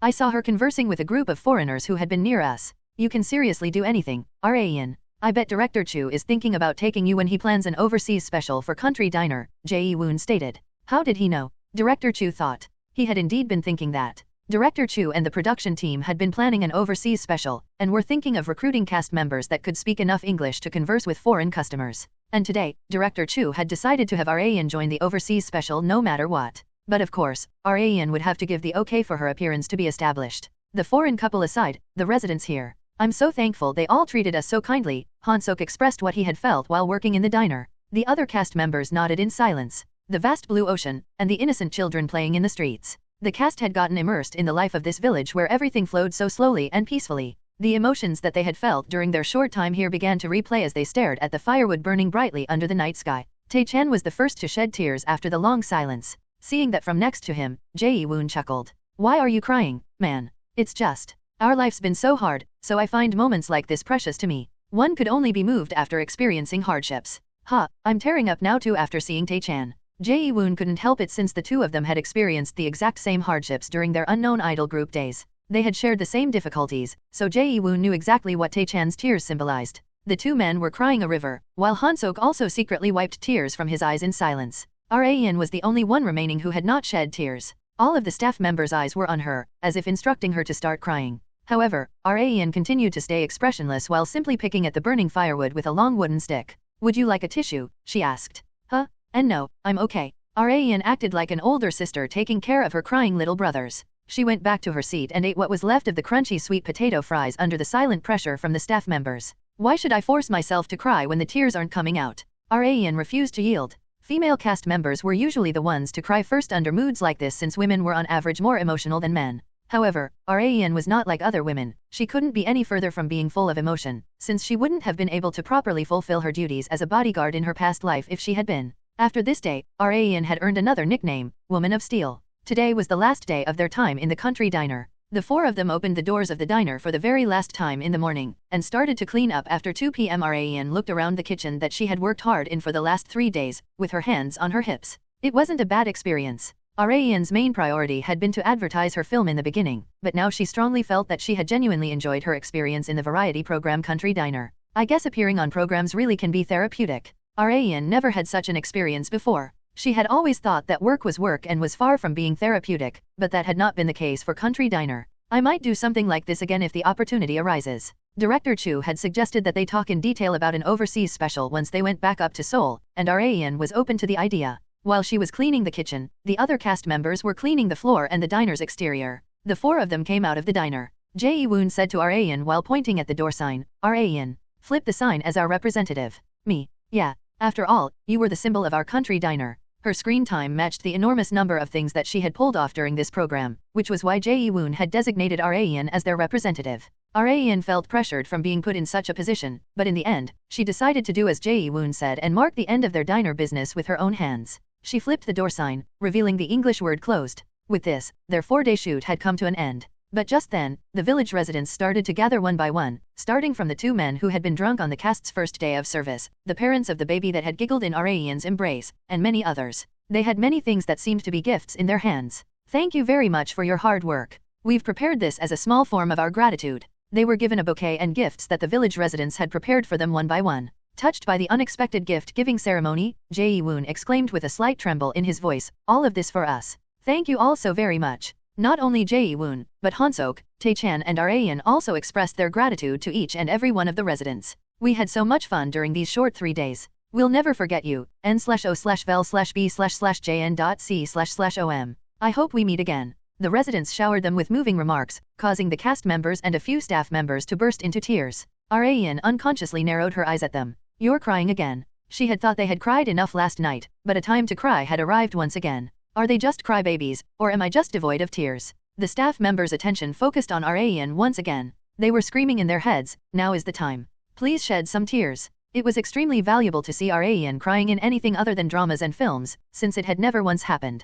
However, there was a reason for that. I won't cry, damn it. The tears aren't gonna come out, so stop staring at me like that. Rather, it was harder for her to cry from all the pressure that was on her. The staff members of Country Diner had come to find out that the Woman of Steel never showed her tears easily. Kang Rayan returned back home after the Country Diner shoot. I wouldn't call it a hard time, but I'm still glad I'm back home. The first thing she wanted to do when she came back home was to take a shower. She took off her clothes, went straight to the bathroom and let the warm water take her. Rayan loved to take warm showers whether it be summer or winter. The water enveloped her entire body. Much better. The lodge had been comfortable, but one was bound to feel discomfort when showering or sleeping in a place they were not accustomed to. Rayan's phone rang as soon as she came back out of the bathroom. It was from Shin Yu-bin. Yes, Miss Manager. Did you get back home safely? We have the release event for Shuttered next week, so rest up until then. Feel free to call me whenever you need anything. Okay, great work shooting for the last 4 days. You too, Miss Manager. Please get back home safely. Rayan sighed as soon as she ended the call.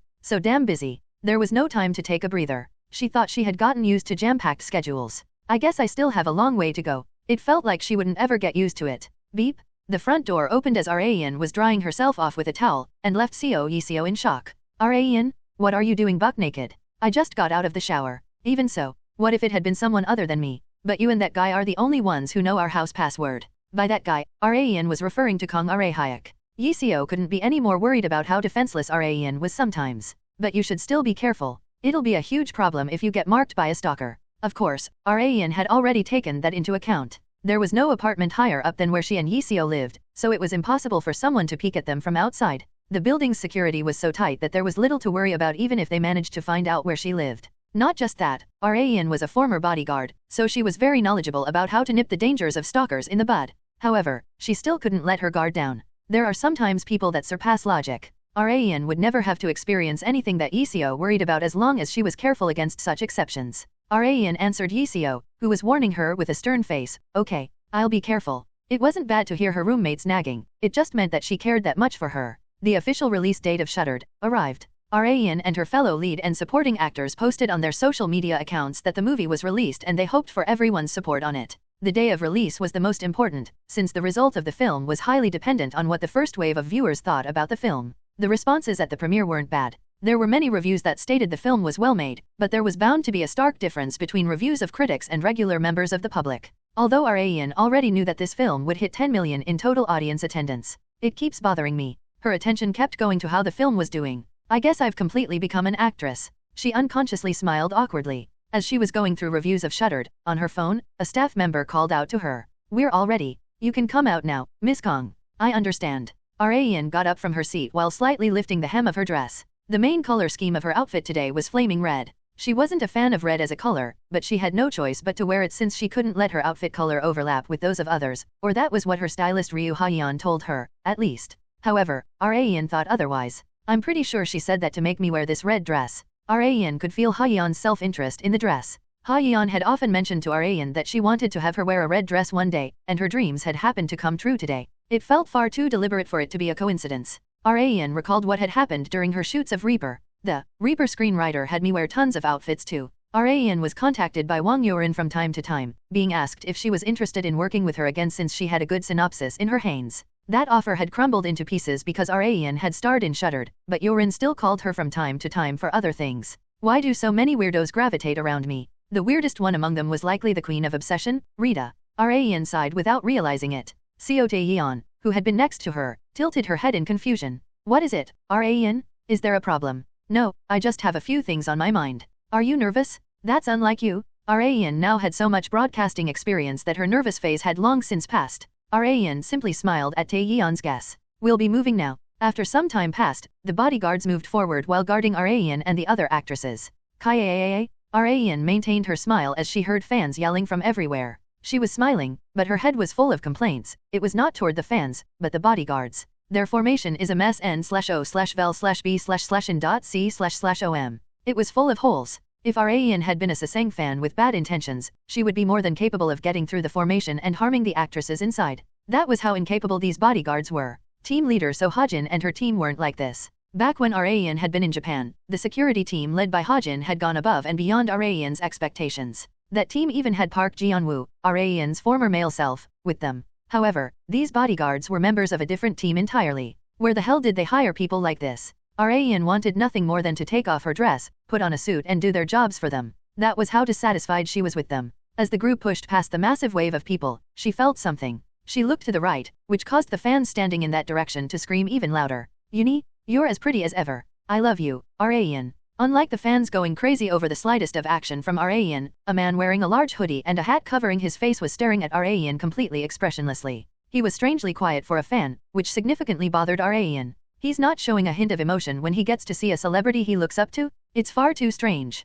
The group went up on stage as Rayan's suspicions grew. A staff member handed mics to Rayan, Tae-yeon and Jin Seo-young in turns. The host first asked Tae-yeon to introduce herself. Hello, I am Seo Tae-yeon, and I played the role of Song Hae-mi. Our film was just released today. I'm sure all of you watched it, right? She asked to excite the audience. The fans shouted yes, in response as if it was obvious. Rayan glanced at the man who had expressionlessly stared at them. He once again showed no reaction. It was Rayan's turn to introduce herself. I am Kang Rayan, and I played the role of Wang Tae-yong. She continued to check the man while talking. Should I check one more time? Rayan attempted to excite the audience like Tae-yeon had done, just in case. You'll watch it a second and third time, won't you? Yes. You've just promised me, okay. The fans cheered passionately once again to answer Rayan. Tae-yeon and Seo-young looked at Rayan in surprise because Rayan didn't usually do things like this. You're in high spirits today, aren't you, Rayan? I've never seen you saying things like this, Rayan Sunbi. The corners of the man's mouth did not even twitch despite Rayan saying something like that.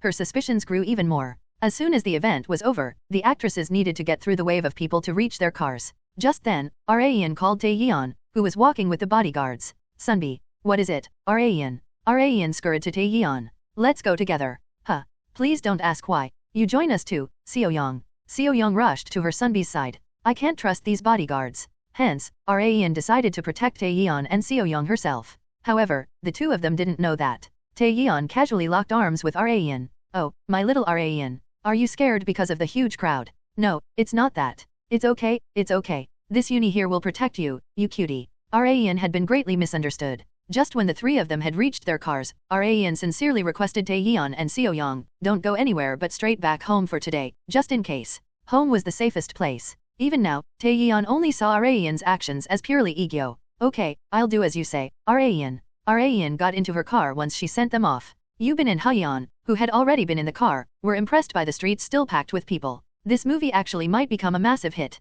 I don't think I've seen people this excited for a film before, Yubin expressed. Seriously, don't you think so too, Rayan? Ha-yeon asked. However, Rayan did not give the two of them any attention because she couldn't get the unidentified man from earlier out of her head. What the hell was up with him? Various guesses were running rampant inside her head. As she was deep in thought, a certain possibility flashed in her head. Kim Han-Gyo couldn't have sent him, could he? It was extremely unlikely, since she had made sure that Han-Gyo couldn't find out who she was. However, if that really was the case, then that would mean Han-Gyo had found out the masked woman's identity. Who could that man possibly be? She had been presented with a difficult problem to solve. Kang Rayan carefully got out of the car so that the hem of her dress wouldn't get caught. She told Shin Yubin and Ryu Hayan to have a safe trip home before entering the apartment. After seeing them off, she walked toward the entrance of the apartment complex. Rayan looked around before entering. The man that she had seen at the venue flashed across her mind. She wondered if he had been aiming for her. He could have been aiming for Seo Taeyeon or Jin Seo-young. There were many different possibilities, but Taeyeon and Seo-young seemed to be highly unlikely targets.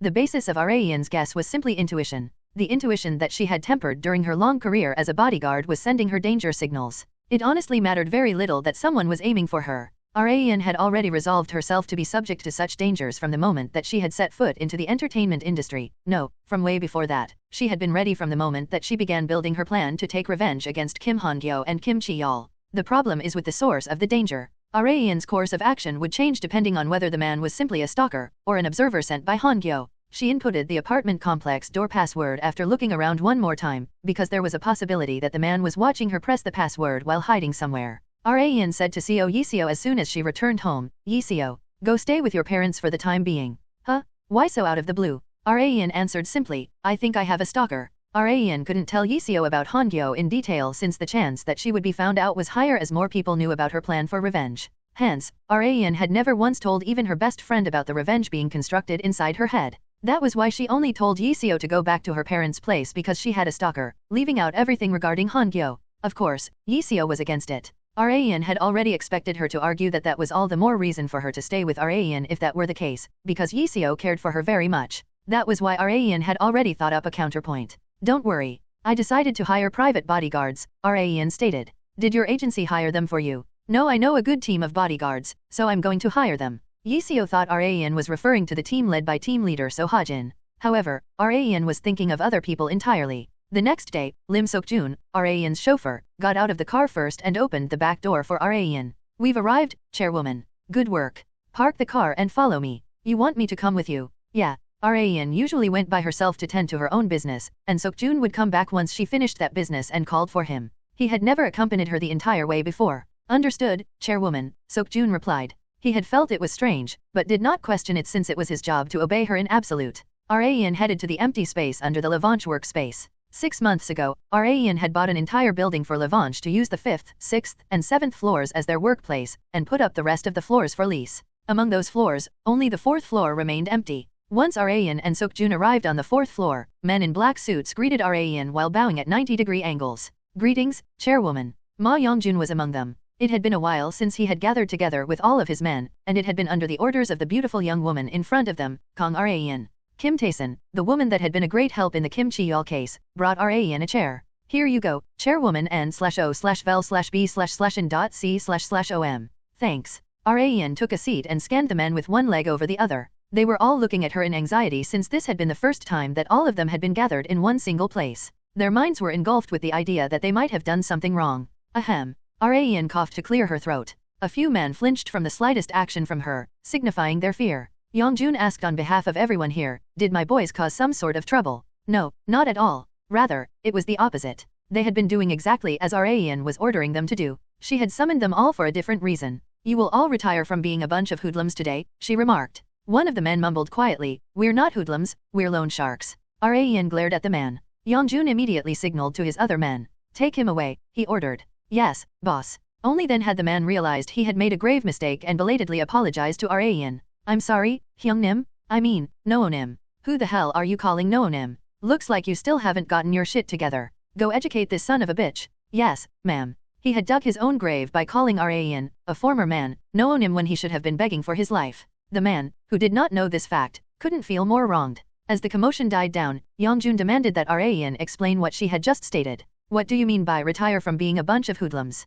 He had thought that Rayan was trying to cut ties with them at first, but that was not what she had meant. Rather, it was the complete opposite. "You guys are no longer hoodlums. You are now bodyguards." The men were lost for words from her surprise declaration. Rayan had thought for a long time that she needed to possess a certain level of wealth, power, and influence to fight against Han-Gyo. However, she had missed something. In the primitive ages where money, laws, ethics, and morals did not exist, there was only one way to prove one's strength: physical power. People would think that fists were useless in this day and age, but as someone who had worked alongside Han-Gyo for a very long time, Rayan knew there was a gang that served Han-Gyo. In exchange for him watching their backs, they acted as his hands and feet to do his dirty work. The men that were with Cheol when they tried to cover up Park Geon-Woo's death as a suicide, were also part of this gang. I'll need a force just as strong to fight against them. Hence, Raen decided to use this opportunity to raise the combat level of these former loan shark hoodlums to a satisfactory level. Meanwhile, the men were greatly confused. How would we do bodyguarding work? All we know how to do is to use our fists.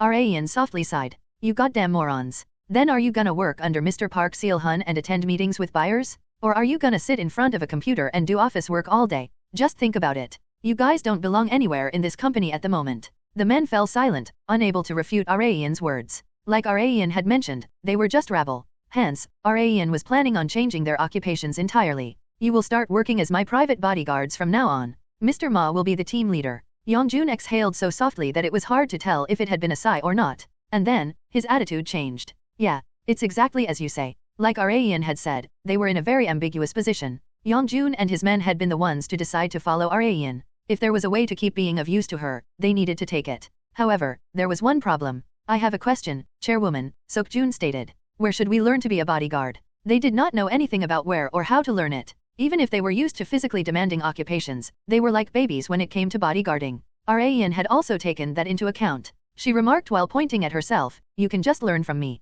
The group fell silent once again. Everyone here was well aware of Raen's combat prowess. However, combat and bodyguarding were two entirely different things. In the first place, have you ever worked as a bodyguard? Yongjun asked directly. Raen lightly shrugged. Yeah, when? In her past life, but there was no way Yongjun would believe that. So, she decided to give an answer that somewhat made sense. I learned it for a drama. One of my characters was a female bodyguard, so I learned a few things from active bodyguards. However, Yongjun did not buy it. From what I remember, you haven't played any such roles. Raen was the one to be lost for words this time. This old man not only knows every single girl group member, but even knows what roles I've played. She wondered if Yongjun was into beautiful young women. Her personality aside, she was prettier than the average female idol, so Yongjun probably couldn't help but take an interest in her. Not just that, she was his boss. Raen needed to come up with another reason to back up her claim. It's a role that I'm going to play. It's not out yet.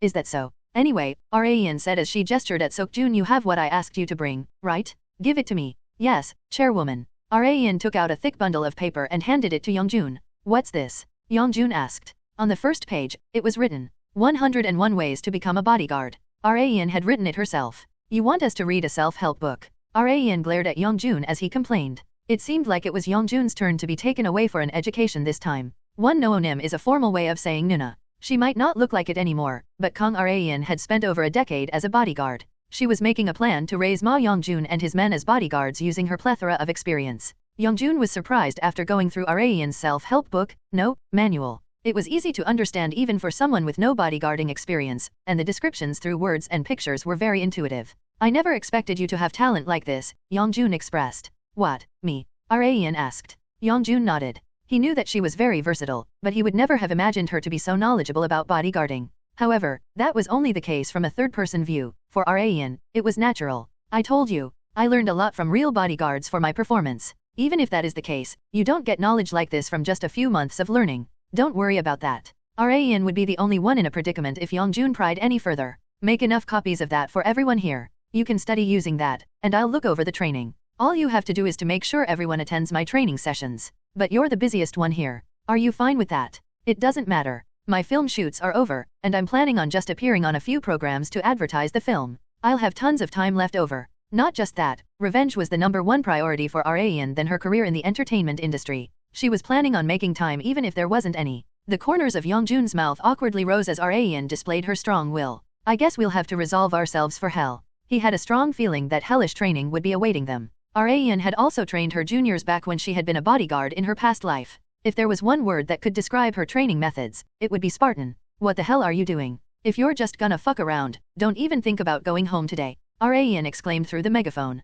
She decided to use the empty 4th floor as their training ground since no one had leased the space yet. The interior was modified and sports equipment was added for the men to focus on their training. This space was meant only for training. There was no such thing as breaks in here. Raen called everyone over to one area to give them a demonstration. Come here, Mr. Ma. She nominated Yongjun as her practice partner. He stood up from his seat, proudly showing his build that was twice as large as Raen. The difference was even more apparent once they stood right across from each other. Attack me in any way you'd like, Raen remarked. Yongjun's eyebrow twitched. I don't lay my hands on children, the elderly, and women. Don't forget the opponent in front of you is not a woman, but your instructor. She was not wrong. Come to think of it, Youngjun had never fought Raen himself. Only Park Du-cheol, the man with a scar on his face and one of Youngjun's executives, had been educated by her a few times. He had witnessed her skills, but he had never experienced them for himself. His curiosity piqued, wondering what her true skills were like. Youngjun got into a stance. However, that wasn't enough for Raen. Don't use your bare hands.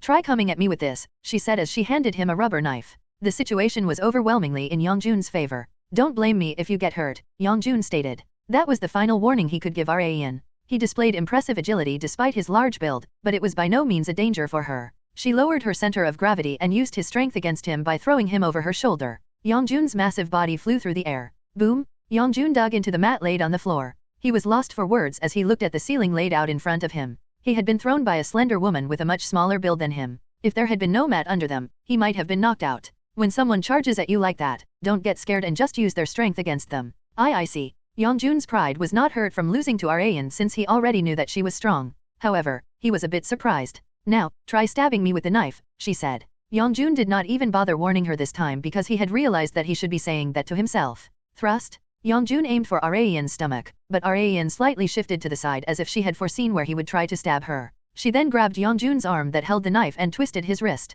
He groaned from the shooting pain. Raen let go of Youngjun's arm. Like I said before, there's no need to be scared. The moment you get flustered, you're done. Train so that you can always observe your opponent's movements in a calm manner and react accordingly. Yes, chairwoman. Instructor. Raen nodded in satisfaction from their energetic yells. Okay, go back to individual training. It helped that they had made a living with their fists. They're growing faster than I'd expected.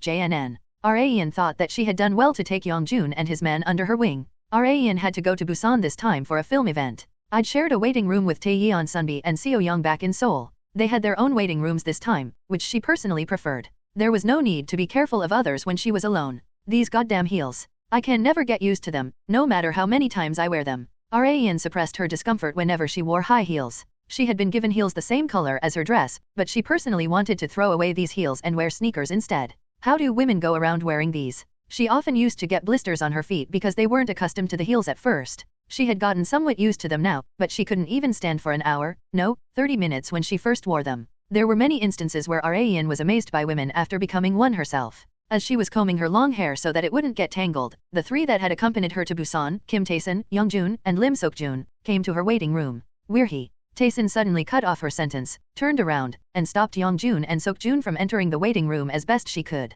Please wait outside for a bit, you two, she exclaimed. Why? What's wrong? Youngjun asked. Taesun couldn't answer him. She was acting this way because of Raen. Because she had the waiting room all to herself, she had been completely defenseless. She had been sitting on the couch cross-legged with her heels off and her short dress rolled up to a point that her panties were almost visible. Taesun had bought Raen enough time to tidy up her clothes. Thanks. I owe you, Raen expressed her gratitude. Taesun sighed in relief. She, Youngjun and Seokjun had accompanied Raen to Seoul because they were in charge of guarding her. The production team had already hired a team of bodyguards, but their formations were so full of holes that Raen could not trust them in the slightest. Hence, she had explained that her agency had hired some private bodyguards for her because she had recently gained a stalker. The production team was satisfied with that explanation, but the security team was not. They were looking at us quite distastefully, Youngjun mentioned. Their pride must have been hurt. The fact that you're here makes it seem like they're not being trusted, Raen expressed. However, she decided not to pay it any mind. Her safety was far more important than their pride as bodyguards. Even so, the three that she had brought were far from being the perfect bodyguards. They were still incomplete, but Raen trusted them far more than the security team that the production team had hired. The three of them were lacking as bodyguards, but their skills were top tier. Even if they do make a mistake, I can just take the threat down myself if worse comes to worst. There wasn't much to worry about since she herself was the ultimate weapon. Shin Yubin entered the waiting room while Raen was killing time in there.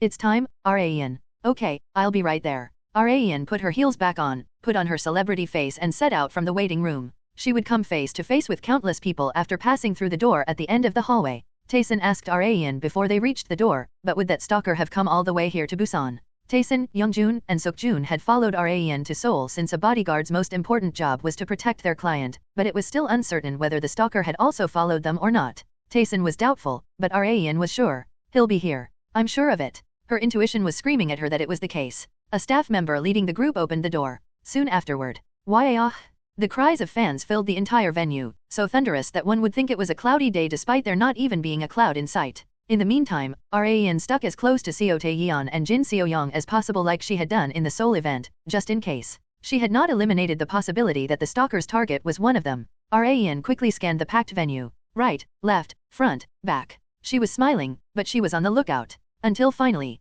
look over there. Raen called Taesun over and pointed somewhere. There was a man in a hoodie seated near the right entrance going up to the platform. Didn't I tell you? It was the man that she had seen in Seoul. While the host of the event was introducing the cast before they went on stage, Kang Raen called her 3 private bodyguards over. N/O/vel/B/in.C//OM. Do you see that man over there? Ma Youngjun squinted. Are you talking about the one wearing the black hoodie? Yeah. I'm surprised he can wear something like that on a hot day like this. Youngjun felt like he was dying in a black suit, but the stalker was even wearing the hood to hide his face as much as possible. So, what should we do with him? Youngjun asked. Raen's intuition was telling her that the man was dangerous, but she couldn't accuse him of being a stalker since she had no surefire proof. Hence, Raen had set up a plan before coming to Busan on the off chance that the man did indeed follow her all the way here. Let's go with plan B, Raen expressed. The 3 bodyguards looked at each other. Youngjun then asked for their sake, what's plan B? It seemed like Raen needed to explain the plan first. The cast of the film shuddered, climbed up to the stage.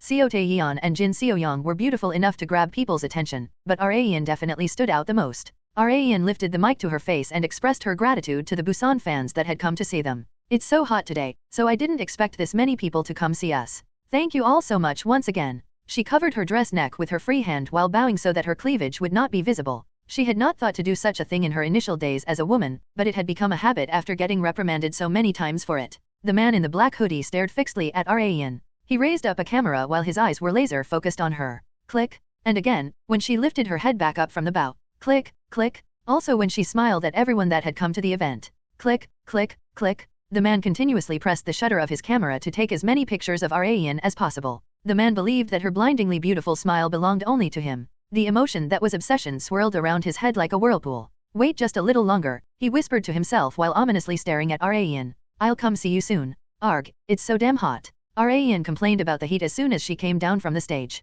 Shin Yubin giggled at the phrase that sounded like what an old man would say, unbecoming of Raen's looks. Let's get you out of those clothes and then I'll take you home. Should I get Hyeon for you? Raen was wearing a dress that was hard to take off by oneself, so it would be nice to get a stylist to help. No, I can change by myself. Raen refused Yubin's consideration and went a step further. You can wait for me in the car, Miss Manager. Don't worry about me. Raen was obviously trying to be left by herself, which Yubin found rather strange. You told us that you think you have a stalker. It's dangerous being left all alone, so no. Raen had expected Yubin to respond that way. There are bodyguards all around the area. How could a stalker even get to the waiting room? Raen was telling Yubin that was the case so she could go first without any worries. She was not lying, and Yubin would need to start the car for them to leave right away. Yubin nodded in reluctance and told Raen to stay in the waiting room until Ryu Hyeon arrived. Once she left, Raen returned to her waiting room. Instead of changing, she sat down on a chair as if waiting for someone. There are indeed bodyguards in the area, but they're so shit that anyone could get through their defenses.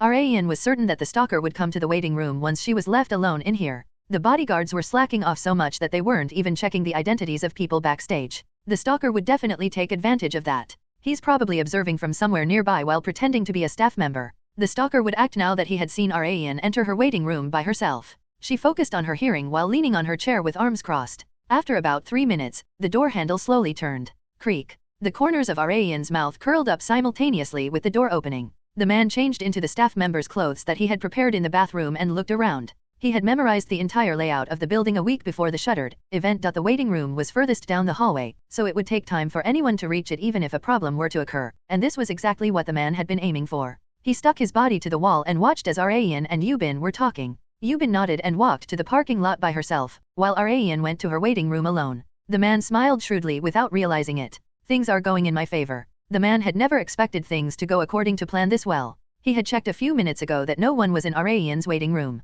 He fixed his horn-rimmed glasses with no lens and tailed Raen. Only after checking Raen entering the room with his own eyes did he take off the glasses. He looked around and then grabbed the door handle. It's unlocked? All sorts of thoughts flashed in his mind. It was finally time to make Kang Raen, who was revered and loved by all, his. He was willing to receive any sort of punishment if it meant that he could make Raen his. He opened the door while thinking he would taint every single inch of her body. However, the man was bewildered once he opened it. Rayan had been sitting right in the middle of the waiting room with one leg over the other, watching him enter the room. Her eyes looked as if she had already known that he would be coming. The man did his best to hide his bewilderment. Oh, you were inside, Miss Kong? I'm sorry, I didn't know. He clumsily stuttered on purpose to act like a staff member. However, his performance had not been good enough to fool the professional actress Kong Rayan. She got up from her seat, walked toward the man, and then she suddenly raised her right leg. Slam! Rayan forcibly closed the door shut with her leg and smiled. She then remarked, entering is one thing, but you can't leave as you like. The man's expression suddenly changed. He pounced at Rayan. No, you don't. She jumped backward to gain some distance from the man. Her steps were extremely light despite having high heels on, which the man also found to be very lovely. He said while drooling, just wait a little longer. I'll make you moan under me soon enough. The fuck? What a crazy son of a bitch. The man pounced at Rayan again. Rayan could tell from his amateurish charge that the man had not learned any martial arts. There was no way she would get caught by such an attack. She slightly turned to the left and kicked the man on his groin. Wham! Kurg. Extreme pain shot throughout the man's body. It hurt enough just getting hit in the area, so the pain would be amplified beyond imagination since he was kicked with the end of a high heel. Rayan was impressed as the man stood back up while gritting his teeth. You should have used that mental fortitude of yours for something more worthwhile. Why waste your energy on stalking? She mocked. The man went mad because of Rayan's mockery. He pulled out a box cutter from his bag and pointed it at her. I won't damage your face, so don't worry. Kakak. Even if one was a martial arts master, they must never let their guard down if the opponent was holding a weapon. A single misjudgment could lead to serious consequences. Rayan was done playing around. She also decided to display her true abilities. Fwish, fwoosh. Rayan watched as the man randomly swung the box cutter around. As she was observing him, she suddenly picked up a small handbag on the ground. She grabbed the straps and got into a stance as if she was about to use it like Nuncox. At this distance, Rayan swung the handbag. He was momentarily bewildered as the handbag flew right at his face. She used that opportunity to grab the wrist of the man's hand holding the box cutter. Crack! However, it was not enough. Men possessed a fatal weakness, the scrotum. Rayan had used this weakness back when she neutralized a bunch of school bullies in her high school days. She once again kicked him in the balls with her left leg. The man was in so much pain that he couldn't even scream. As the man stumbled, Youngjun and Lim Sokjun, who had been staking out behind the curtain, quickly pinned him down to the ground. However, Sokjun softly sighed after checking the man's condition. He passed out. Chairwoman. Really? I guess I kicked him a bit too hard. Rayan had failed to control her strength. Rayan got a text from Youngjun on her way back to Seoul. It contained detailed information about the man who had stalked her. His name was Choi Woo-young, a 31-year-old unemployed man. After she read through the text, she called Youngjun to speak to him quietly so that Yubin and Ha-yeon sitting in front of her couldn't hear. Hello? Does he have any relation to Congressman Kim? No. We interrogated him, and they're completely unrelated. He confessed on his own that he stalked you simply because he liked you. Really? He had just been a stalker that was far too obsessed with Rayan. What should we do with him? The problem was how to clean up this mess. Hand him over to the police. Let them know that I have absolutely no intention to settle. Even if he had no relation to Kim Han-Gyo, he would not be able to escape punishment. Should she be merciful since she's a celebrity? Rayan had no such thing as mercy. It was preposterous to expect such a thing from her, whose sole goal in life was revenge. She would always pay what was given to her in folds. Rayan hung up after Youngjun complied. Nothing to do with Kim Han-Gyo, huh? She was both relieved and disappointed at the same time. It was the perfect opportunity to extract information about that son of a bitch. However, she decided not to be too disappointed. After all, there were plenty more opportunities. A celebrity's every action was newsworthy, especially so for Kang Rayan, an actress that the majority of the public was interested in.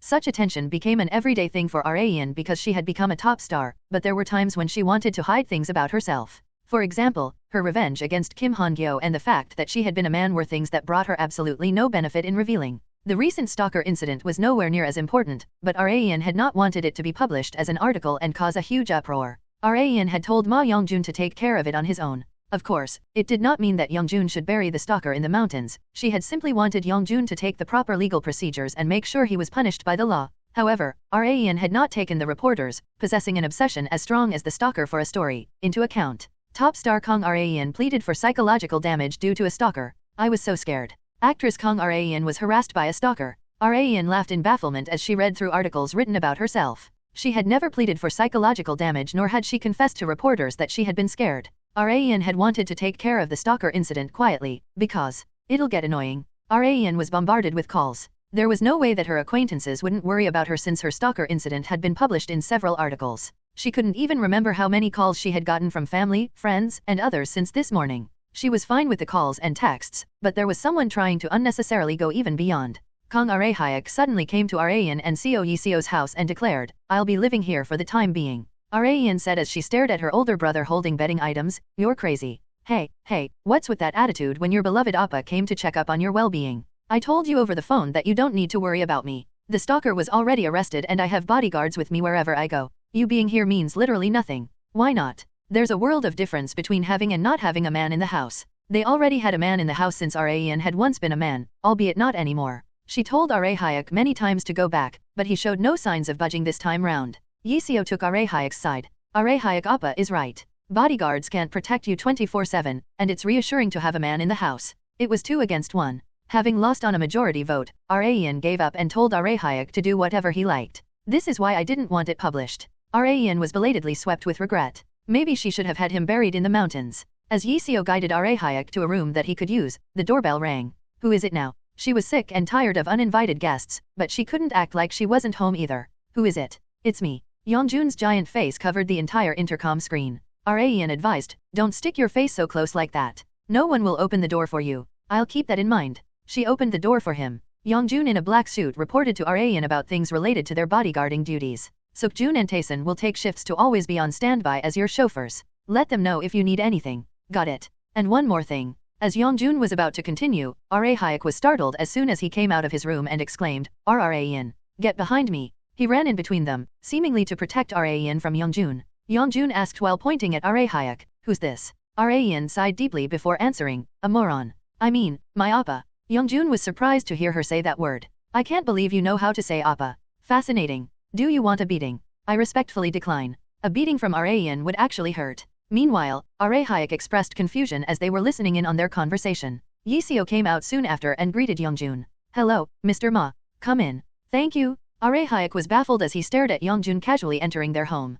Is it really okay to let him in? He's obviously a gangster, no matter how you look at him." Arayan was impressed by Arahyak's sharp deduction. "Good eye. Nov. L. B / JNN. WH what? Are you saying he's actually a gangster?" He was, until recently. But now, Arayan had forcibly employed him as a bodyguard. Unlike Arahyak, who didn't seem to have any idea what was going on, Arayan and Yiseo were acting as if this was natural. Arayan asked Yeongjun about what he was about to say earlier while Yiseo and Arahyak were elsewhere. "What else do you have to tell me?" Before answering, Yeongjun asked, "Do you have a remote?" "What remote?" "A TV remote." Arayan couldn't help but tilt her head in confusion as someone who had come to her home unannounced was asking for a TV remote, but decided to play along for now. He put on a news channel. Perfect timing. A breaking news was being announced that Arayan had no knowledge of. Congressman Han-Gyo has temporarily set aside his party leadership role due to reasons regarding his health. The other congresspersons guess that the aggravation of his health is due to the recent imprisonment of Minister Kim Chi-yeol. Arayan's fine eyebrows slightly twitched as she listened to the announcer.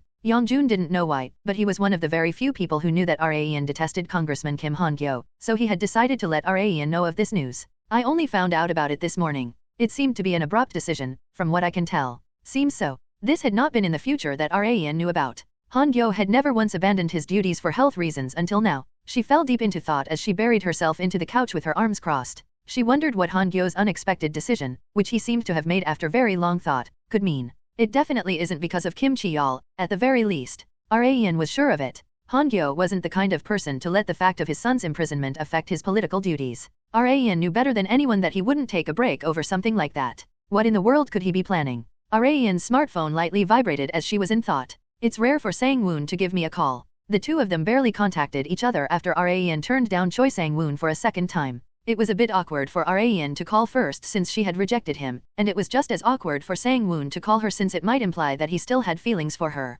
Arayan found his call to be a bit weird because of their complex circumstance, but also felt it was perfect. Sang-woon's father works at the Investigations Bureau. Her intuition was screaming at her that Sang-woon might have heard something about this incident from his father. "I'll see you tomorrow, then. Have a safe trip home, Sang-woon Hyung. See you later, Appa." Choi Sang-woon had finally set foot into university life after being discharged from the army, since had decided to enlist right after graduating from high school. His face was full of comfort as it was enveloped in the freeing air of the university campus that he had never felt before. It's a different world from the army. If he was still there, he would be digging ditches with a shovel and pickaxe in hand under the first sergeant's command around this time of day. He unconsciously trembled at the thought. Goddamn army. Sang-woo now understood why men talked about the army to their dying breaths. He looked at his fellow university peers that he had just taken a lecture with. They were in the same year, but he was the oldest out of them because he had gone to the army. He was worried at first about what he would do if they had a hard time getting along with him due to their age gap. But I'm glad things went well. It had all been thanks to his peers, but not all of them were nice.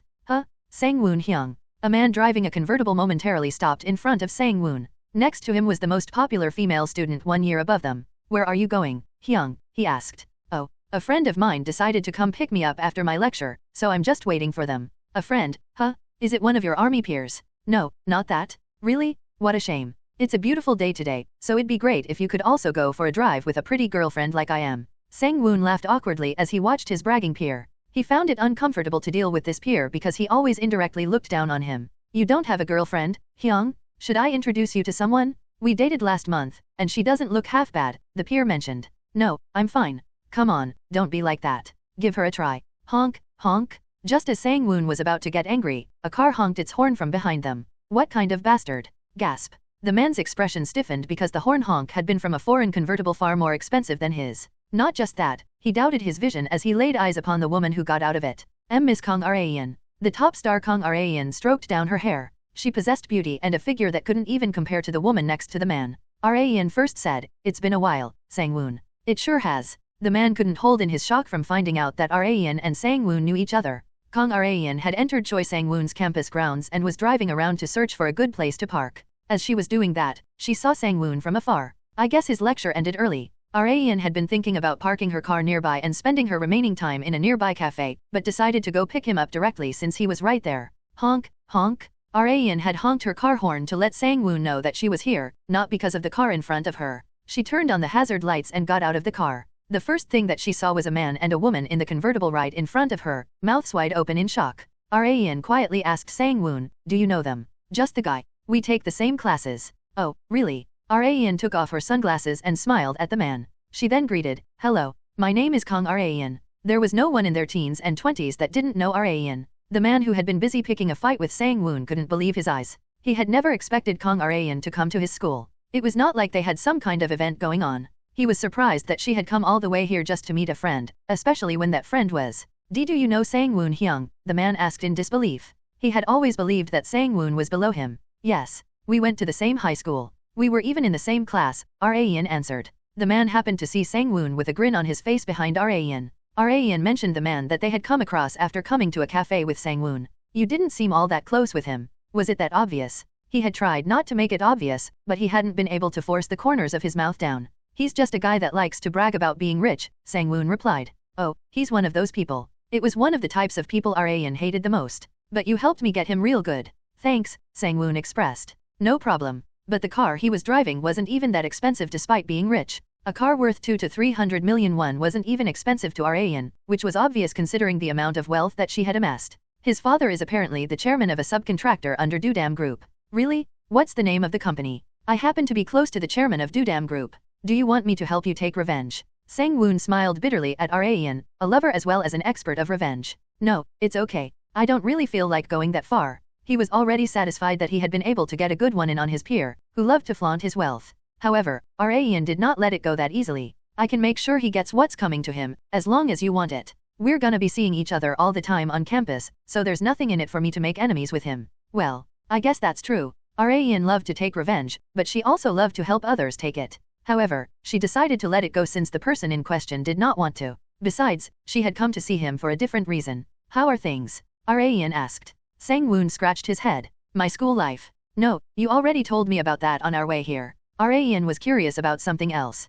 Have you heard anything from your father? My father? Regarding what, exactly? For example, suspicious rumors regarding Congressman Kim Han-Gyo. It had been far too specific for an example. It was just like Rayan to ask such a straightforward question. Sang-woon was also aware of Rayan's keen interest in the political and financial world, possibly because of her involvement in the entertainment industry and her business, as well as her connections with politicians. Hence, he didn't find it suspicious at all that she had asked a question like that. Sang-woon's father, Choi Cheo-min, was a member of the team investigating political crimes. He had also been the one who had driven Kim Chi-yeol into a corner using the evidence that Rayan had sent him, leading to Chi-yeol's arrest. Rayan had asked Sang-woon with hopes that his father, a team leader of the Anti-Corruption Investigations Bureau, had heard something regarding Kim Han-Gyo and Kim Chi-yeol. I'm not sure. I haven't even been able to see him much lately because he's been coming home so late from work, Sang-woon answered. It was understandable since it was a busy time of the year. Should I try giving Congresswoman Hong a call? Rayan was curious about what Han-Gyo was planning to the point that he had temporarily stepped down from the front lines.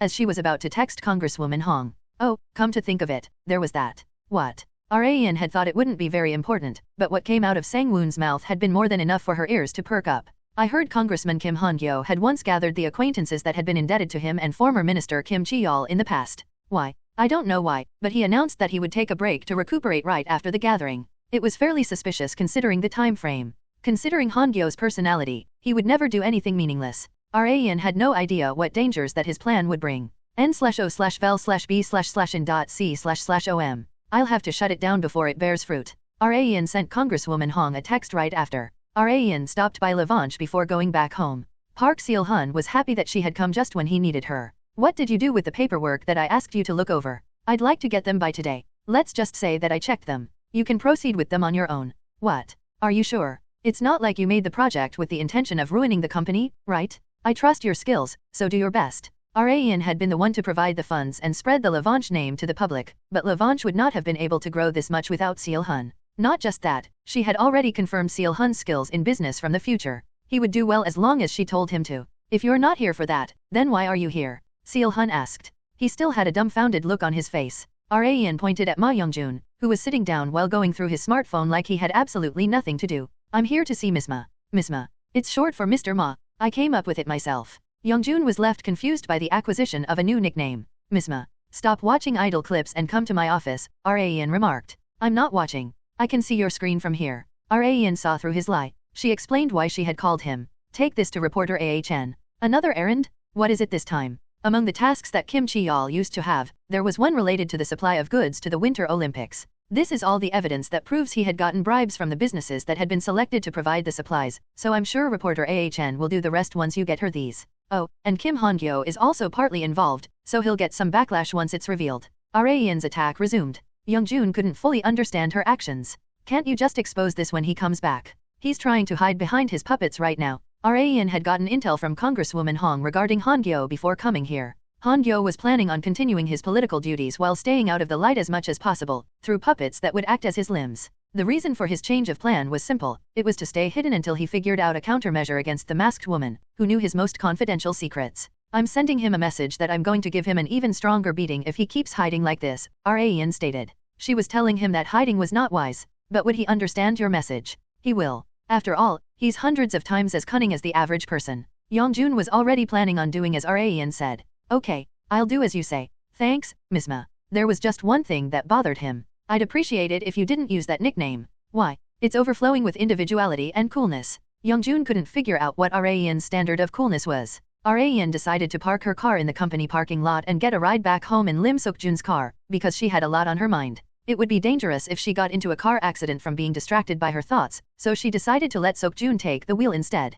It's Taeson's turn tomorrow, right? Rayan asked. Yes, chairwoman. She had recently increased the number of her chauffeurs to 2. Suk-jun was a very good driver, although he was quick-witted. He was slightly lacking compared to Kim Taeson. From what I saw last time, it didn't look like she was a very good driver. Teach her how whenever you have time. I understand, chairwoman. One could only improve after being told of their deficiencies. After Rayan had safely arrived home in Suk-jun's car, she dragged her body into her apartment's elevator. She looked around before entering the password to her front door. She had developed the habit after her guard had tightened due to the recent stalker incident. Beep. She was met with her older brother wearing an apron as soon as she opened the door. Welcome back, little sis. What are you doing? Cooking. The only thing that Kang Arehyuk had known how to cook back when he had lived with Rayan was instant ramen. However, after special training from Rayan and his experience living alone, he had risen to a point that he could handle making basic dishes. Rayan's gaze turned sharper as she watched Arehyuk walking back into the kitchen. Kang Arehyuk. She pointed at Arehyuk's lower body and made a shocking statement.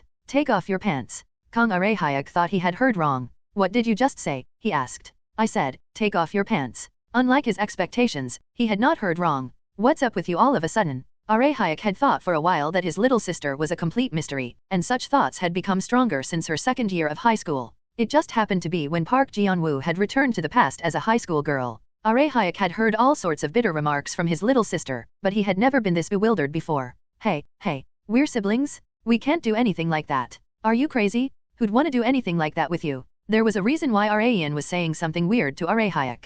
What's with your leg? She asked. Arehyuk had gotten into a car accident last time, which had fractured his leg bone at the time. He had gotten treatment for it when he had been admitted to the hospital, but he was slightly limping when he walked, indicating that his leg condition had gotten worse. Arayan's sharp eyes did not let that go unnoticed. You were asking me to take my pants off to check my leg. Yeah, for God's sake. You could have just said to roll up my pant leg. Same thing. Arahayek was right, but it felt like Arayan would lose the argument if she acknowledged it. Arahayek raised the white flag and acknowledged that she was in the right. It was far easier just to step back as the older brother to resolve the situation. As for my leg, it doesn't hurt. I just sprained it a little. Arahayek tried to appeal that it was not an after effect of the accident, but Arayan did not believe him. She could immediately tell that he was lying to make her feel at ease. Like I said before, the stalker was already arrested. You don't have to worry about me, so just go back home and rest. You don't have to force yourself to stay here. Leaving me aside, Dad would never allow that. What? This was the first time her father had been mentioned in this incident. To tell you the truth, Dad was the one who suggested that I live with you for the time being.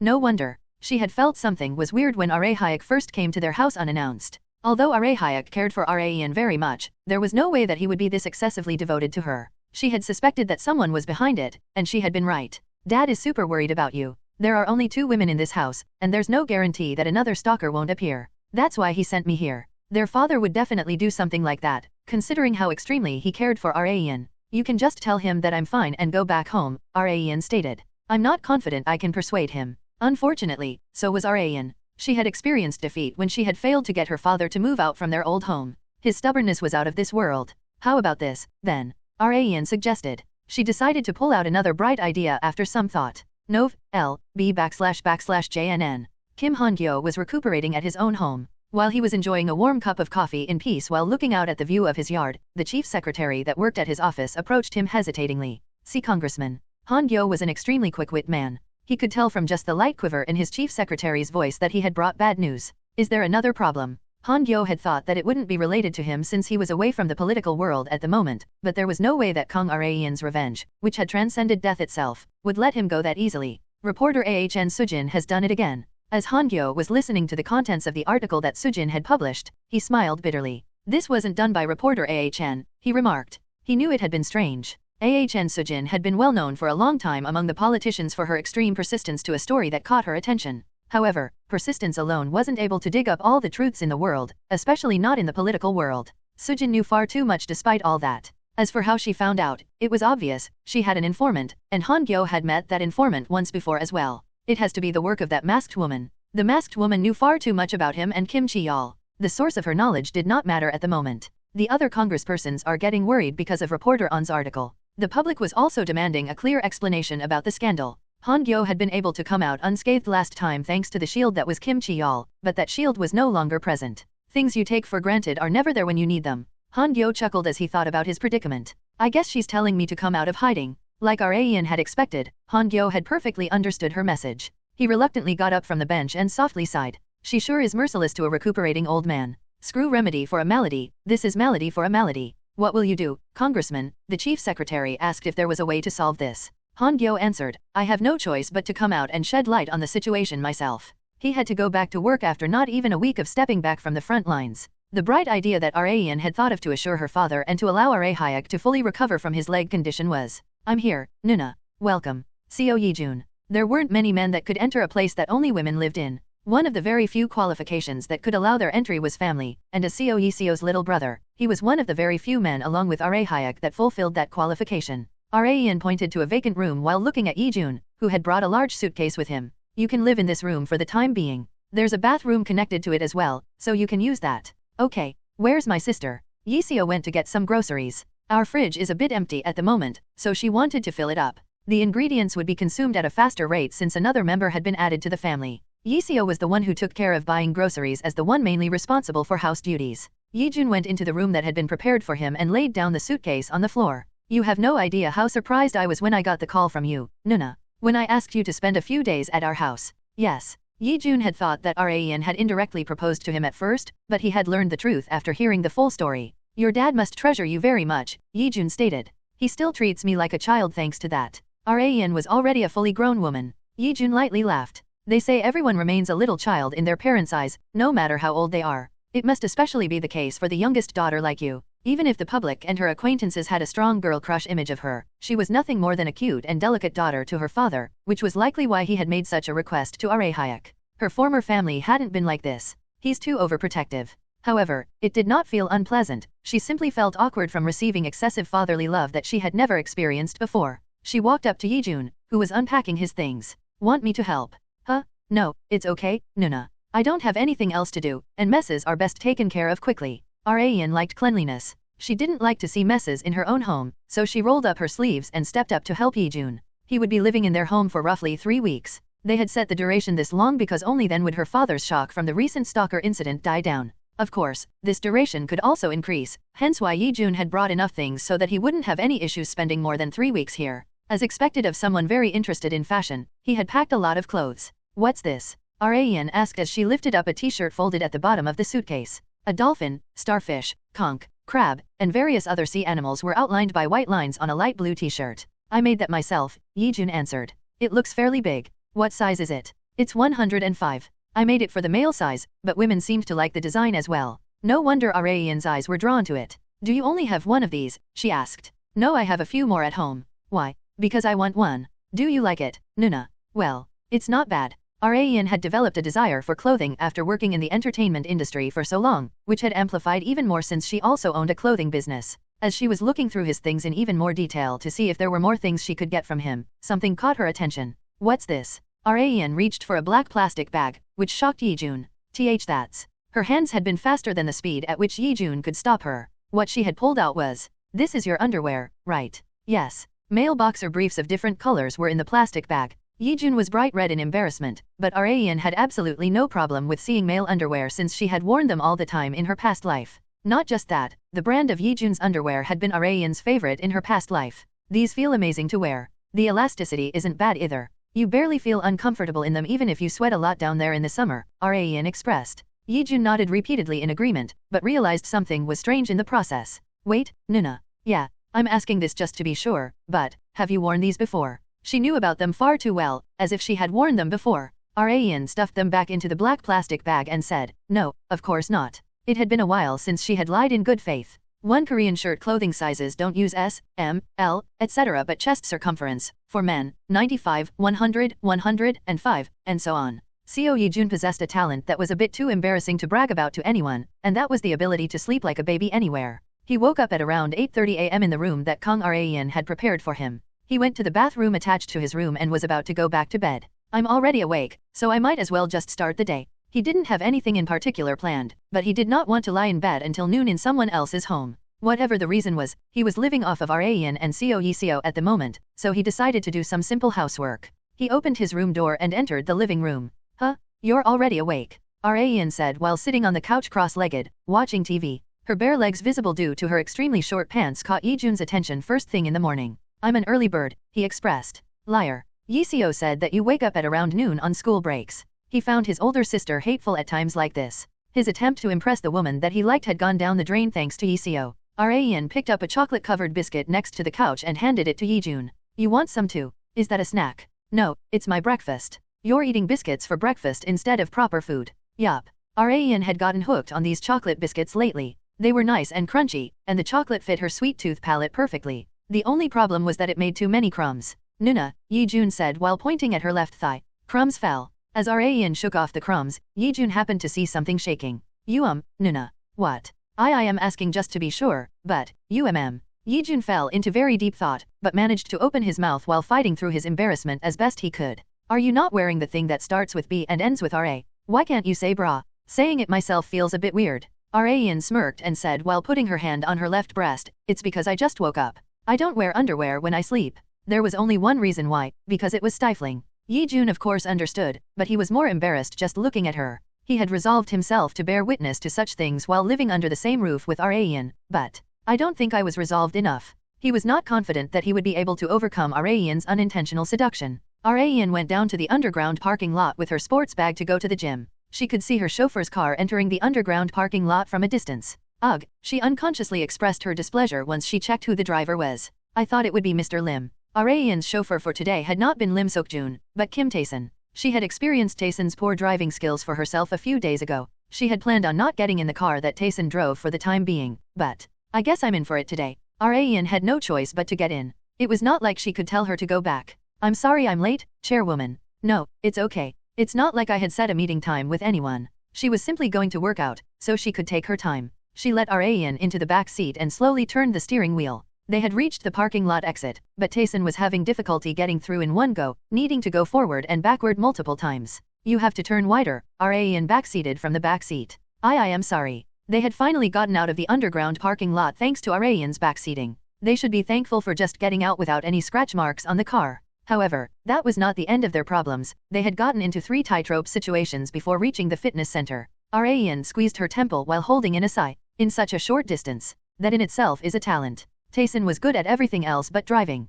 It was fine to just have Seokjun by himself as a chauffeur, but there were times when Rayan needed a female chauffeur, hence why Rayan had hired one of the same sex as her. However, regret belatedly swept over her. Maybe I've made the wrong decision. Even so, it was near impossible to hire anyone else. The people under Ma Yongjun were mostly men, women were almost non-existent. Taesun was the best among them, but her driving skills were fatally lacking. I wonder if there's a woman who's good at bodyguarding, driving, and has a great personality. Rayan wondered if she could even find a perfect person like that. Rayan met up with Jae-woon, whom she hadn't met since the country diner shoot, and dived into weight training together. 2 hours had passed before they knew it as they were lifting while checking each other's form. They decided to take a seat on a bench for a break. Jae-woon asked Rayan while drinking a supplement, "What time are you going to work out until?" "I'm not sure. I don't have any plans for today, so I think I'm going to be here for a while longer. I slacked off too much after the film shoot, so I gained a lot of weight." Come to think of it, she even had chocolate biscuits for breakfast today. Biscuits were one of the many foods that one needed to avoid during a diet, since a massive amount of calories were packed inside that small bundle of goodness.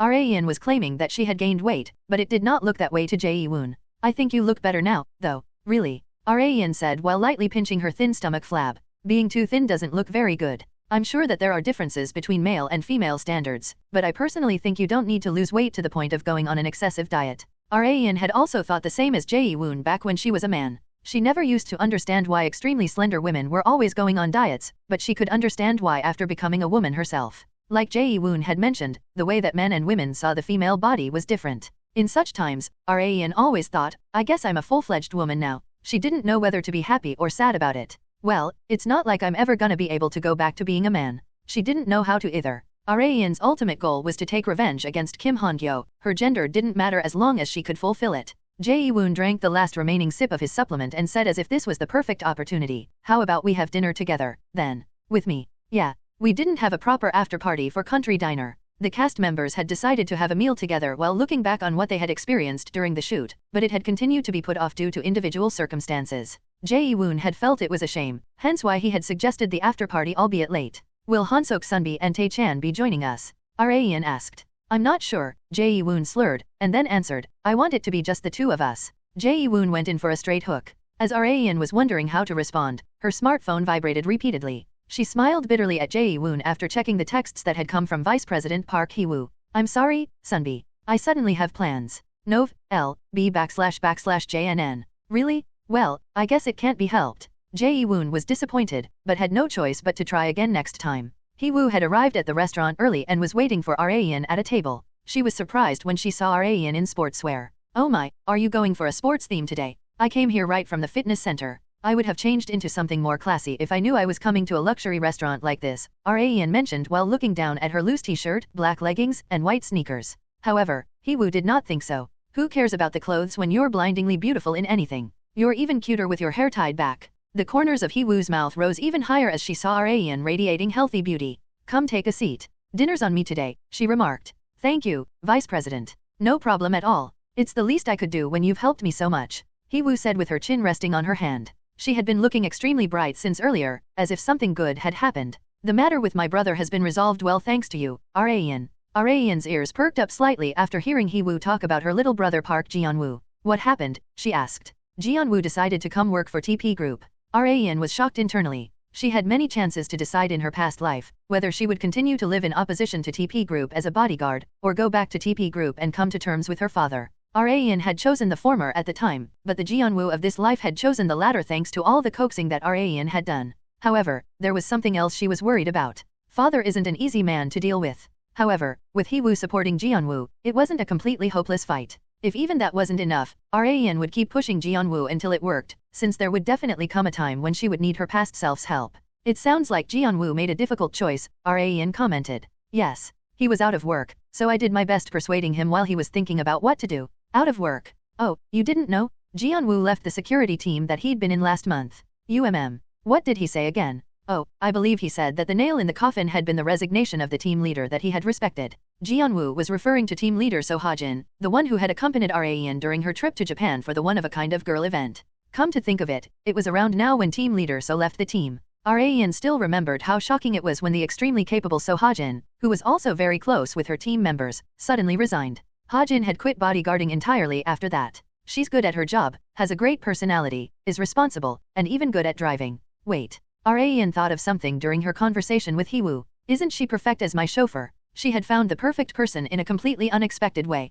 Raen recalled the time when she had worked with team leader So Ha-jin. She had been a sunbee that had taught Raen everything about being a bodyguard in a friendly manner at times and in a strict manner at others. Ha-jin, who had been respected by every single one of her team members, had suddenly quit bodyguarding work entirely one day. From the rumors that Raen had heard, she had apparently been forced to leave the security company after protesting an unreasonable circumstance that she had been put in. I was never able to confirm whether that was true or not. But one thing that was for sure was that Ha-jin was an exceptional bodyguard. Raen had been searching for a personal bodyguard who could replace Kim Tae-sun. So Ha-jin isn't a bad replacement. Raen had never expected to come across such a profit from a meeting with Vice President Park Hee-woo. I'll have to give her a call later. Raen hoped that Ha-jin hadn't changed her number. But just then, Raen. Yes. Hee-woo teasing narrowed her eyes at Raen. Please focus only on me right now. Don't think about anyone else. Albeit for a moment, Raen felt Rita vibes from Hee-woo. Ha-jin quit her bodyguarding job and went down to the countryside where her parents lived. Her mother watched as Ha-jin helped in the fields. She then asked, "Why are you here?" "Huh? What do you mean? You used to go around singing that you wanted to become a bodyguard ever since you were little. At least tell me why you suddenly quit and came back to your hometown. You're killing me here." There's no particular reason. There was no way that was true. Ha-jin was keeping it a secret, frustrating her mother even more. You told me for a long time now, didn't you? You wanted me to get out of Seoul and work at the farm with you and Dad while breathing in the fresh countryside air. I came back because I was reminded of that, Ha-jin remarked.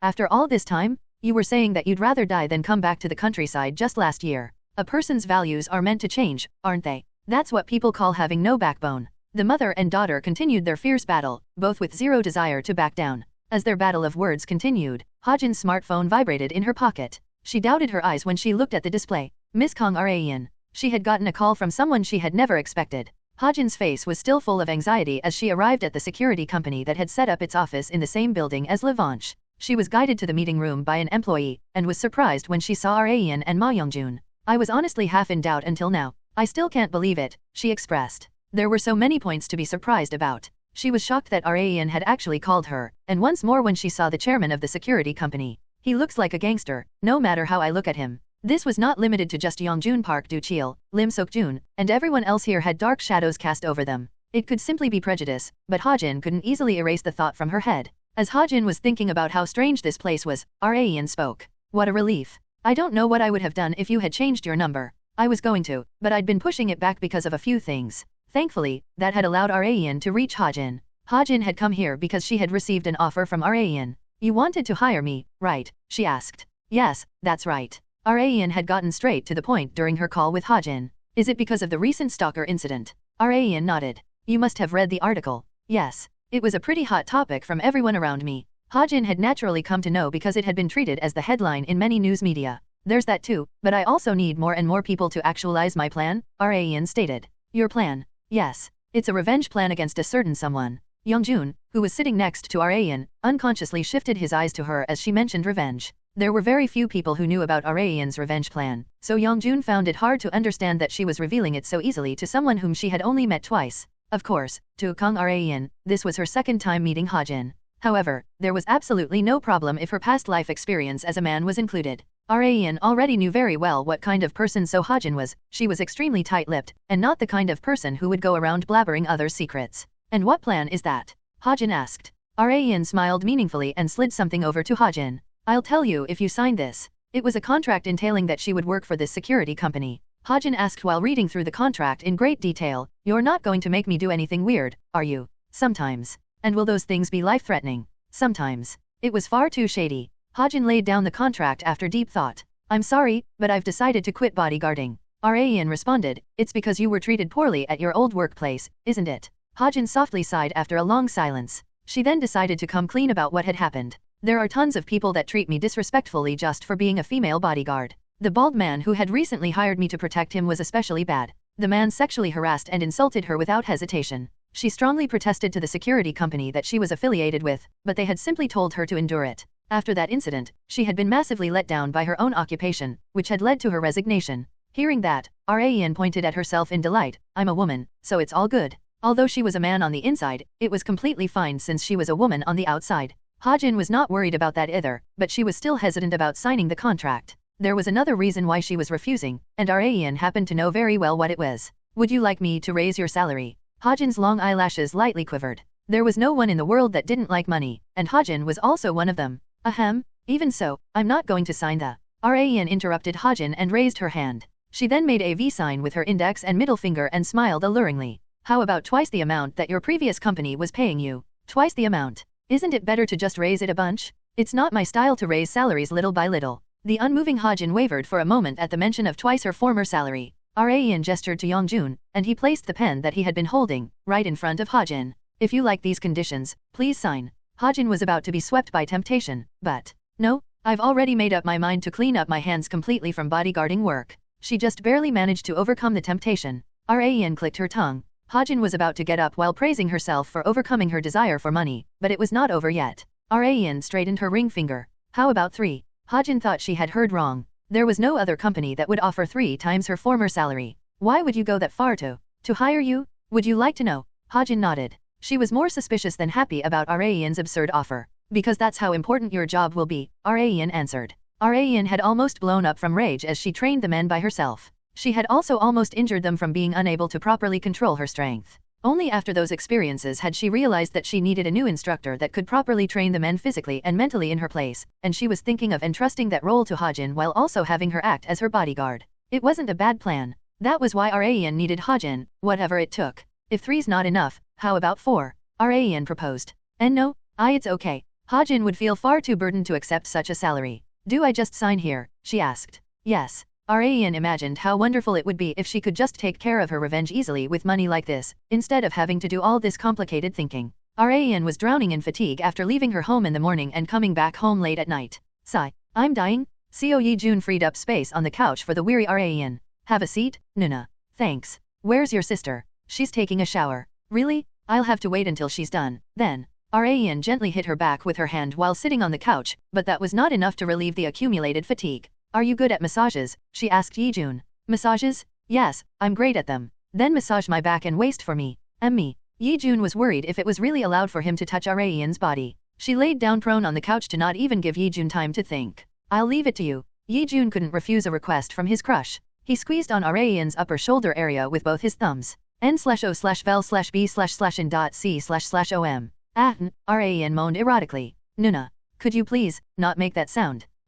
What did I do? Raen had no idea that her moan had sounded erotic because it had come out unconsciously. Yi-jun wondered if he had just heard wrong and squeezed a little lower this time. NNNGH. He knew he had not heard wrong. I don't think I can do this, Nuna. Why? You were doing so well. He could physically do it, but he felt like Seo Yi-seo would look at him weirdly if he went any further. He was not confident that he would be able to clear up the misunderstanding, so he forcibly surrendered. Not understanding how Yi-jun was feeling, Raen looked at him disapprovingly. Damn cheapskate. Yi-jun would rather be called a cheapskate than be wrongfully misunderstood. It was almost midnight. Hearing So Ha-jin entering the home, the light in the master bedroom turned on. Did you just get back? Ha-jin's mother asked while forcibly opening her drowsy eyes. Ha-jin said while taking off her shoes, you should have just stayed in bed. Why did you get up? I can't just stay in bed when my daughter has come back home. Where have you been? Seoul. To meet that young actress lady you guarded last time. The mother also knew that Raen had called Ha-jin. Ha-jin nodded and started packing her things once she went back into her room. Huh? What are you doing?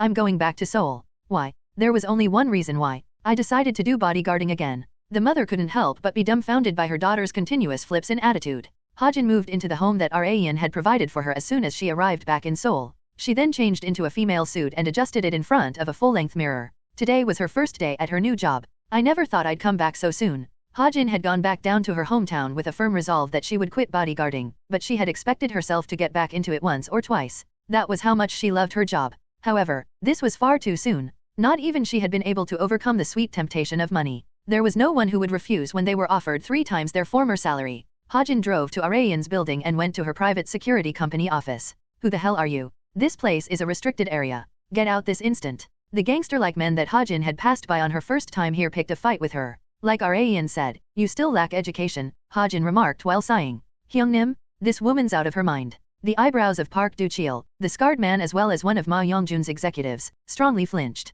He stuffed his hands deep inside his pockets and approached Ha-jin. Who the hell do you think you are to say our chairwoman's name willy-nilly? Huh. Do-cheol intimidated Ha-jin with his height, taller than her by the length of her head, but Ha-jin remained expressionless despite the huge difference in their builds. Her silence caused a vein to pop out in Do-cheol's head. You must be out of your mind. He had simply raised his hand to intimidate Ha-jin, he had no intention to hit her. However, that had been a huge mistake. Ha-jin raised her left hand and struck Do-cheol right on his neck. She then extended out her right leg and tripped him. Do-cheol fell backwards after getting attacked on his neck and leg with no time to react. Boom! Do-cheol fell on his butt, but his upper body remained upright because he had stretched his arms back as he fell. Ha-jin was impressed. Wow, I was trying to make your entire body fall, but I guess your reflexes aren't as bad as I'd expected. Crazy bitch. Do-cheol's rage overpowered the momentary confusion he had experienced from the surprise attack. I was going to go easy on you because you're a woman, but you're dead now. Whoosh! Do-cheol rapidly swung his right fist. Although it lacked accuracy, it was quite a fiery punch. It's not bad, but... Ha-jin slightly twisted to the left. She had perfectly dodged Do-cheol's fist with the slightest movement. I suggest you rein in that temper of yours. She raised her knee and struck Do-cheol's abdomen. His back bent like a shrimp, experiencing massive amounts of pain from getting struck right on his solar plexus. Do-cheol recalled a similar experience in the past. The woman who had given him that experience arrived along with Young-jun. That was marvelous, Rayan remarked. The men bowed at 90-degree angles once they saw Rayan slowly clapping. Good morning, chairwoman. Rayan exchanged glances with Young-jun, which he then went to help Do-cheol up. Are you okay? He asked. B-boss? That bitch. Just then, Rayan raised her voice. Who are you calling that bitch? That's no way to address your new training instructor N/O/vel/B/in.C//OM. Pardon. Do-cheol simply blinked repeatedly, still unable to fully process what Rayan had said. Meanwhile, Ha-jin was surprised by how the situation was playing out. How long have you been here for, Rayan? She asked. From when you were educating Do-cheol. You could have resolved the misunderstanding if you were here all along. Ha-jin wondered why Rayan had just sat back and watched. I wanted to see what you were capable of, and I thought these guys also needed a lesson on what kind of person you are. Rayan smiled while looking at Do-cheol, who was still rubbing his abdomen. It was no less than the devil's smile. What did you think after getting floored by her? She asked. She's no joke. Did it leave a greater impression on you than what I'd done? No, I wouldn't say that. His memory of getting floored by Rayan had been far more memorable for Do-cheol. Once the commotion died down a little, Rayan introduced Ha-jin to everyone once again. Like I'd mentioned before, this is the instructor who will allow you all to transform from gangsters to bodyguards. You all just saw her skills with your own eyes, so make sure you follow her instructions well from now on. Got it? Yes, chairwoman. The men once again bowed at 90-degree angles.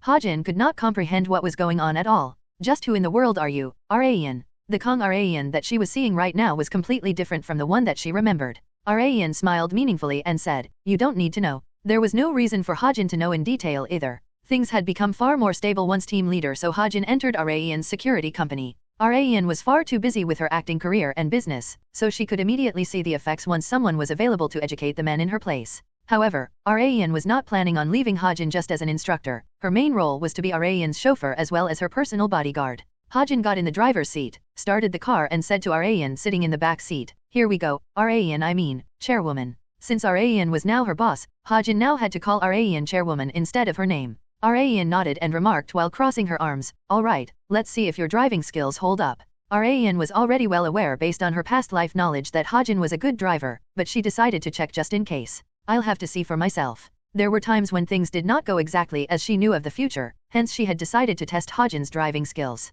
Rayan left the steering wheel to Ha-jin as they went for a short drive from Gangnam to Suwon. You're a good driver, Rayan mentioned. She was sure of it only 5 minutes after departure. She could tell just from the way Ha-jin turned the steering wheel. Ha-jin lightly nodded as she was praised by Rayan and focused back on the road. Thank you, chairwoman. Ha-jin had driven countless times since it was practically a requirement for a bodyguard, so she had not been worried in the slightest. However, she had been bothered by something else. Where did you hire those people? Are you talking about Misma and his men? Misma. It's a nickname that I gave Mr. Ma Young-jun. I thought of it myself. Aha. The information did not seem all that useful to Ha-jin. She was more curious about how their relationship with Rayan came to be. But before that, Rayan wanted to confirm something. You remember the contents of the contract that you signed, correct? Yes. There was a unique clause in the contract. The employee is subject to any and all punishment in the case that they reveal any secret they are aware of to an outside party. Confidentiality was common in contracts, but Arayan's contract was extremely strict with the punishment in the case that it was broken. There was likely a reason why. I told you that I had a revenge plan, didn't I? That's why I'm purposefully gathering people, Arayan stated. Who are you trying to take revenge against? Hajin wondered who all this preparation was for. Arayan shrugged her small shoulders and answered, Congressman Kim Han-Gyo. It had been a while since she had spoken her mortal enemy's name. Hajin was also very well aware of who Congressman Kim Han-Gyo was, since she had also guarded him before. Did Congressman Kim Han-Gyo wrong you somehow, Rayan, chairwoman? Yes, to a point that you wouldn't believe. He had framed her for every injustice that he had committed and then took her life. There was likely no greater sin than that. Rayan still held an enormous grudge against Han-Gyo after all this time. However, she did not reveal what Han-Gyo had done to her because that was related to her return to the past. She would only sound like a lunatic if she said something so unrealistic. Hence, Rayan answered vaguely, my opponent is an extremely influential politician, so that's why I've also been raising my influence while making ample preparations. Then is your business and acting career. Yes, they are part of my plan. Rayan's tenacity was impressive. Hajin couldn't believe that Rayan had been doing all of this simply for revenge. The guys that you've been teaching used to be just run-of-the-mill gangsters. I'd thought as much. But I saw that their fists could be of use. Especially Miss Ma. You're talking about Mr. Ma Yongjun, right? Yes. Hajin had understood Rayan's abbreviation this time. I'm sure they'll be a great help to you once you train them well, Rayan remarked. I understand. Hajin had become Rayan's as soon as she signed the contract. Since she had decided to become the closest of Rayan's associates, she would now never doubt any of her actions. However, Hajin couldn't help but worry. Congressman Kim Han-Gyo is an extremely influential man in the Korean political world. In short, Hajin was asking Rayan if her revenge would really go according to plan. A corner of Rayan's mouth rose. Like Hajin had mentioned, it definitely would not be easy. However, she was still confident. I'll make sure it gets across Congressman Kim Han-Gyo's head that hell hath no fury like a woman scorned. Rayan would prove that old proverbs existed for a reason. The two cities are about 20 minutes away by car. Kong Rayan and so Hajin came back to Gangnam from Suwon. That was a good drive, team leader, so I'll be counting on you from tomorrow, Rayan said. Understood. Please have a safe trip home, chairwoman. Hajin went to the security company office that she would be in the care of from today onward. The first person that caught her eye was Ma Youngjun, who was focused on his smartphone with his legs up on his desk. Director Ma Youngjun, who had become the director of the security company, looked up at Hajin. What is it? I'm going to be acting as chairwoman Kang's chauffeur while alternating with Mr. Lim Sok-jun, but the role hasn't been properly transferred to me yet. Could you help me with that? Taesun will be here soon, so just wait here for a bit. I understand. Hajin had no problem with waiting since she had not been given any work to do for today. Hajin took a seat at her own desk and recalled the conversation that she had with Rayan during their drive to Suwon. Rayan had said that the greatest reason and objective in her life was revenge, and that Congressman Kim Han-Gyo was the target of that revenge. Director Ma, Hajin called again. Youngjun answered apathetically, what is it this time? What happened between the chairwoman and Congressman Kim Han-Gyo? Hajin asked in hopes that Youngjun would know, but she had come to realize that she had asked the wrong person. I don't know either. She had no way to find out since not even Youngjun, who had worked with Rayan much longer than she had, knew the reason. All of Rayan's closest associates knew that Rayan had a grudge against Han-Gyo, but none of them knew why. Youngjun, who had been focusing on the stage mix of a certain girl group on his smartphone, glanced at Hajin. All we need to do is to act as her hands and legs. Our chairwoman will do the thinking for us. Have you ever doubted her? Hajin thought that it was natural for Youngjun to have doubts about a girl far younger than him like Rayan. I did at first, Youngjun remarked. Hajin was not completely wrong. Youngjun had been full of doubts about Rayan back when she was still a high school girl. However, he had realized as time went by that his doubts had all been utterly absurd. Doubt only leads to distrust. I'm sure you already know this, but once you no longer trust someone, you can never work with them again. Hence, Youngjun had decided to erase all of his doubts because he wanted to stick with Rayan to the end. Although no one knew whether that end would be a happy or a bad one. It's far more interesting following that woman than spending the rest of my life as some run-of-the-mill loan shark. Youngjun was following Rayan because he had wanted to move on to a much bigger stage. Hajin unconsciously smiled. You're so weird. It seemed like Hajin would need a lot of time to fully comprehend both Rayan and Youngjun.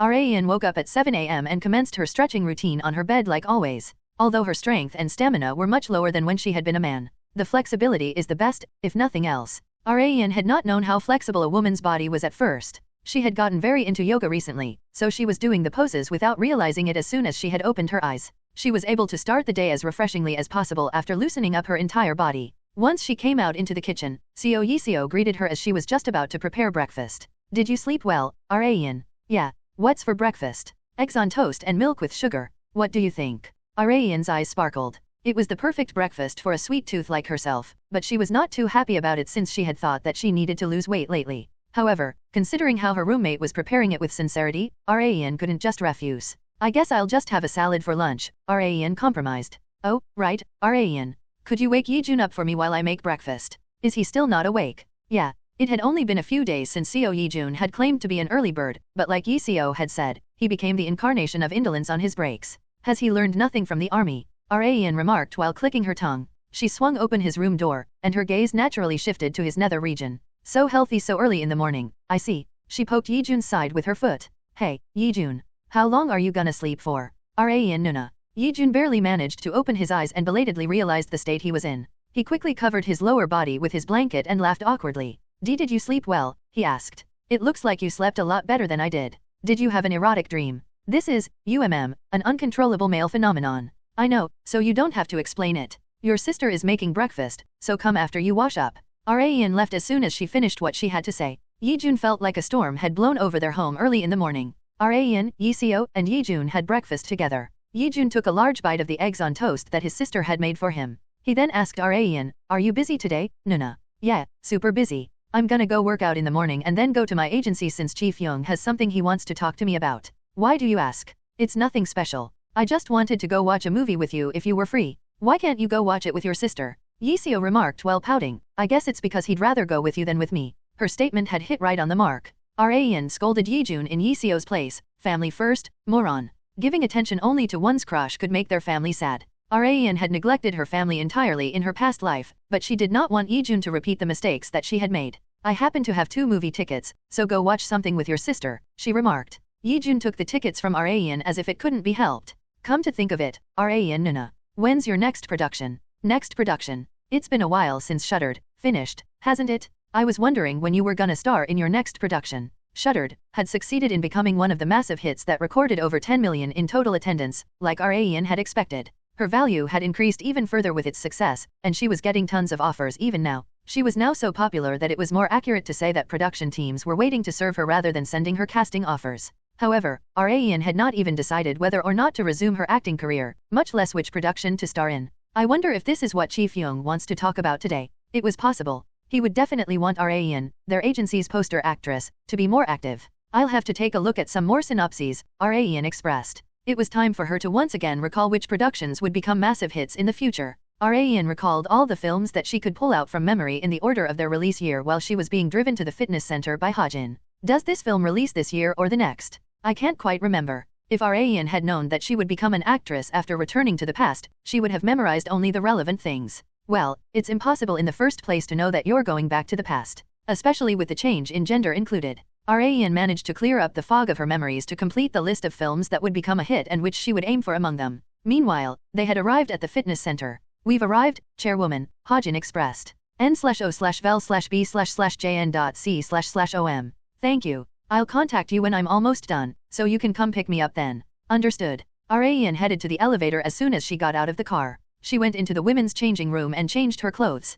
Once she got out, she could see Jae-woon wearing headphones waving at her. Good morning, Rayan. Good morning, Sunbi. Have you been here long? Huh? How did you know? Because your face is covered in sweat. Not just his face, but his entire body was covered in beads of sweat. Rayan had been able to tell from the beads traveling down the lines of his muscles since people usually didn't sweat this much after just arriving at the fitness center. You have a good eye. Let's see. I think I've been here for around 2 hours. Jae-woon guessed. That's a long time. I think it's because I'm feeling pretty good today. What about you? Not so much for me. Rayan had so many things on her plate lately that her body was getting stiff, which was why she had purposefully spent her time learning yoga recently. I asked my roommate's brother to give me a massage, but he said he didn't want to, Rayan said. A massage? Yes. I asked him to just loosen my shoulders and back a little, but he refused. Something about being burdened by the noises I make. What noises? I'm not sure either. It was still a mystery to Rayan. In times like this, it was best to reenact the situation. Should I do it for you? Jae-woon asked. He had stepped up in Yijun's place. I'll leave it to you, Sunbi. Okay. He had Rayan sit in front of him. Her shoulders looked fragile just from a glance. To Jae-woon, Rayan looked like a beautiful glass sculpture that could shatter from the slightest amount of pressure, so he squeezed lightly at first. However, that was not enough to satisfy Rayan. You can go a little harder, she stated. Then, how about this much? HNNGH. Rayan suddenly moaned. All eyes on the fitness center shifted to them. Jae-woon took his hands off of Rayan in surprise. I think I get why he feels burdened giving you massages. Rayan was still the only one who didn't know. The unsolved massage mystery continued to linger in Kang Raeun's mind. Did I do something wrong? No matter how much she thought about it, she had no idea. It got on her nerves even more from how reluctant Jae-woon was to tell her the reason even when she asked him about it. They're all so weird. Raeun got out of the car in confusion. Team leader So Hajin asked, should I go up with you? No, it's okay. Even the most daring stalker wouldn't follow me into the agency building. Even if Raeun was tailed by a second or third stalker, she just needed to beat them down like she had done in Busan. She told Hajin that she would contact her around 20 minutes before the meeting ended, entered the elevator and pressed the button for the 7th floor where Chi Fyung was waiting for her. The elevator stopped on the 1st floor, and a familiar face energetically greeted her as soon as the door opened. My, oh my, if it isn't Raeun. Arg. Raeun expressed. Nov, L, B //JNN. Rita's bright smile soon turned into one of frustration. Do you dislike me that much? I don't dislike you, I just feel a bit of aversion to you. That's the same thing. Raeun couldn't refute Rita's words since they were the truth. Rita stood alongside her beloved junior and asked, where are you going? I got a call from Chi Fyung, so I'm off to meet him. Oh, it must be about that? That. Can I spoil it? Raeun nodded as if she didn't mind. She would find out once she met Chi Fyung anyway, so she thought it was fine as long as it was something that she wouldn't lose out on just from getting spoiled in advance. I happened to hear Chi Fyung talking to your manager. It was about how you should ride the momentum of the hit streak from one of a kind of girl and shuddered. In other words, he must have a job for me, Raeun said. I assume so. Raeun had somewhat expected it since she had taken a long break after Shuddered. She had enough time to recharge, so Chi Fyung was likely hoping for her to get back into the fray. Seo Yejun's words from this morning popped up in her head. He'd asked me when my next production was. His words had become truth. However, Raeun did not have much attachment to her entertainment industry career. Even if she were to star in something, she would hold off on it until a massive hit came her way. I'm making far more than enough money right now. Raeun already had countless things to do other than her duties in the entertainment industry. She recalled the list of hit films that she had made inside her head while on her way to the fitness center. There aren't any films that stand out this year and the beginning of next year. Hence, if Chi Fyung was going to bring up her next production like Rita had predicted, she was going to refuse immediately. The elevator bell rang and stopped on the 5th floor. Rita got out and waved at Raeun with her right hand. I'll see you next time, Raeun. See you, Sunbi. Rita was as energetic as always. Raeun liked everything about Rita apart from her excessive love for her. It was truly a shame. It'd be great if you could choose your next production, Chi Fyung uttered carefully. Raeun was not surprised since she had fully expected it. I'll do it if I see a good script, but I haven't seen any that especially stood out. Raeun calmly explained the reason why she had not been resuming her acting career. However, Chi Fyung had expected her to say that. I'm pretty confident in this one, he remarked and proudly placed a thick bundle of paper on the meeting room table soon after. I'm 100% sure you'll like it. Unlike the confident Chi Fyung, Shin Yubin maintained her skepticism. Chi Fyung, I told you that's not Raeun's style of production. That's for Raeun to decide, isn't it? Just give it a read. Their opinions already seemed pretty divided. Raeun had not looked through its contents yet, but Raeun had the same thought as Yubin. Not only was it highly unlikely that a hit film would be released at this point in time, but the fact that opinions were already polarized within the agency meant that it would be difficult to satisfy the public upon its release. The more polarizing a film was, the less likely that it would do well in cinemas. Raeun already had a preconception of the film being a flop before even looking through the script. Well, I'll just pretend to read through it and then refuse. Chi Fyung wasn't the kind of person to force people into starring in a film that they didn't like, so Raeun decided to skim through it without much pressure placed on her. Flutter? Raeun's eyes slowly turned sharper the more she read through the story. Soon after, Chi Fyung, Raeun closed the script and said, I'll do it. See, I told you, didn't I say Raeun would definitely do it? Chi Fyung exclaimed in delight as if he had won a bet. However, that was not the end of it. But I have a condition, Raeun expressed. A condition. Yes, a very important condition. Her large smile carried deep meaning behind it. Director Seo Young-mun was completely scatterbrained because of the sudden establishment of a meeting with Kang Raeun. Did Raeun really say that she would star as the lead role? He asked the assistant director while on their way to the meeting location. The assistant director, who was sitting in the driver's seat, sighed deeply. Director, do you remember how many times you've asked me that exact same question since this morning?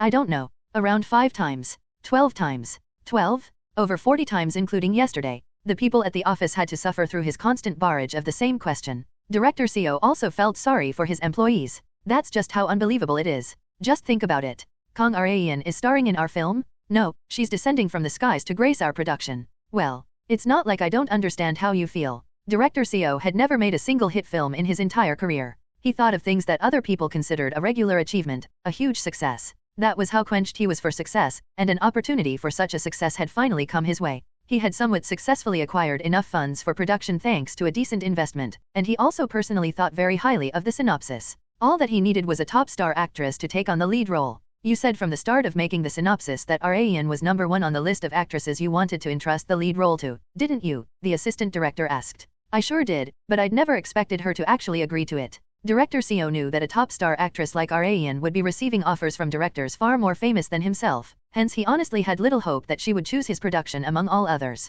This is no less than a miracle, isn't it? He said. The assistant director laughed bitterly. It is, but isn't it way too early to be happy? He remarked. What do you mean? We decided to finalize the casting offer after we heard Ryan's condition. Oh, right. Director Seo had been momentarily blinded to reality due to his extreme joy. Ryan had technically not fully agreed to their conditions. She had decided to accept the offer if they accepted a condition of her own. The problem was, we don't know what Ryan's condition is, do we? Director Seo asked. No, I haven't heard anything either. Who was it that answered our call? Chief Kim, but he said that he also hadn't heard.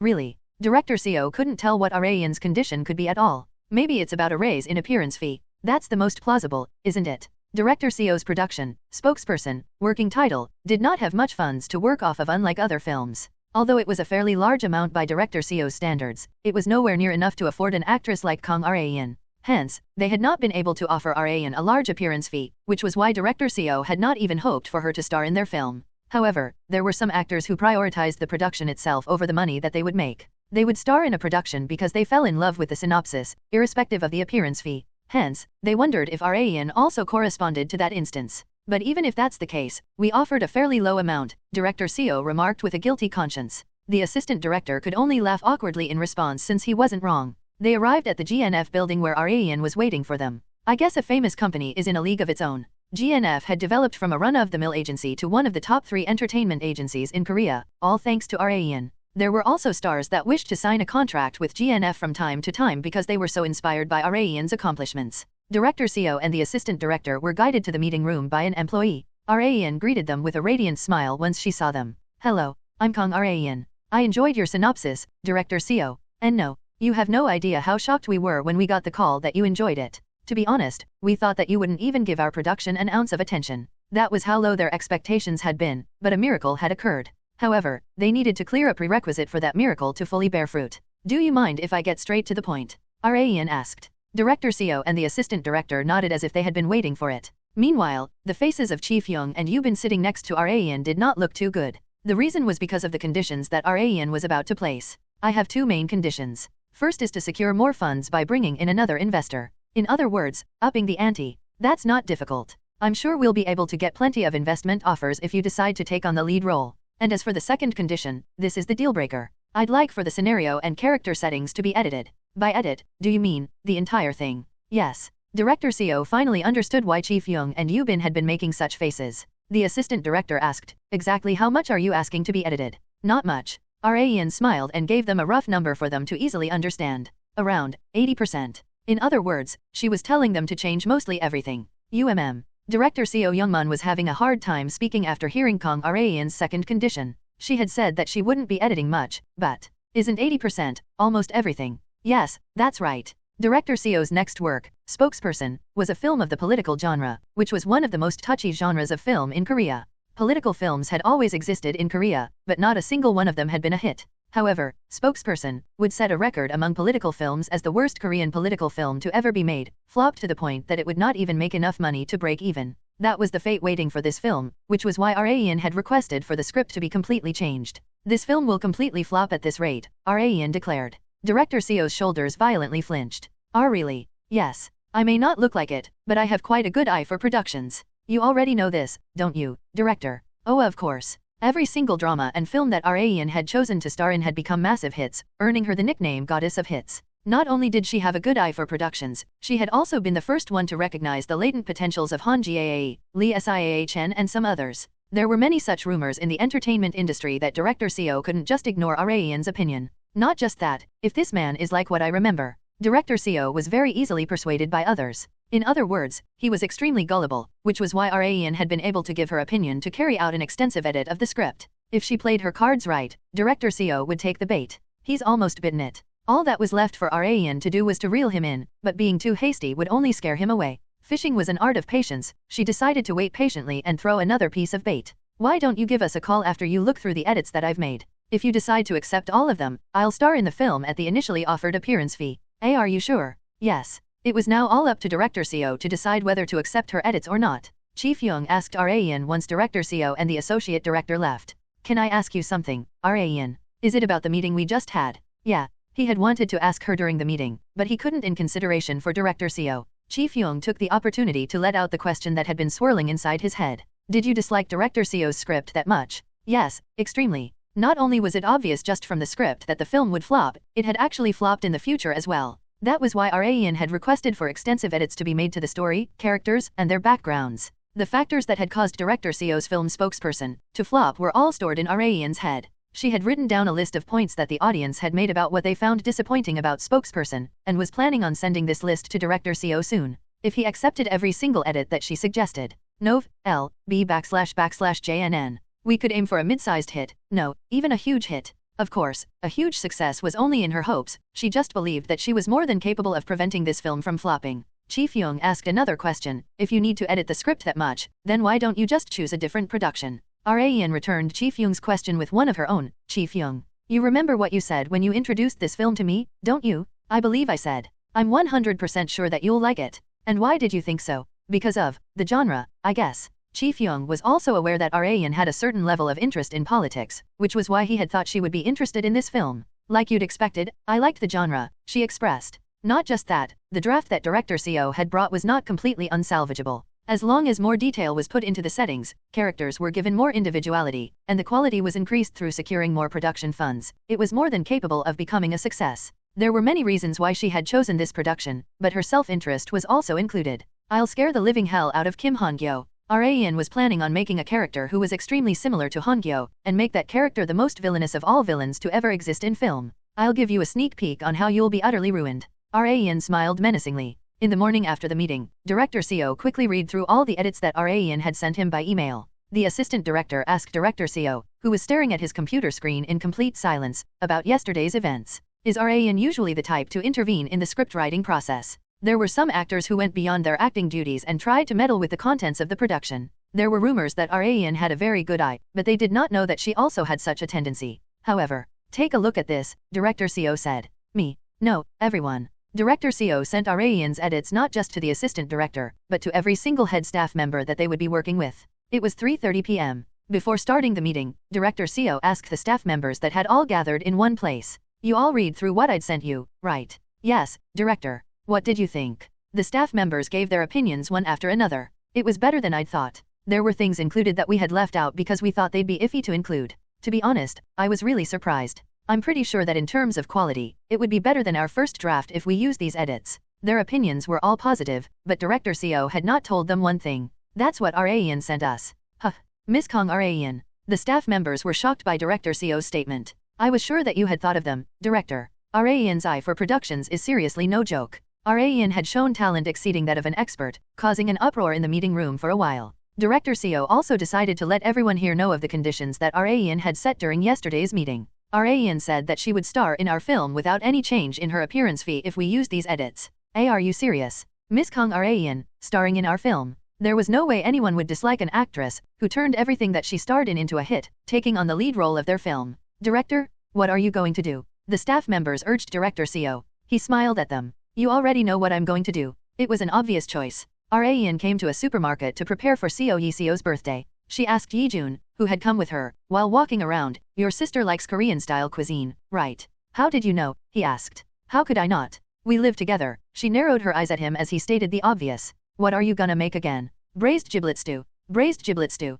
Yes. It's a stew with chicken legs, wings and giblets in it. Oh, sounds delicious. Raeun had not been a huge fan of chicken giblets in the past. She could eat it, but did not actively seek it out. However, her palate had changed after becoming a woman. I'll make sure it's the best one you've ever had. Raeun had left the main dish to Yejun, and she would handle the remaining side dishes. They could eat outside, but Raeun would pull far too much attention. Delivery food was also a bit lacking in sincerity for someone's birthday. Hence, they had decided to personally cook the dishes. Their shopping bags had filled up to the brim before they had realized it. Hup.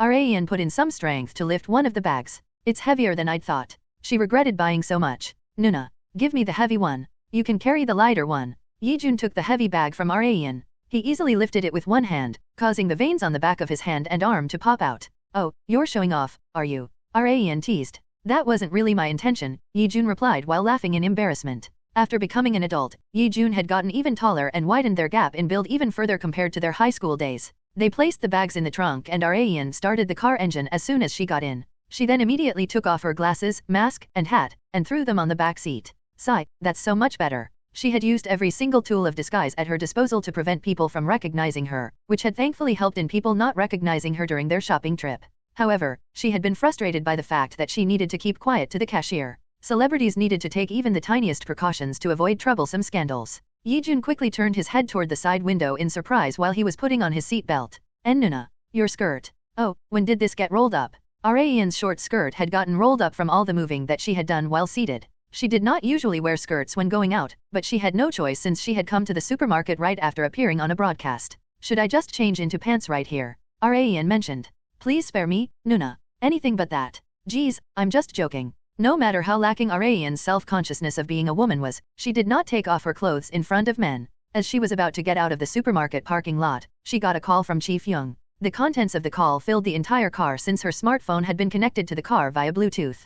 Raen, I got a call from Director Seo. What did he say? Raen more or less knew what Director Seo's answer was. He said that he'll accept all of your conditions. It had all gone according to her plan. Director Seo Youngmun had decided to accept all of Kang Raen's conditions, which she had already expected since they were technically not bad at all. There weren't any objections to the edits since it would push the production in the right direction, and the production team was overwhelmingly happy that Raen had caught errors that they had almost missed in the synopsis. However, there was a bit of a weird aspect in regards to Raen's first condition. Director Seo returned to the GNF meeting to talk about the events of their first meeting. I believe you'd said that you wanted to bring in more investors, Director Seo remarked. Yes, that's right. Raen had a detailed plan in mind, and needed large amounts of money to realize it. The film won't reach the level of quality that I'd set as a goal with our current funds, so that's why I set it as a condition. It was also good for Director Seo to acquire more production funds since it would provide some leeway in their shoots. We're already getting tons of calls because you decided to take on the lead role. Rumors sure do spread fast, Director Seo expressed while slightly smiling. However, Raen knew that rumors did not spread from complete baselessness without cause. Someone had definitely dropped some crumbs along the way, and Raen had already figured out that it had been Director Seo who had done so. However, she purposefully pretended not to know. There's no such thing as a perfect secret, she expressed. What Raen was more focused on was the investors that had contacted them. Were there any decent investors among them? Yes. Let's see. We were contacted by Nescu, Ondaji Entertainment, and QRTS. Director Seo felt energized just from saying these company names since they were all quite famous investors in the film industry. However, the scale is a bit smaller than I'd expected, Raen said. Sorry. Director Seo blinked repeatedly in surprise. This phenomenal lineup would amaze anyone, but it was still not enough by Raen's standards. Just a moment, please, Raen requested for a timeout and texted someone. Having gotten a response immediately, she smiled while staring at her smartphone and remarked, Director Seo, are you free this Thursday at 6 p.m.? Thursday? Yes, I'm free. But why? He wondered if it was to have an additional meeting, but he was wrong. There's this one investor that I know very well, and they'd like to meet you and me. And which company is that? The corners of Raen's light pink lips curled upward. TP Entertainment. TP Entertainment was considered a big-shot conglomerate of the film industry. They not only invested in films, but possessed a significant amount of influence in the industry as a whole. Director Seo had never even dreamed of visiting the TP Entertainment headquarters. Chungbyum. Yes, Director. Could you pinch my left flank real hard? That's enough, Director. I pinched your thigh because you told me to, and then you got mad at me for pinching too hard. It's because I still can't believe how unrealistic all this is. You create fiction for a living. How could you be shocked by non-fiction? Director Seo couldn't say a word in response to his fellow staff member's retort. This was not a dream, it was reality. Director Seo and the other staff members decided to wait for Raen and her team to arrive. A few moments later. Good evening, Director Seo. I'm sorry for being late. Raen and Shin Yubin arrived at the meeting place. The gazes of everyone in the area naturally shifted to Raen. She was wearing a yellow mini dress with flower patterns on it, as well as skinny ankle boots.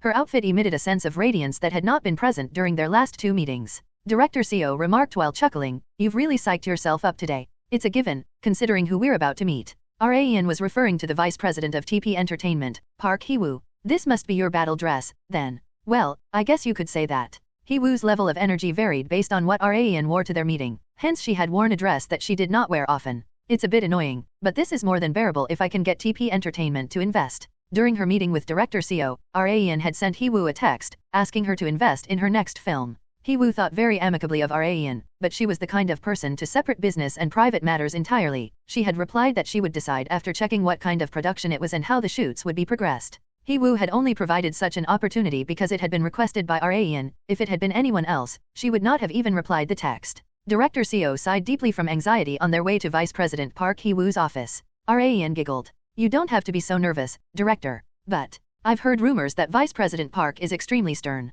Such rumors had amplified his anxiety further. The rumors certainly were not wrong. In regards to her work, Hee-woo was more serious and composed than anyone else. Rayan knew this very well since Hee-woo had once been her older sister. However, that fact was also the reason why Rayan did not fear her. Not just that, Hee-woo adored her very much. Rayan entered the office along with Director Seo and his team. Hee-woo's eyes sparkled as soon as she saw Rayan. Oh my god, why are you so pretty today, Rayan? Rayan laughed awkwardly in response to Hee-woo's compliment. Meanwhile, Director Seo and the other staff members were bewildered by Hee-woo's reaction. They had thought that she would be as stern as the rumors expressed, but they could see nothing but love and affection in her eyes. But of course, that love and affection was only aimed at Rayan. Rayan stroked down her hair that had returned to black after her hair dye had faded. It was a preparation stage of sorts whenever she talked about anything important. You already know why we're here, don't you? Rayan asked. Yes, of course. I've already looked through the material that you sent me in its entirety. Rayan had sent Hee-woo the script that had been newly drafted with her edits included. Its level of completion was far higher than the first draft that Rayan had read through. That aside, Rayan, I guess you've ended up starring in a political film after all your interest in politics, Hee-woo expressed as if she had expected it to happen one day or another. The eyes and ears of everyone in the room were focused on Hee-woo to figure out whether she would invest or not. She remarked, but I don't think I can invest in it. Not even Rayan had expected such a response. Rayan had thought that she had already reached max affinity with Hee-woo. However, she had been conceited. The story itself is good. Films with plain morals like rewarding evil and punishing vice are prone to be full of typical clichés, but the large number of twists makes it entertaining. Hee-woo's assessment of the production was highly positive. But why won't you invest in it? Rayan asked in curiosity. There's nothing wrong with the production itself, but the problem is what would come of it. Rayan, Director Seo, I'm sure you both know that touchy genres like this bring forth a ton of gossip. This was especially so for the political genre. Politics is, in the purest sense, a battle between factions. People are divided into different factions based on their political inclinations, and they fight one another for superiority. That's politics. The female protagonist of Spokesperson also has her own principles. In other words, one could say that her political inclinations put her in a specific political spectrum. Although the character was not strongly skewed to one side in particular, her inclinations definitely put her in a certain area of the spectrum. N/O/vel/B/jn.C//OM. TP Group maintains complete neutrality. Rayan, I'm sure you already know this, but my father is fully apolitical. The same goes for me. If TP Group invested in Spokesperson, and people found out about it, wouldn't they think that the company is inclined to that specific side of the spectrum? I'm sure that other complications will follow as well. For example, people who are of the opposite political inclination might boycott all products related to TP Group. If something like that happens, the cons would far outweigh the pros of investing in this film. Hee-woo wanted a safe success, not one riddled with risk factors. And I might just be imagining this, but doesn't the villain of this story remind you of a certain Congressman Kim? Hee-woo remarked. Hee-woo was almost certainly referring to Congressman Kim Han-Gyo. That's Nuna for you.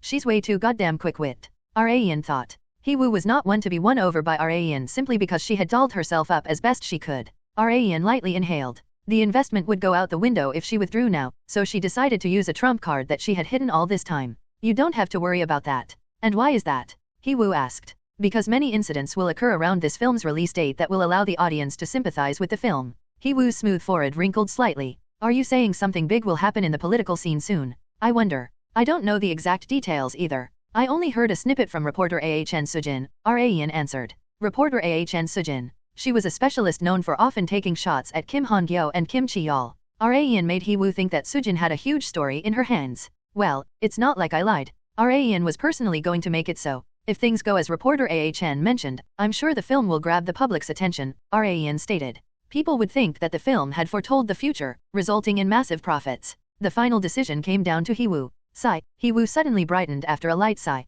Okay, it's my loss. We'll invest. Hee-woo was a businesswoman before a woman of neutrality. If there was a path that could earn her money, she would walk down it without hesitation. The production of Spokesperson was finally able to gain traction after the investment from TP Entertainment. Money is always the answer. Kang Rayan was not able to erase her joyful smile from having successfully finished the negotiation. Director Seo and his team also felt the same way. I'd never thought TP Entertainment would invest in our film. This is all thanks to you, Rayan.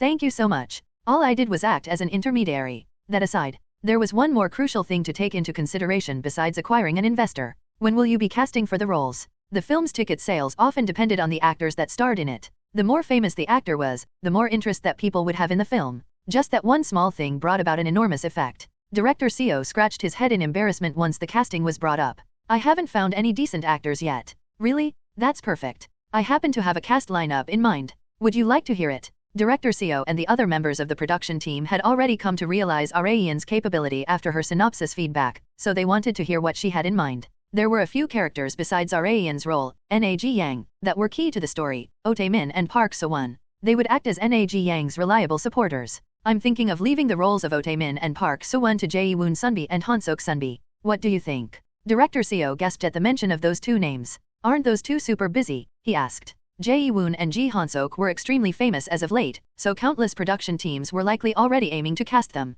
Director Seo was not confident that he would be able to compete against them, but Arayan thought otherwise. You'll be able to afford them since we've procured more than enough funds. And besides, Arayan had another weapon besides money. I'm pretty sure they'll agree to anything I ask them to, as long as it's reasonable. Arayan herself was her own trump card. Arayan called Ji Han-sok about the casting, and his answer was obviously yes. I've also been looking for a film to star in. Also, I think Grandpa would love it very much if I starred in it. Because of the character Yang Han-sik, right? Yeah, Yang Han-sik was the main villain of Spokesperson, and it was no exaggeration to say that he was a carbon copy of Kim Han-Gyo. He absolutely despises that person, after all. He'd love it even if he sees a character that's just like him in a film gets what's coming to him. I'm sure he would. Of course, Arayan had not decided to star in this film simply to vent her rage toward Han-Gyo. She was planning on landing a critical blow on him through Spokesperson. When does the production open? I'll have to ask Director Seo about that. Oh, right. You're not a staff member. Han-sok had mistaken her for a member of the production team due to their conversation regarding the casting.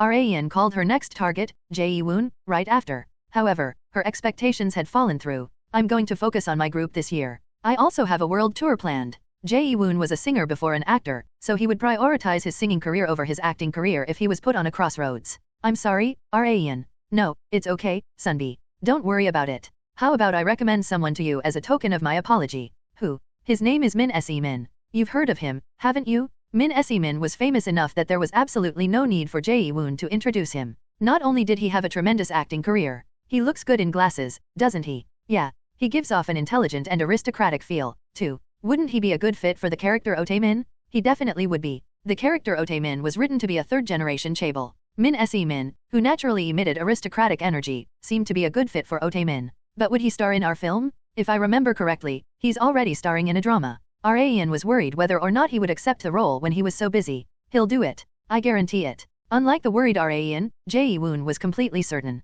Why is that? You can ask him yourself. Her doubts only increased due to the sudden mystery. Arayan accompanied Director Seo to an office where Min Se-min, a popular actor as of late, was waiting for them to have a meeting regarding the casting offer. Se-min's face was engulfed in anxiety as soon as he laid eyes upon Arayan. Greetings, Arayan. Unlike the anxious Se-min, Arayan greeted him back calmly as usual. They were of the same age, but he had debuted 5 years earlier than her. Hence, Arayan had decided to address him as Sunbi. I've heard many things about you. You're much more handsome in person, Arayan expressed. Really? Se-min remarked while scratching his left cheek. Her compliment had not been mere lip service, she had been dead serious. Arayan could understand from his semi-curly hair, smooth skin, and beautiful facial features akin to a woman's, why he had so many female fans. I'd fall for him too if I was a woman. As soon as she thought that. Are you insane, Kong Arayan? He's a man. She strongly denied her previous thought while shaking her head violently left and right. Her sudden action drew the attention of everyone that had attended the meeting. What's wrong, Arayan? It's nothing. Let's move on to discussing the production. She felt wronged for some reason. It was not a simple feat to cast a popular actor. Money solved most problems, but it did not solve everything. No matter how much money was offered, actors sometimes refused if they saw some flaws to the production. There were bound to be risks involved with starring in a political film, but Se-min came to his decision almost instantly. I'll do it. Director Seo and the production team members brightened, but Arayan had found it unexpected. Han-sok's answer was to be expected since he had feelings for Arayan, but that was not the case for Se-min. They were both in the acting industry, but they were not close. They had never even come face to face since they had not worked on the same productions. Although this had been their first time meeting, Se-min had accepted their offer without a shred of hesitation. I don't know why, but all's well that ends well. The reason did not matter. Arayan and Director Seo left the meeting place after saying their goodbyes to Se-min. Director Seo said to Arayan as soon as they went outside, Arayan, Did you entrust the role of Otaemin to Esimin on purpose? Huh? Why? It had not been on purpose. She had simply been recommended to him by Jae-woon because he was not available. Director Seo was bewildered by Raeyeon's attitude. Are you saying you did that without knowing? Without knowing what? Nov. L. B /JNN. The thing that Esimin said about you in his last interview. I was sure that you had chosen him because of that. Raeyeon had no idea what that was. Director Seo asked her to wait for a moment and pulled up a transcript of the interview on his smartphone. You'll find what Esimin said about you if you scroll down. Q. What is your ideal type of woman? Min Esimin. Someone like Miss Kang Raeyeon is my ideal type of woman. Someone who's never discouraged, always confident, capable, and charismatic enough to lead others. I'd love to marry someone like that someday. I'm his ideal woman. No wonder. Raeyeon finally understood why Jae-woon had been so mysterious during their last call. Raeyeon decided to use yet another one of her connections besides Min Se-min. She offered a role to Lee Siah-chen, the actress who had been Raeyeon's dream girl back when she was still a he. Siah-chen of course accepted the offer. She did not even need a reason nor need to think about the offer. It was my dream to star in a production with you, Raeyeon Sunbi, Siah-chen remarked with sparkling eyes. Raeyeon smiled in slight embarrassment. She liked that Siah-chen was so enthusiastic, but she was worried about one thing. This character's personality is the complete opposite of yours. Are you sure you'll be okay? The personality of the character that Siah-chen would be playing was closer to Raeyeon's true personality. The character was straightforward and strong-willed, very different from how Raeyeon perceived Siah-chen. However, Siah-chen was not worried. Actors need to be able to portray characters that don't match their own personalities. Siah-chen was overflowing with confidence unlike the first time that Raeyeon had met her. Lean on me whenever you're stumped on something while practicing. I'll give you as much advice as I can, Raeyeon expressed. Okay, Sunbi? Then, I have something I'd like to ask. Sure. Lay it on me. Raeyeon had been the one to give her the offer, so she had no plans to tell her to take care of things by herself. Siah-chen reluctantly opened her mouth while pondering for a bit. There's a scene in the script where my character turns down a man's confession, but I've never been confessed to before. I'd really appreciate it if you could give me some advice on what tone I should use when performing the rejection. You've seriously never been confessed to, Siah-chen? Yes. I went to an all-girls middle school and high school, and my university department consisted mostly of women. I've had barely any points of contact with men, so I've never had the opportunity. It was definitely not unusual. Siah-chen would definitely have questions about it since she had no experience. You've been confessed to tons of times, haven't you, Sunbi? Well, she definitely had, albeit against her will. Please teach me your ways. After much pondering, Raeyeon suggested, I guess, smack them when they keep being a bother. Sorry. And no. Forget I said that. It was not good advice, even by Raeyeon's standards. Today was the official announcement date of the film spokesperson. Kang Raeyeon as well as the actors that played characters with high amounts of screen time, Ji Han-sok, Min Se-min and Wang Jae-woong, climbed up on stage for the production press conference. Including director Seo Young-mun, they were all men. Raeyeon couldn't help but be reminded of the Shuttered premiere now that she was the only member of the opposite gender. The lineup is the complete opposite of back then. The film director had been the only man at the time, but Raeyeon was now the only woman among the members of the production press conference.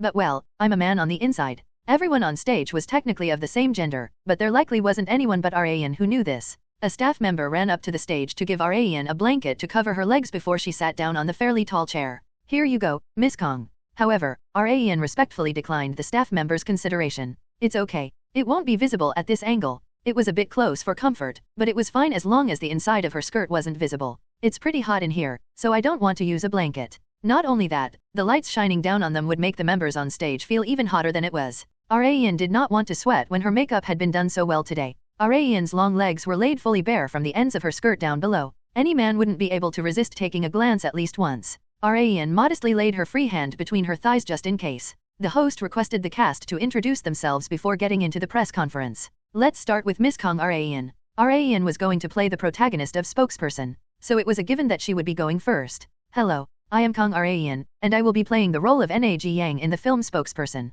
I consider it an honor to be working on a production with a good synopsis and wonderful sunbaes. If possible, I would greatly appreciate it if you all could keep this film in your radar. Thank you very much. Raeyeon had been on stage so many times that she no longer needed any practice to fire comments like this. Han-sok also introduced himself with perfection as always. Min Se-min's turn arrived. I am Min Se-min, and I will be playing the role of Otaemin. I've been going around saying that I want to work on a production with Miss Kang Raeyeon, and I'm glad to see that my dream has come true. I still don't know how this film will do, but I will face each and every day of production with joy. Thank you. Se-min's introduction was by no means strange since he had openly revealed that Raeyeon was her ideal type of woman. Next up was Wang Jae-woong, the actor playing the main villain of spokesperson, Yang Han-sik. I am Wang Jae-woong. When I first said that I would be playing a villain role, my acquaintances told me that they couldn't imagine me as a villain. The reporters chuckled. Jae-woong might have said that to lighten the mood of the press conference, but it had not been a lie. People around him really were having a hard time viewing him as a villain. Jae-woong had never taken on the role of a villain in his entire acting career.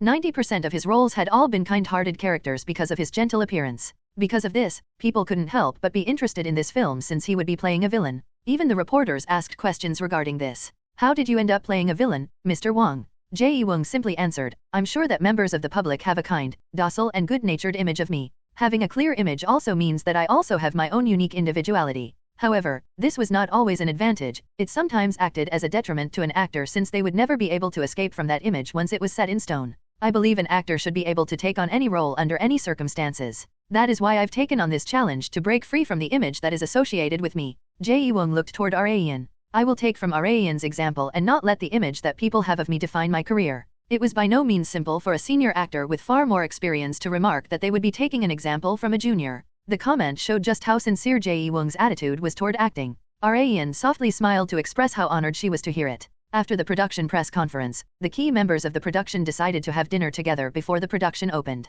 Han-Sok, who was sitting across from Raeun, said to her, It hasn't even been that long since you've debuted, but I don't sense a hint of rookie energy around you anymore. You're a full-fledged veteran now. It was even more apparent to him since he had been watching over her ever since her debut. Raeun giggled while covering her mouth. I'm still a ways away from being considered a veteran. A title like that can only go to people like Wang Jae-woong Sunbi. He's completely out of this world, so you can just consider him an exception. Including Jae-woong's career as a child actor, he had over 30 years of acting experience. He had been acting for longer than Raeun had been alive. Jae-woong pulled people toward him because he always cared for everyone regardless of whether they were his seniors or juniors. Jae-woong approached the table where Raeun and Han-Sok were seated. Can I join you guys? He asked. Yes, of course, Sunbi. Han-Sok offered him a seat next to his. Raeun just so happened to have something she wanted to say to Jae-woong, so this was perfect. Thank you very much for taking the role of Yang Han-sik, Sunbi. It had likely been a very difficult decision for him. Like Jae-woong had mentioned during the production press conference, this character was of a completely different type from what he had played until now.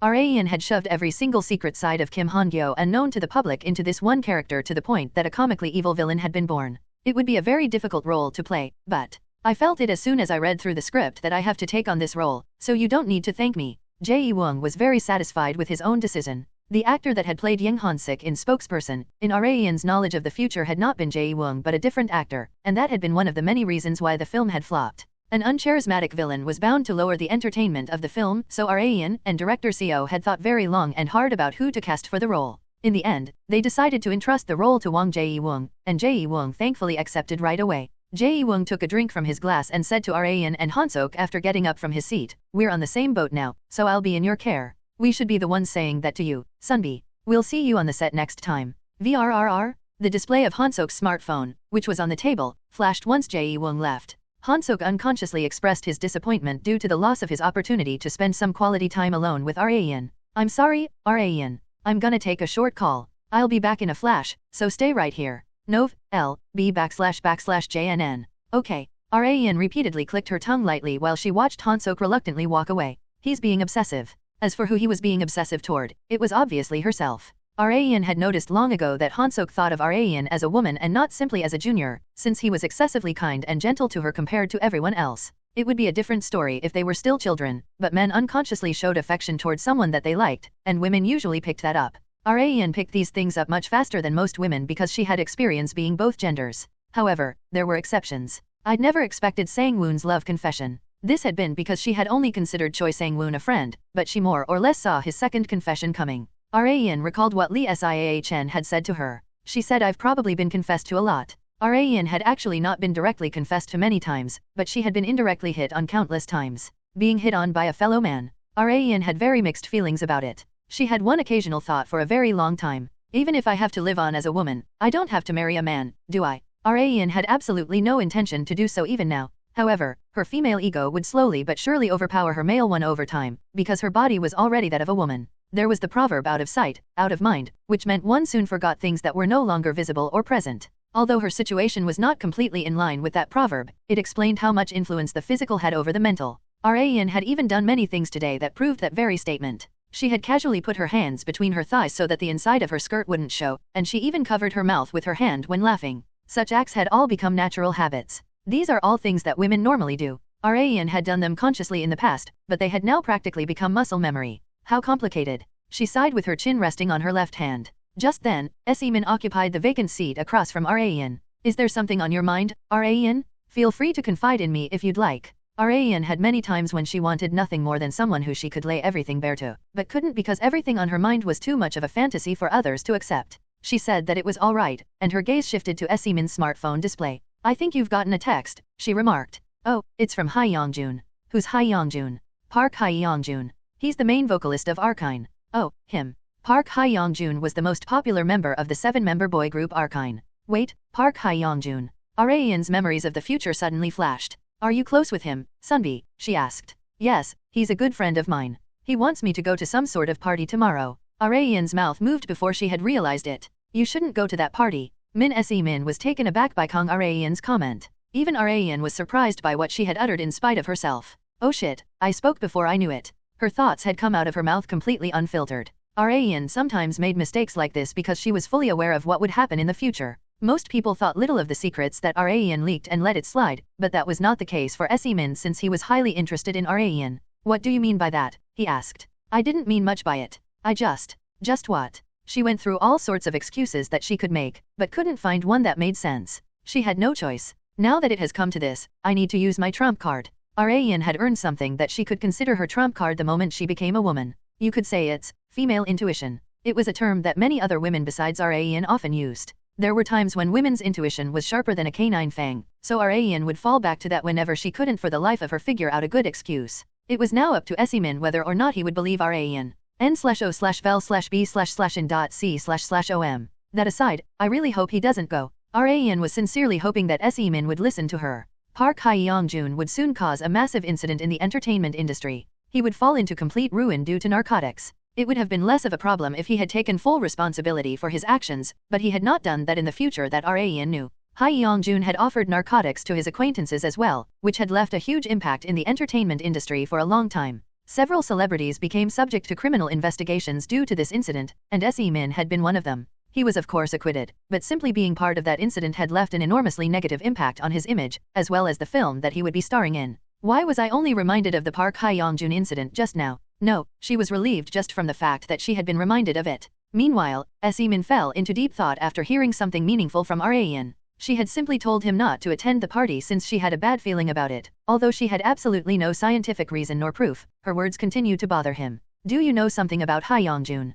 Min asked. He wondered if she had purposefully been vague because it was a difficult subject to bring up despite her knowing exactly what it was. Now that things had progressed this far, Rayan decided to be aggressive to get Min out from Hyeongjun's clutches with certainty. Yes, I've heard some bad rumors, she remarked. What kind of rumors? I can't really say. I'm not completely sure whether it's true or not. Not just that, Rayan did not want to slander Hyeongjun since he and Min were apparently very close. But I already told Hyeongjun that I would go. Can't you tell him that you can't come because you forgot that you had a prior engagement? A prior engagement, huh? Then I guess I should call some of my acquaintances to see if any of them are free. There's no need for that, Rayan remarked while pointing at herself. You can make plans with me. Her plan was to keep Min from associating with Hyeongjun as much as possible, and she had absolutely no problem with giving Min at least a day of her time to do that. There was no need to even ask if Min would rather go to Hyeongjun's party or spend time with Rayan. Okay, I'll do as you say, Rayan. Min did as Rayan wanted, allowing her to sigh in relief. Rayan woke up the next morning and got ready to go out. She unconsciously complained as she was drying her hair with a hairdryer. I'll be spending all day just drying this goddamn hair. Rayan had short hair back when she was a man, so it had taken an extremely short amount of time to dry. However, that was not the case for women with long hair. She had to dry, and dry again. She even needed to comb through her hair with her fingers multiple times to see if she had left any areas undried. She had no choice but to take all these steps because she hated the uncomfortable feeling of moisture still remaining on her hair. Seo, who had gotten up to prepare breakfast, asked as she saw Rayan sitting in front of her makeup table, do you have plans today, Rayan? Yeah, I have to leave soon. Oh, you're leaving pretty early. Yeah, I'll be recognized from all over the place if I leave when lots of people are walking around. This was why Rayan mainly went around in early mornings and late evenings. It was one of the hardships of a popular celebrity. Who do you have plans with? Seo asked. Min Sunbi. Really? Romi would be super jealous. Min was number 1 on the Lucas Choi Romi's list of hottest male actors. Rayan could tell how much Romi loved Min from the number of calls that she had gotten from her once news had spread that she would be working together on a production with him. Aromi's interest in Esimin proved just how handsome he was. Well, he's handsome even to a man like me. Rayan couldn't not admit it. She hurried to get ready to leave in her stretch jeans, green long-sleeve shirt with a cardigan on top, and a small handbag. Esimin called her just in time. I'm almost there, so you can come down if you're ready. Okay, I'll be right down. Rayan got on the elevator after saying goodbye to Yiseo. She could see Esimin's car as soon as she came out of the lobby. He had pulled up on a foreign brand vehicle that was rare to see even in Seoul. Rayan asked while looking around the inside of the car, "Did you have a car like this, Sunbi? I think it's different from the one that I saw last time. This is my #1 most valued car. The one that I drove last time is around #5. Esimin was well known even in the entertainment industry as an avid car collector, which was why he and Ji Han-sok got along so well. Where would you like to go? Esimin asked. Rayan already had a place in mind.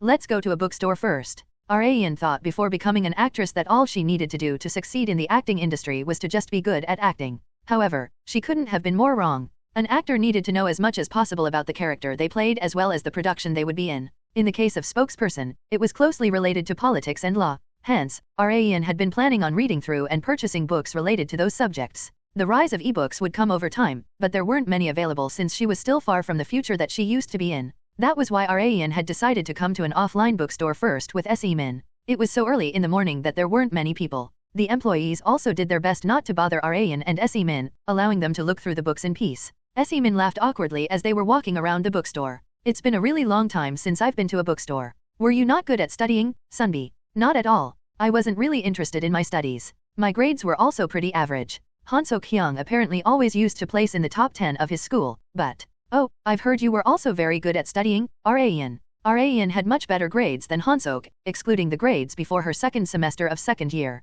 You really can do anything, Rayan. Not at all. There are things that I can't do. For example, Rayan stretched her right arm out upward while tiptoeing. She was trying to take out a book on the topmost shelf. I can't reach it. She often experienced such inconveniences due to her lack of height compared to when she had been a man. Esimin smiled widely after seeing a rare scene of Rayan acting cute. Unlike Rayan, who couldn't reach the book even on tiptoes, Esimin took the book out all too easily. Here you go. Thank you, Sunbi. Compared to Rayan's height, which was in the 160 centimeters range, Esimin was over 180 centimeters tall. They were almost 20 centimeters apart in height. Are there any other books you'd like? I'll take them out for you. In that case, could you get me the one on the far right over there? No problem. Rayan had easily acquired the books that she'd wanted thanks to her tall partner. The two of them returned to the car after paying for the books. Esimin grabbed the steering wheel and looked back at the back seats, amazed to see the pile of books. They were all Rayan's. You must have a lot of love for this production, Rayan. It was a given, since this production would help her screw Kim Han-Gyo over.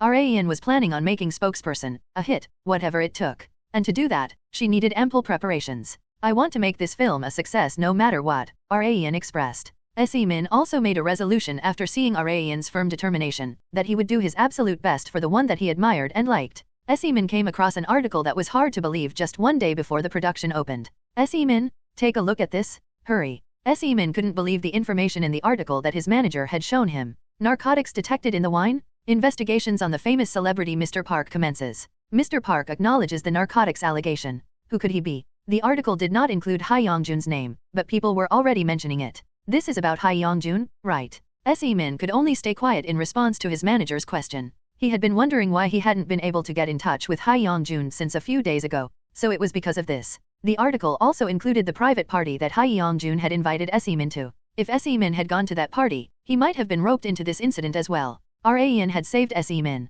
Thank God I listened to Rayan. Esimin was scared out of his wits despite not even having watched a horror film. Ji Han-sok had recently bought a new house to move out of his parents' home. He muttered while sighing in exhaustion, I'm home. He then found his action to be pointless. Is there even a need to say I'm home when I live alone? He said to himself while laughing in self-scorn. Han-sok was at least a bit less lonely when he used to live with his family since there was always someone to welcome him home, but he was sometimes overwhelmed by loneliness after becoming independent. I guess I should hang out with people at times like this. Han-sok thought about calling Jae-woon, but decided not to. He's probably busy preparing for his world tour. I'd feel bad about calling him out. He thought about his other close acquaintances, but he continued to recall reasons why he shouldn't call them. Just then, a certain woman flashed in his mind. I wonder if Rayan's free. Han-sok had never once cared for someone this much in his life besides his family, so Rayan naturally came to mind. He pondered over whether to give her a call or not. Okay, I'll give it a shot, at least. It would be great if she was willing to meet, and it would also be fine if she was busy. I'm more than happy enough to hear her voice, he said to himself.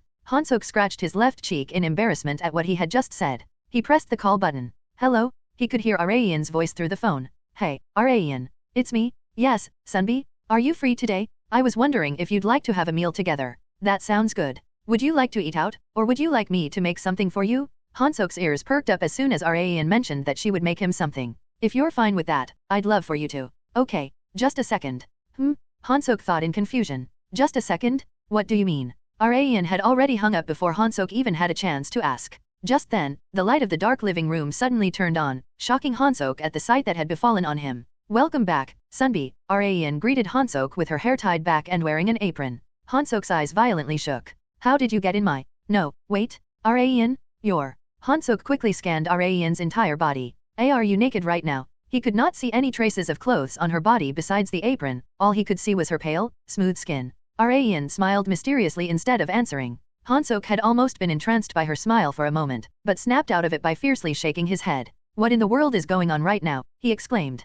First, put some clothes on, Arayan. Han-Sok decided to take care of the situation before his eyes right now before anything more serious happened. However, his words went into one of Arayan's ears and out the other. She pranced toward Han-Sok a bit too close for comfort. Your flustered side is a lot cuter than I'd expected. This was Han-Sok's first time being called cute by a female junior. He kept stepping back until his back was against the wall. Arayan yanked on Han-Sok's necktie and brought his face closer to hers. Her red lips formed a crescent. Sunbi, do you like me? Han-Sok couldn't keep himself together after her bold question. He felt as if he was being paralyzed by her sweet scent, getting stronger and stronger the closer they got. You can do as your heart desires, Sunbi. I'll allow it all just for today. Han-Sok was not confident enough to turn down Arayan's seduction. There was no way that he could keep hold of his reason when she was being this aggressive. Screw it. The moment he closed his eyes shut, he was met with the sound of pouring rain outside. Wind from the rainstorm was gushing in from the open window, and the curtains were strongly flapping. Han-Sok drowsily opened his eyes and realized that he was on his bed. He sighed deeply.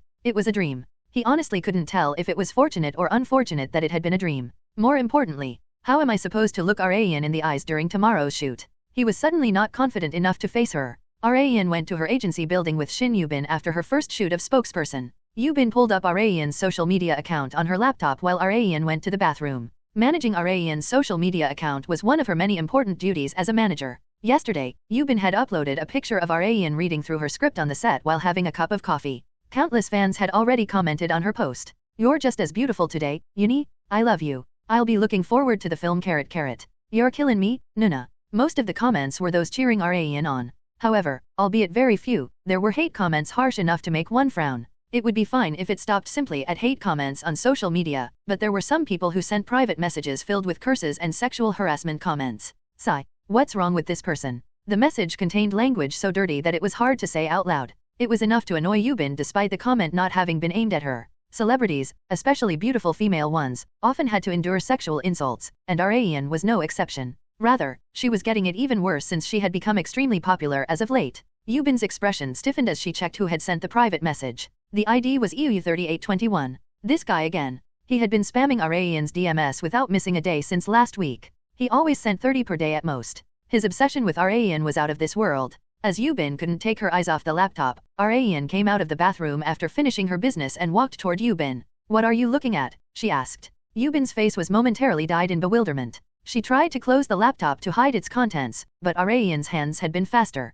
She grabbed the top panel of the laptop and quickly scanned the screen. It was filled with sexual harassment comments that were hard to even articulate in words. n/o/vel/b/in.c//om. EU3821 sent this, didn't he? Yubin nodded while smiling awkwardly. Arayan's agency managed her social media account for her, but Arayan also logged in to look through it from time to time. Hence, she naturally ended up remembering the IDs of a few people that sent her hateful DMs, and the one that she had just mentioned was the worst of the bunch. Looks like he sent more today after all that he'd sent yesterday, Arayan remarked. She was apathetic compared to what Yubin had feared. Are you okay, Arayan? Arayan was just a normal girl before she was an actress. There was likely no one in the world who would be completely fine with being insulted by someone whom they had never met. However, it did not leave a large impact on Arayan. Well, I can handle something of this level. When Arayan first saw these private messages, she felt more like they were directed at someone else entirely, probably because she was getting messages that would be sent to a woman when she was a man on the inside. However, that didn't mean that she was completely fine with it. He should be punished, shouldn't he? She had endured and let it slide as much as she could tolerate, but the individual did not seem to be satisfied at all. Arayan's lack of action only spurred EU3821 to send her more private messages. From Arayan's perspective, she had turned a blind eye for long enough, she would not be merciful any longer. I've screenshot every single message that he'd sent me. I'll email everything to you, so please pass it over to the law firm, Miss Manager. Arayan had been gathering evidence in advance to prepare for this day. Yubin had also been waiting for Arayan to come to that decision. Got it. I'll tell the lawyer to contact us once everything is ready to go. I'll leave it to you, Miss Manager. One needed to be punished for their sins. Arayan decided to engrave that natural principle into the head of the man who was spamming her DMS. Arayan walked to her waiting room after arriving at the spokesperson set for today's shoot. The entire set was bustling with people. Unlike the dreary set atmosphere of her previous production Shuttered, the set of spokesperson was far more lively. I should avoid horror film shoots for a while. Arayan had thought that it would be alright since she was on the production team and not watching the film, but she had come to realize that reality was not so simple. As she was about to practice her lines, she caught a glimpse of Han-Sok through the open waiting room door. Sunbi, she exclaimed. Han-Sok's shoulders violently flinched. Oh, hey, Arayan. His voice was subtly trembling. Arayan tilted her head in confusion due to his strange response. What's wrong, Sunbi? Is there something wrong about me? Huh? And no, not at all. Han-Sok recalled Arayan in a naked apron that he had seen in his dream. His face turned bright red. Meanwhile, Arayan found Han-Sok's actions to be highly strange. Are you not feeling well? She asked. Yeah, a little. Go home and get some rest once the shoot is over. There's nothing better than sleep whenever you're feeling unwell. Arayan began to ramble about her get-better treatment. Yubin interrupted her while she was going on and on. Arayan, I got a call back from Mr. Kim, the lawyer. They've filed the lawsuit, and they're going to meet the perpetrator soon. You're not going to settle this peacefully, right? Yes. Oh, could you ask if I can come along when they go meet the perpetrator? I want to see what kind of person he is with my own eyes. Okay, sure. The mention of a perpetrator piqued Han-Sok's interest. Did something happen? There's this one person who keeps sending weird messages to my social media account. Something about me appearing in his dreams wearing a naked apron and seducing him to marry me, or something like that. He's such a creep. Really? I thought he was a lunatic or something. Me? Wearing a naked apron? What a joke. It was so outrageous that it wasn't even funny. Don't you agree, Sunbi? Why, yeah. What an absolute weirdo. Han-Sok felt guilty for some reason when he had not been the one to send those messages. Kang Arayan stroked her hair back after getting her makeup done. The stylist told Arayan a secret as she was braiding her hair. Director Seo was actually planning on requesting something from the actress that would take on the lead role. What kind of request? Arayan asked. To get a bob cut. Arayan more or less understood why Director Seo was trying to have a say in the female lead's hairstyle. It was because a bob cut would best fit the elegant image of Nag Yang, the character that Arayan was playing. But he said he couldn't bring himself to tell you that when it had been decided you would take on the lead role. Director Seo also knew why Arayan was keeping her hair long. There was no way that he could request her to cut her hair when the reason was connected to her late mother. Although the production was important, Director Seo had disclosed time and time again that he wanted to respect his actor's circumstances. Hence, he had let Arayan maintain her long hair. However, Arayan was secretly hoping for Director Seo to firmly suggest that she cut her hair. That would help me come to a resolution. Arayan had been thinking that it would be nice to get a bob cut at least once. Her roommate Seo Yi-Seo had recently gotten a considerably short bob cut, which had only consolidated the thought. For God's sake, why have I become so kind? In her days as a man, Arayan would have most definitely cut it without hesitation while claiming the family's circumstance had nothing to do with her. However, she couldn't bring herself to do that anymore. I wonder if my personality changed along with my gender. Arayan couldn't completely deny it since she had experienced it many times during her second life. The stylist lightly patted Arayan's shoulder twice with a smile full of satisfaction. All done. Braids look great on you too. Arayan had almost never braided her hair before. Not only was she terrible at it, but it was also a huge hassle. Yi-Seo had done it for her whenever there had been a need to do so. Arayan thoroughly examined her changed hairstyle in front of a mirror. I look like an elite honor student. It perfectly fit the image of Nag Yang in spokesperson. The character was set to be from a poor household, but managed to use her brains to jump into the elite course and become a successful career woman.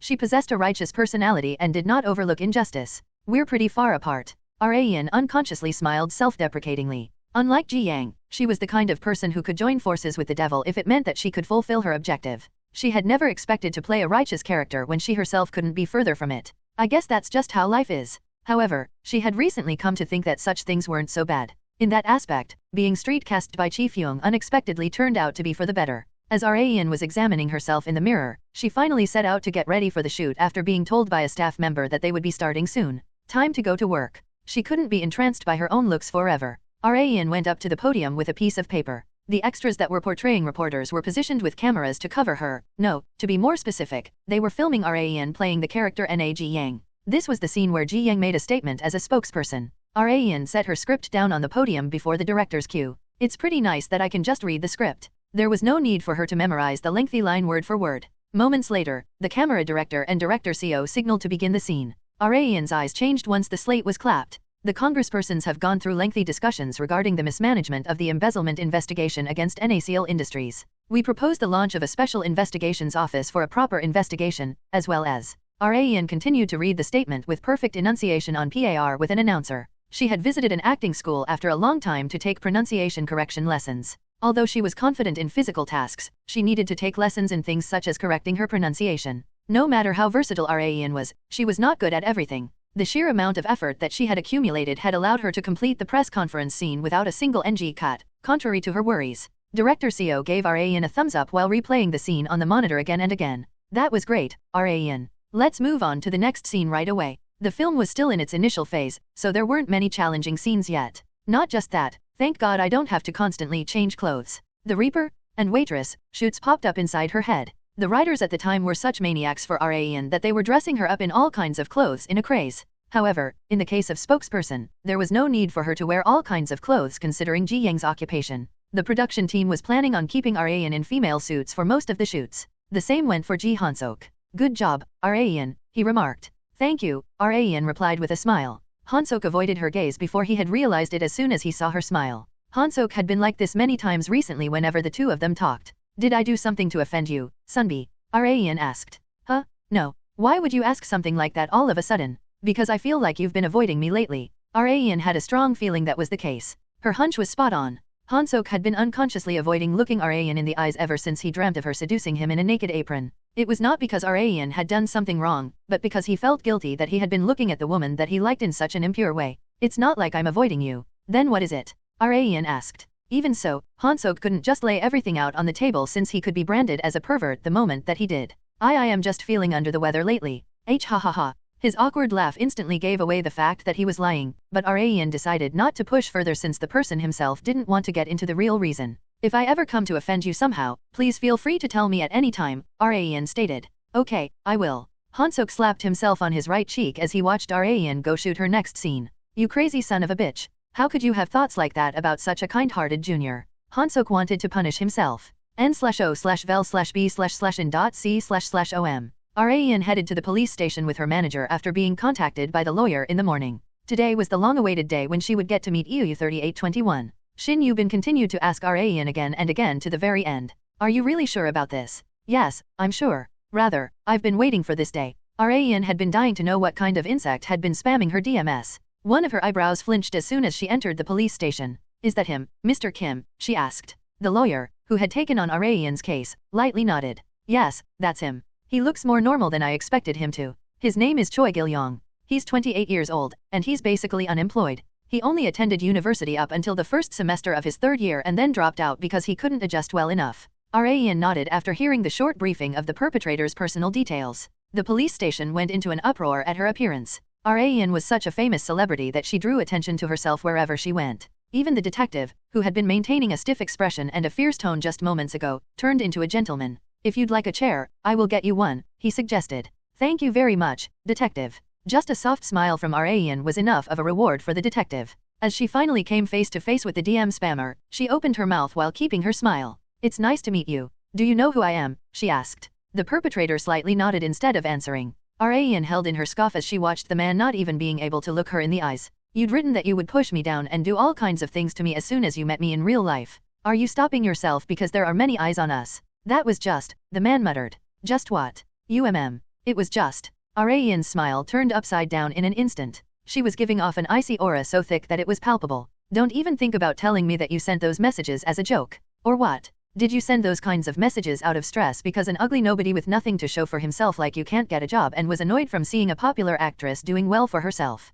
The man was having a hard time breathing from Rayan's barrage of truth bombs. Rayan honestly couldn't care less about the man's reason or trigger for spamming her DMS in such a way, but there was only one reason why she had come to see him herself. I won't be lenient, so just accept your punishment, Rayan remarked. It had been solely to tell him this. One deserved to be punished for their wrongdoings. Rayan was an advocate of revenge. She was the kind of person to pay those back for what they had done to her, so leniency was not even on her mind. The man panicked. I've been studying for this year's civil service exam, so if you do that, It'll negatively affect your exam results, is that it? Arayan's comment forced the man to shut his mouth yet again. She couldn't help but be stunned by the man's audacity to beg her for leniency after all the disgusting messages that he had sent her. That's perfect. I actually wanted to tell you one more thing. Arayan sprang up from her seat and glared at the man so sharply that it could cut him up into pieces. Drill into your head that if you want to fuck someone over, you have to be prepared to get fucked over yourself. In other words, she was telling him to just meekly accept his punishment. The man's head blanked from Arayan's unreserved words.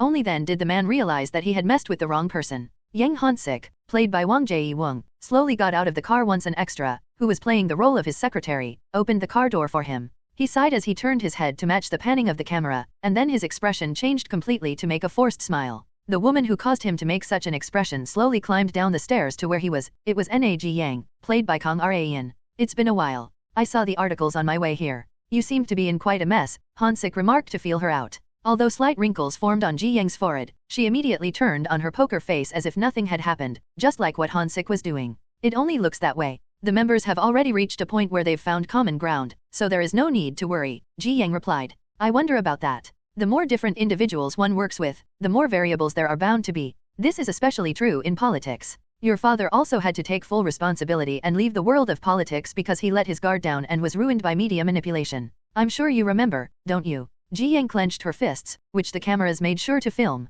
In this production, Ji Yang and Han-sik were mortal enemies. Han-sik was the man who had orchestrated the mess that destroyed Ji Yang's father, Geon-Woo. Ji Yang desired to take revenge for her father, although she was slightly different from Arayan. The fact that their targets of revenge were both in the political world did not change. As Han-sik was about to pat Ji Yang on the shoulder and tell her to cheer up. I will report you for sexual harassment the moment you touch me, Ji Yang warned with eyes that could kill. Han-sik had no choice but to step back with a bitter smile. Their battle of nerves continued for a few moments longer. Okay, that was great. Let's take a short break before we move on to the next scene. After getting the okay from director Seo, Arayan and Jae-woong thanked each other and the other staff members for their hard work. Jae-woong shuddered while looking at Arayan. You have no idea how terrified I was when you were saying your lines. Haha. Arayan's glare a few moments ago was realistic enough to doubt whether it was an act or not. It had been full of bloodlust that could actually kill someone. Arayan giggled while smiling brightly. It's all an act. How could I possibly harbor such feelings toward you, Sunbi? She had zero ill feelings toward Jae-woong, but he was just like Kim Han-gyo whenever the cameras were rolling. It was obvious, considering the character Yang Han-sik was created with Han-gyo as the motif. Jae-woong's acting had been so good that Arayan had momentarily thought that Han-gyo was standing before her eyes, resulting in her glaring at Jae-woong so fiercely. Arayan's desire for revenge had been so fierce that it intimidated even a veteran actor. I should be more careful. Although she was praised by Jae-woong and the staff members that her performance was amazing, she should not immerse herself too deeply. Arayan quickly got ready to go home after the shoot was over. The fatigue had accumulated from being in front of the camera from morning to evening. I don't think I can work out today. She wondered if she should just go straight home and rest. Just then, Shin Yubin entered after knocking on the door and asked, Did you finish getting changed? Yes. I've started the car, so let's say our goodbyes to the staff members before we go. You're gonna go straight home, right? Yes, I was planning to. Arayan might have chosen to go to the fitness center if the shoot had ended an hour or two earlier, but the shoot had gone on for longer than expected, so it was a bit iffy to go exercise now. At times like this, it was better to just go home and relax. There's a shoot planned for tomorrow too. She packed her things with Yubin and headed to the car. She told director Seo that she would be in his care tomorrow as well, and got in the back seat. The high-pitched voice of an announcer on the radio caught her ears. Ippon with a shoulder throw? Contestant Jung Han-sung is one match away from the gold medal? Korean judo has only a few more steps until it reaches the peak of the world? Ladies and gentlemen, please continue to cheer for contestant Jung Han-sung to the very end. Whoa, it looks like Jung Han-sung made it to the finals, Yubin said. Arayan showed interest in Yubin's comment. You know Jung Han-sung? Of course I do. He's the most popular athlete in the Olympics these days. Han-sung was dominating the lightweight class of this year's Olympic judo. The representatives of Japan and other nations were helpless against Han-sung's specialty shoulder throw, allowing him to rise all the way to the finals in his Olympic debut. Although his judo skills were top-notch, he was also getting much attention for a different reason. He's tall, well-built, and handsome. Of course he would leave a strong impression, Yubin mentioned. Arayan answered with just a short giggle. I don't know about handsome, but he certainly does look manly. His looks aside, even Arayan acknowledged Han-sung's skills in judo. Arayan was considerably skilled in judo herself, but she had to admit that she was no match against an Olympic national representative. I wonder if Jung Han-sung will win the gold medal. Hearing that, Arayan answered with forbidden knowledge before she had realized it. He will. Guaranteed. Huh? Guaranteed. Arayan knew everything that was going to happen in the future, so she also knew that Han-sung was going to win the gold medal in this year's Olympics. Yubin tilted her head in confusion from how certain Raen was. How do you know that? It's just a hunch. Her occasional leaks of forbidden knowledge were becoming a problem. I really need to be more careful. Raen decided to reflect on her mistakes on the car ride home. Raen realized the craze of the Olympics in Korea only after she went to the Lavange building after a long time. Every single employee was talking about the Olympics. Raen asked Park Seol-hun and Do Hyong, who were sitting across from her, do people watch the Olympics a lot these days? Seol-hun couldn't understand why Raen was asking such an obvious question. Of course they do. Were you not able to watch Young Han-sung winning the gold medal yesterday? Well, it's more accurate to say that I didn't watch it. Why not? Raen and director Do Hyong blocked their ears and scowled at Seol-hun, who had suddenly raised his voice. Sigh, calm down. Don't yell out of the blue like that, Hyong scolded. Sorry. Seol-hun had ended up becoming a nuisance from getting overexcited. That was how immersed he had been in this year's Olympics. On the flip side, Raen had not been. There was nothing more boring than a match which one already knew the result. Raen knew who would win the gold medals, who would win or lose which matches, and even the exact rank that Korea would place. Hence, her interest in the Olympics couldn't help but be low. Seol-hun couldn't comprehend Raen's lack of interest. Director Do aside, aren't you super interested in sports? Seol-hun asked. Raen loved to exercise, so Seol-hun had been certain that she would be keeping tabs on every single Olympic sports category. However, that had not been the case. I have my reasons for not watching them, but it's not like I can tell him. She was put in a bit of a predicament. I've just been too busy to watch them. Raen decided to just blame it on her schedule, which Seol-hun accepted without suspicion. Anyway, it seems like Young Han-sung will get tons of attention now. He's handsome, well-built, and also seems to have a great personality, Seol-hun expressed. Han-sung was born as the eldest son of a single-parent household. He had poured everything he had into the sport with the thought of being the breadwinner, and his efforts had rewarded him with an Olympic gold medal. He couldn't help but be loved by the public. No matter what one did, they always needed a good story. If that story was enough of a tearjerker, then Han-sung was certain to be engraved in the minds of the public as a sports star for a long time. I hear he's already getting tons of commercial model offers, Seol-hun mentioned. I'm sure he is. It was an obvious result. Seol-hun also suggested they give it a shot as well. Why don't we also give him an offer? To Young Han-sung. Yeah, we happen to be a sportswear company. Isn't it a perfect fit for him? He was not wrong. Lavange was deeply related to sports, so it was natural for them to have Han-sung in their sights. However, there was a problem. Would he even accept our offer in the first place?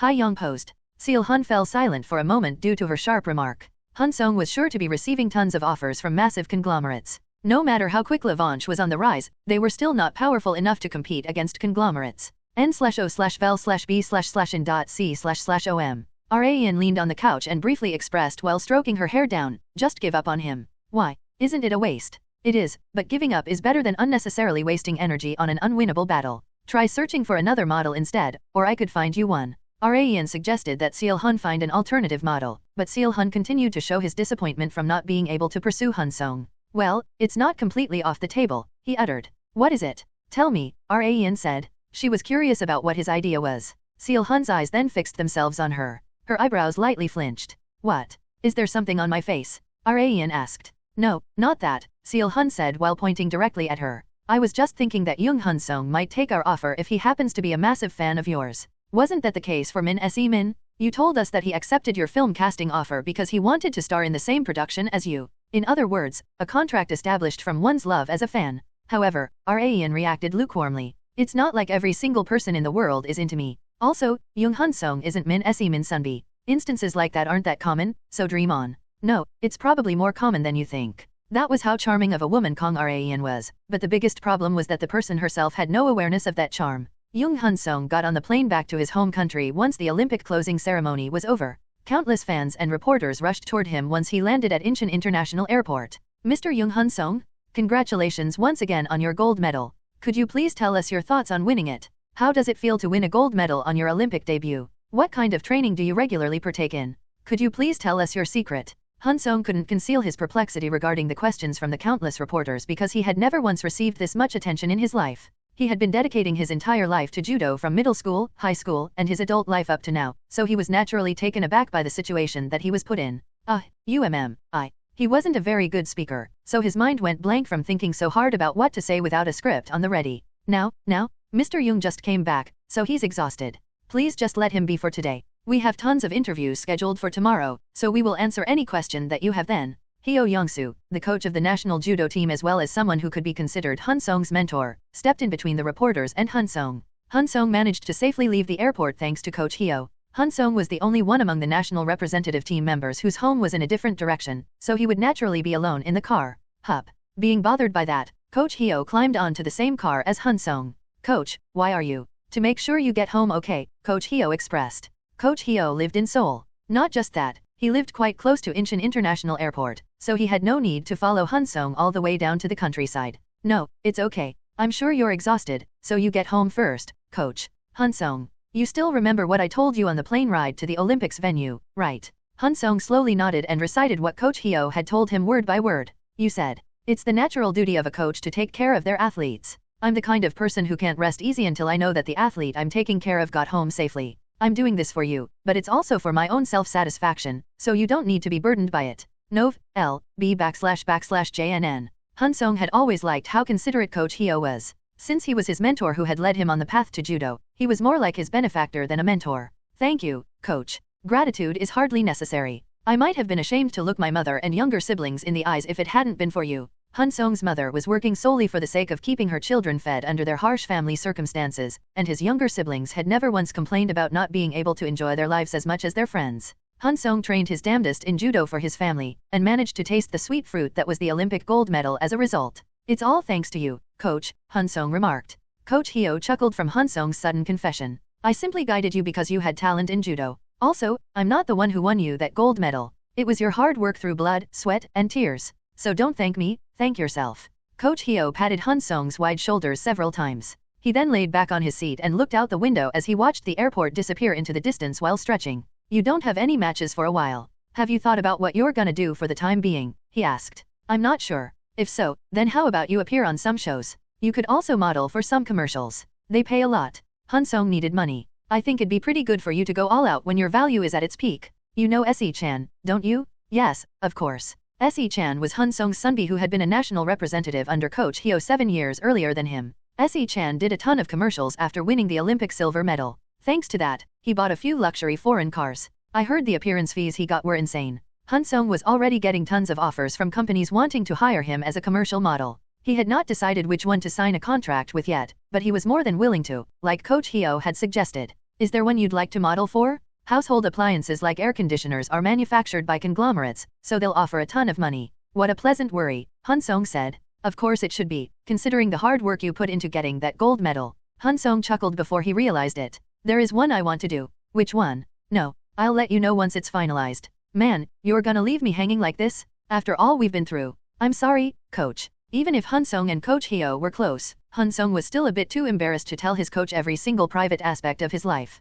Kang Raeun came to the Levanche office early in the morning and sighed as she saw the huge stack of documents for approval piled on her desk. She had entrusted most of the company's duties to Park Seol-hun, but important projects required her approval before being propelled. Although the majority of the work was done by Seol-hun and Do Ha-young, Raeun was still the chairwoman of Levanche. I'll have to do my job. Even if she didn't like it, she had no choice since she was the one to have brought it upon herself. She sat down on the chair and rapidly went through the documents. A few strands of her hair that she had swept back slid downward due to the wind blowing through the open window, which she tucked behind her left ear all too casually. She had become used to performing such feminine acts. Are you busy, Chairwoman Kang? Seol-hun asked while opening Raeun's office door and peeking in while she was focused on her work. Raeun, who had been twirling her pen, looked toward Seol-hun. Yup. With what? The answer was obvious. With the documents for approval that you piled on my desk. What else? You're the one who told me to run anything important by you. It had been a while since Seol-hun had won an argument against Raeun. She sighed deeply and laid down her pen for a moment. You're not here to give me more work, are you? She asked.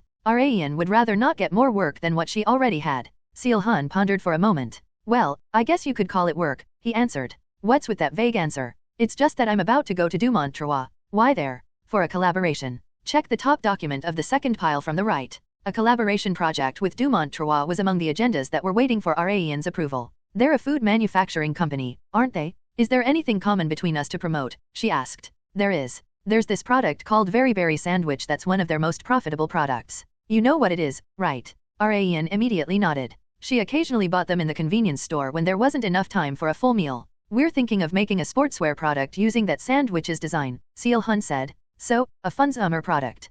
Funso, what? Seol-hun had never heard of the term before. It was a portmanteau between fun and consumer, and it referred to products that provided fun to consumers when purchasing them. For example, there were down jackets with the design of a famous flower-based product, or even something combined with beer. Consumer products were not a trend in this era, so Seol-hun did not know that he was unconsciously planning to manufacture a consumer product. They become a problem down the road, though. All sorts of consumer products would be released over time, combining shoe polish with soft drinks, toothpaste with milk, and various other combinations. They would also be sanctioned in the future because of safety issues regarding whether or not such products were safe for children to consume, and this was especially so for food products. Well, we're a clothing company, so I guess that doesn't apply to us. Ian nodded and went back to the matter at hand. So, did you come to get my approval on the collaboration before you meet them? No, Seol-hun replied. I was wondering if you could come with me to the meeting as well. Me? You were high school classmates with Chairman Park Lee-myin's son, weren't you? Not just that, I heard you two were close. They were not close, rather. Park Se-woon was one-sidedly acting all familiarly with Ian. I was thinking Dumont Trois would consider us more positively if they knew someone between the two of us, Seol-hun stated. Since Levanche was the one to suggest the collaboration, Seol-hun was planning on using every single card that would help in their negotiation. Ian did not need to think for very long. Okay, sure. She would definitely have refused in her high school days, but the Se-woon that she had met in recent years was different. He's matured? Although he had still not given up on Ian, he had become far more mature compared to his high school days. Hence, Ian was not as reluctant to reunite with Se-woon compared to how she was in high school. Okay, we're gonna leave in 30 minutes, so take a break until then. Ian finished Seol-hun's sentence for him. Seol-hun replied in exasperation, what nonsense are you talking about? I was gonna say, finish the work you have remaining. TCH. Ian tried to subtly make time for a break, but there was no shot. I am Director Park Se-woon of Dumont Trois. Se-woon introduced himself while pulling out his card. He used to exude extreme playboy energy in the past, but it had been replaced with the aura of a capable young company executive. He looked sharp, which was very nice to see. I am Park Seol-hun. We spoke on the phone. And this is... Se-woon opened his mouth first before Seol-hun had a chance to introduce Ian. It's been a while, Ian. Sure has. Looks like you've pulled yourself together in the time I haven't seen you, huh? Seol-hun was shocked by Ian's statement. They were in front of the second son of Dumont Trois's chairman. No matter how close they were, Seol-hun did not expect Ian to be so blunt with Se-woon. However, Se-woon did not seem to have minded it very much. I'm still far from it. Well, I might have matured a bit quicker if I'd been smacked by you more often. It's not too late. Do you want me to smack you? Anything but that. Seol-hun's mind was going blank from their conversation, which was flowing to another galaxy entirely. This is a term commonly used in Korea.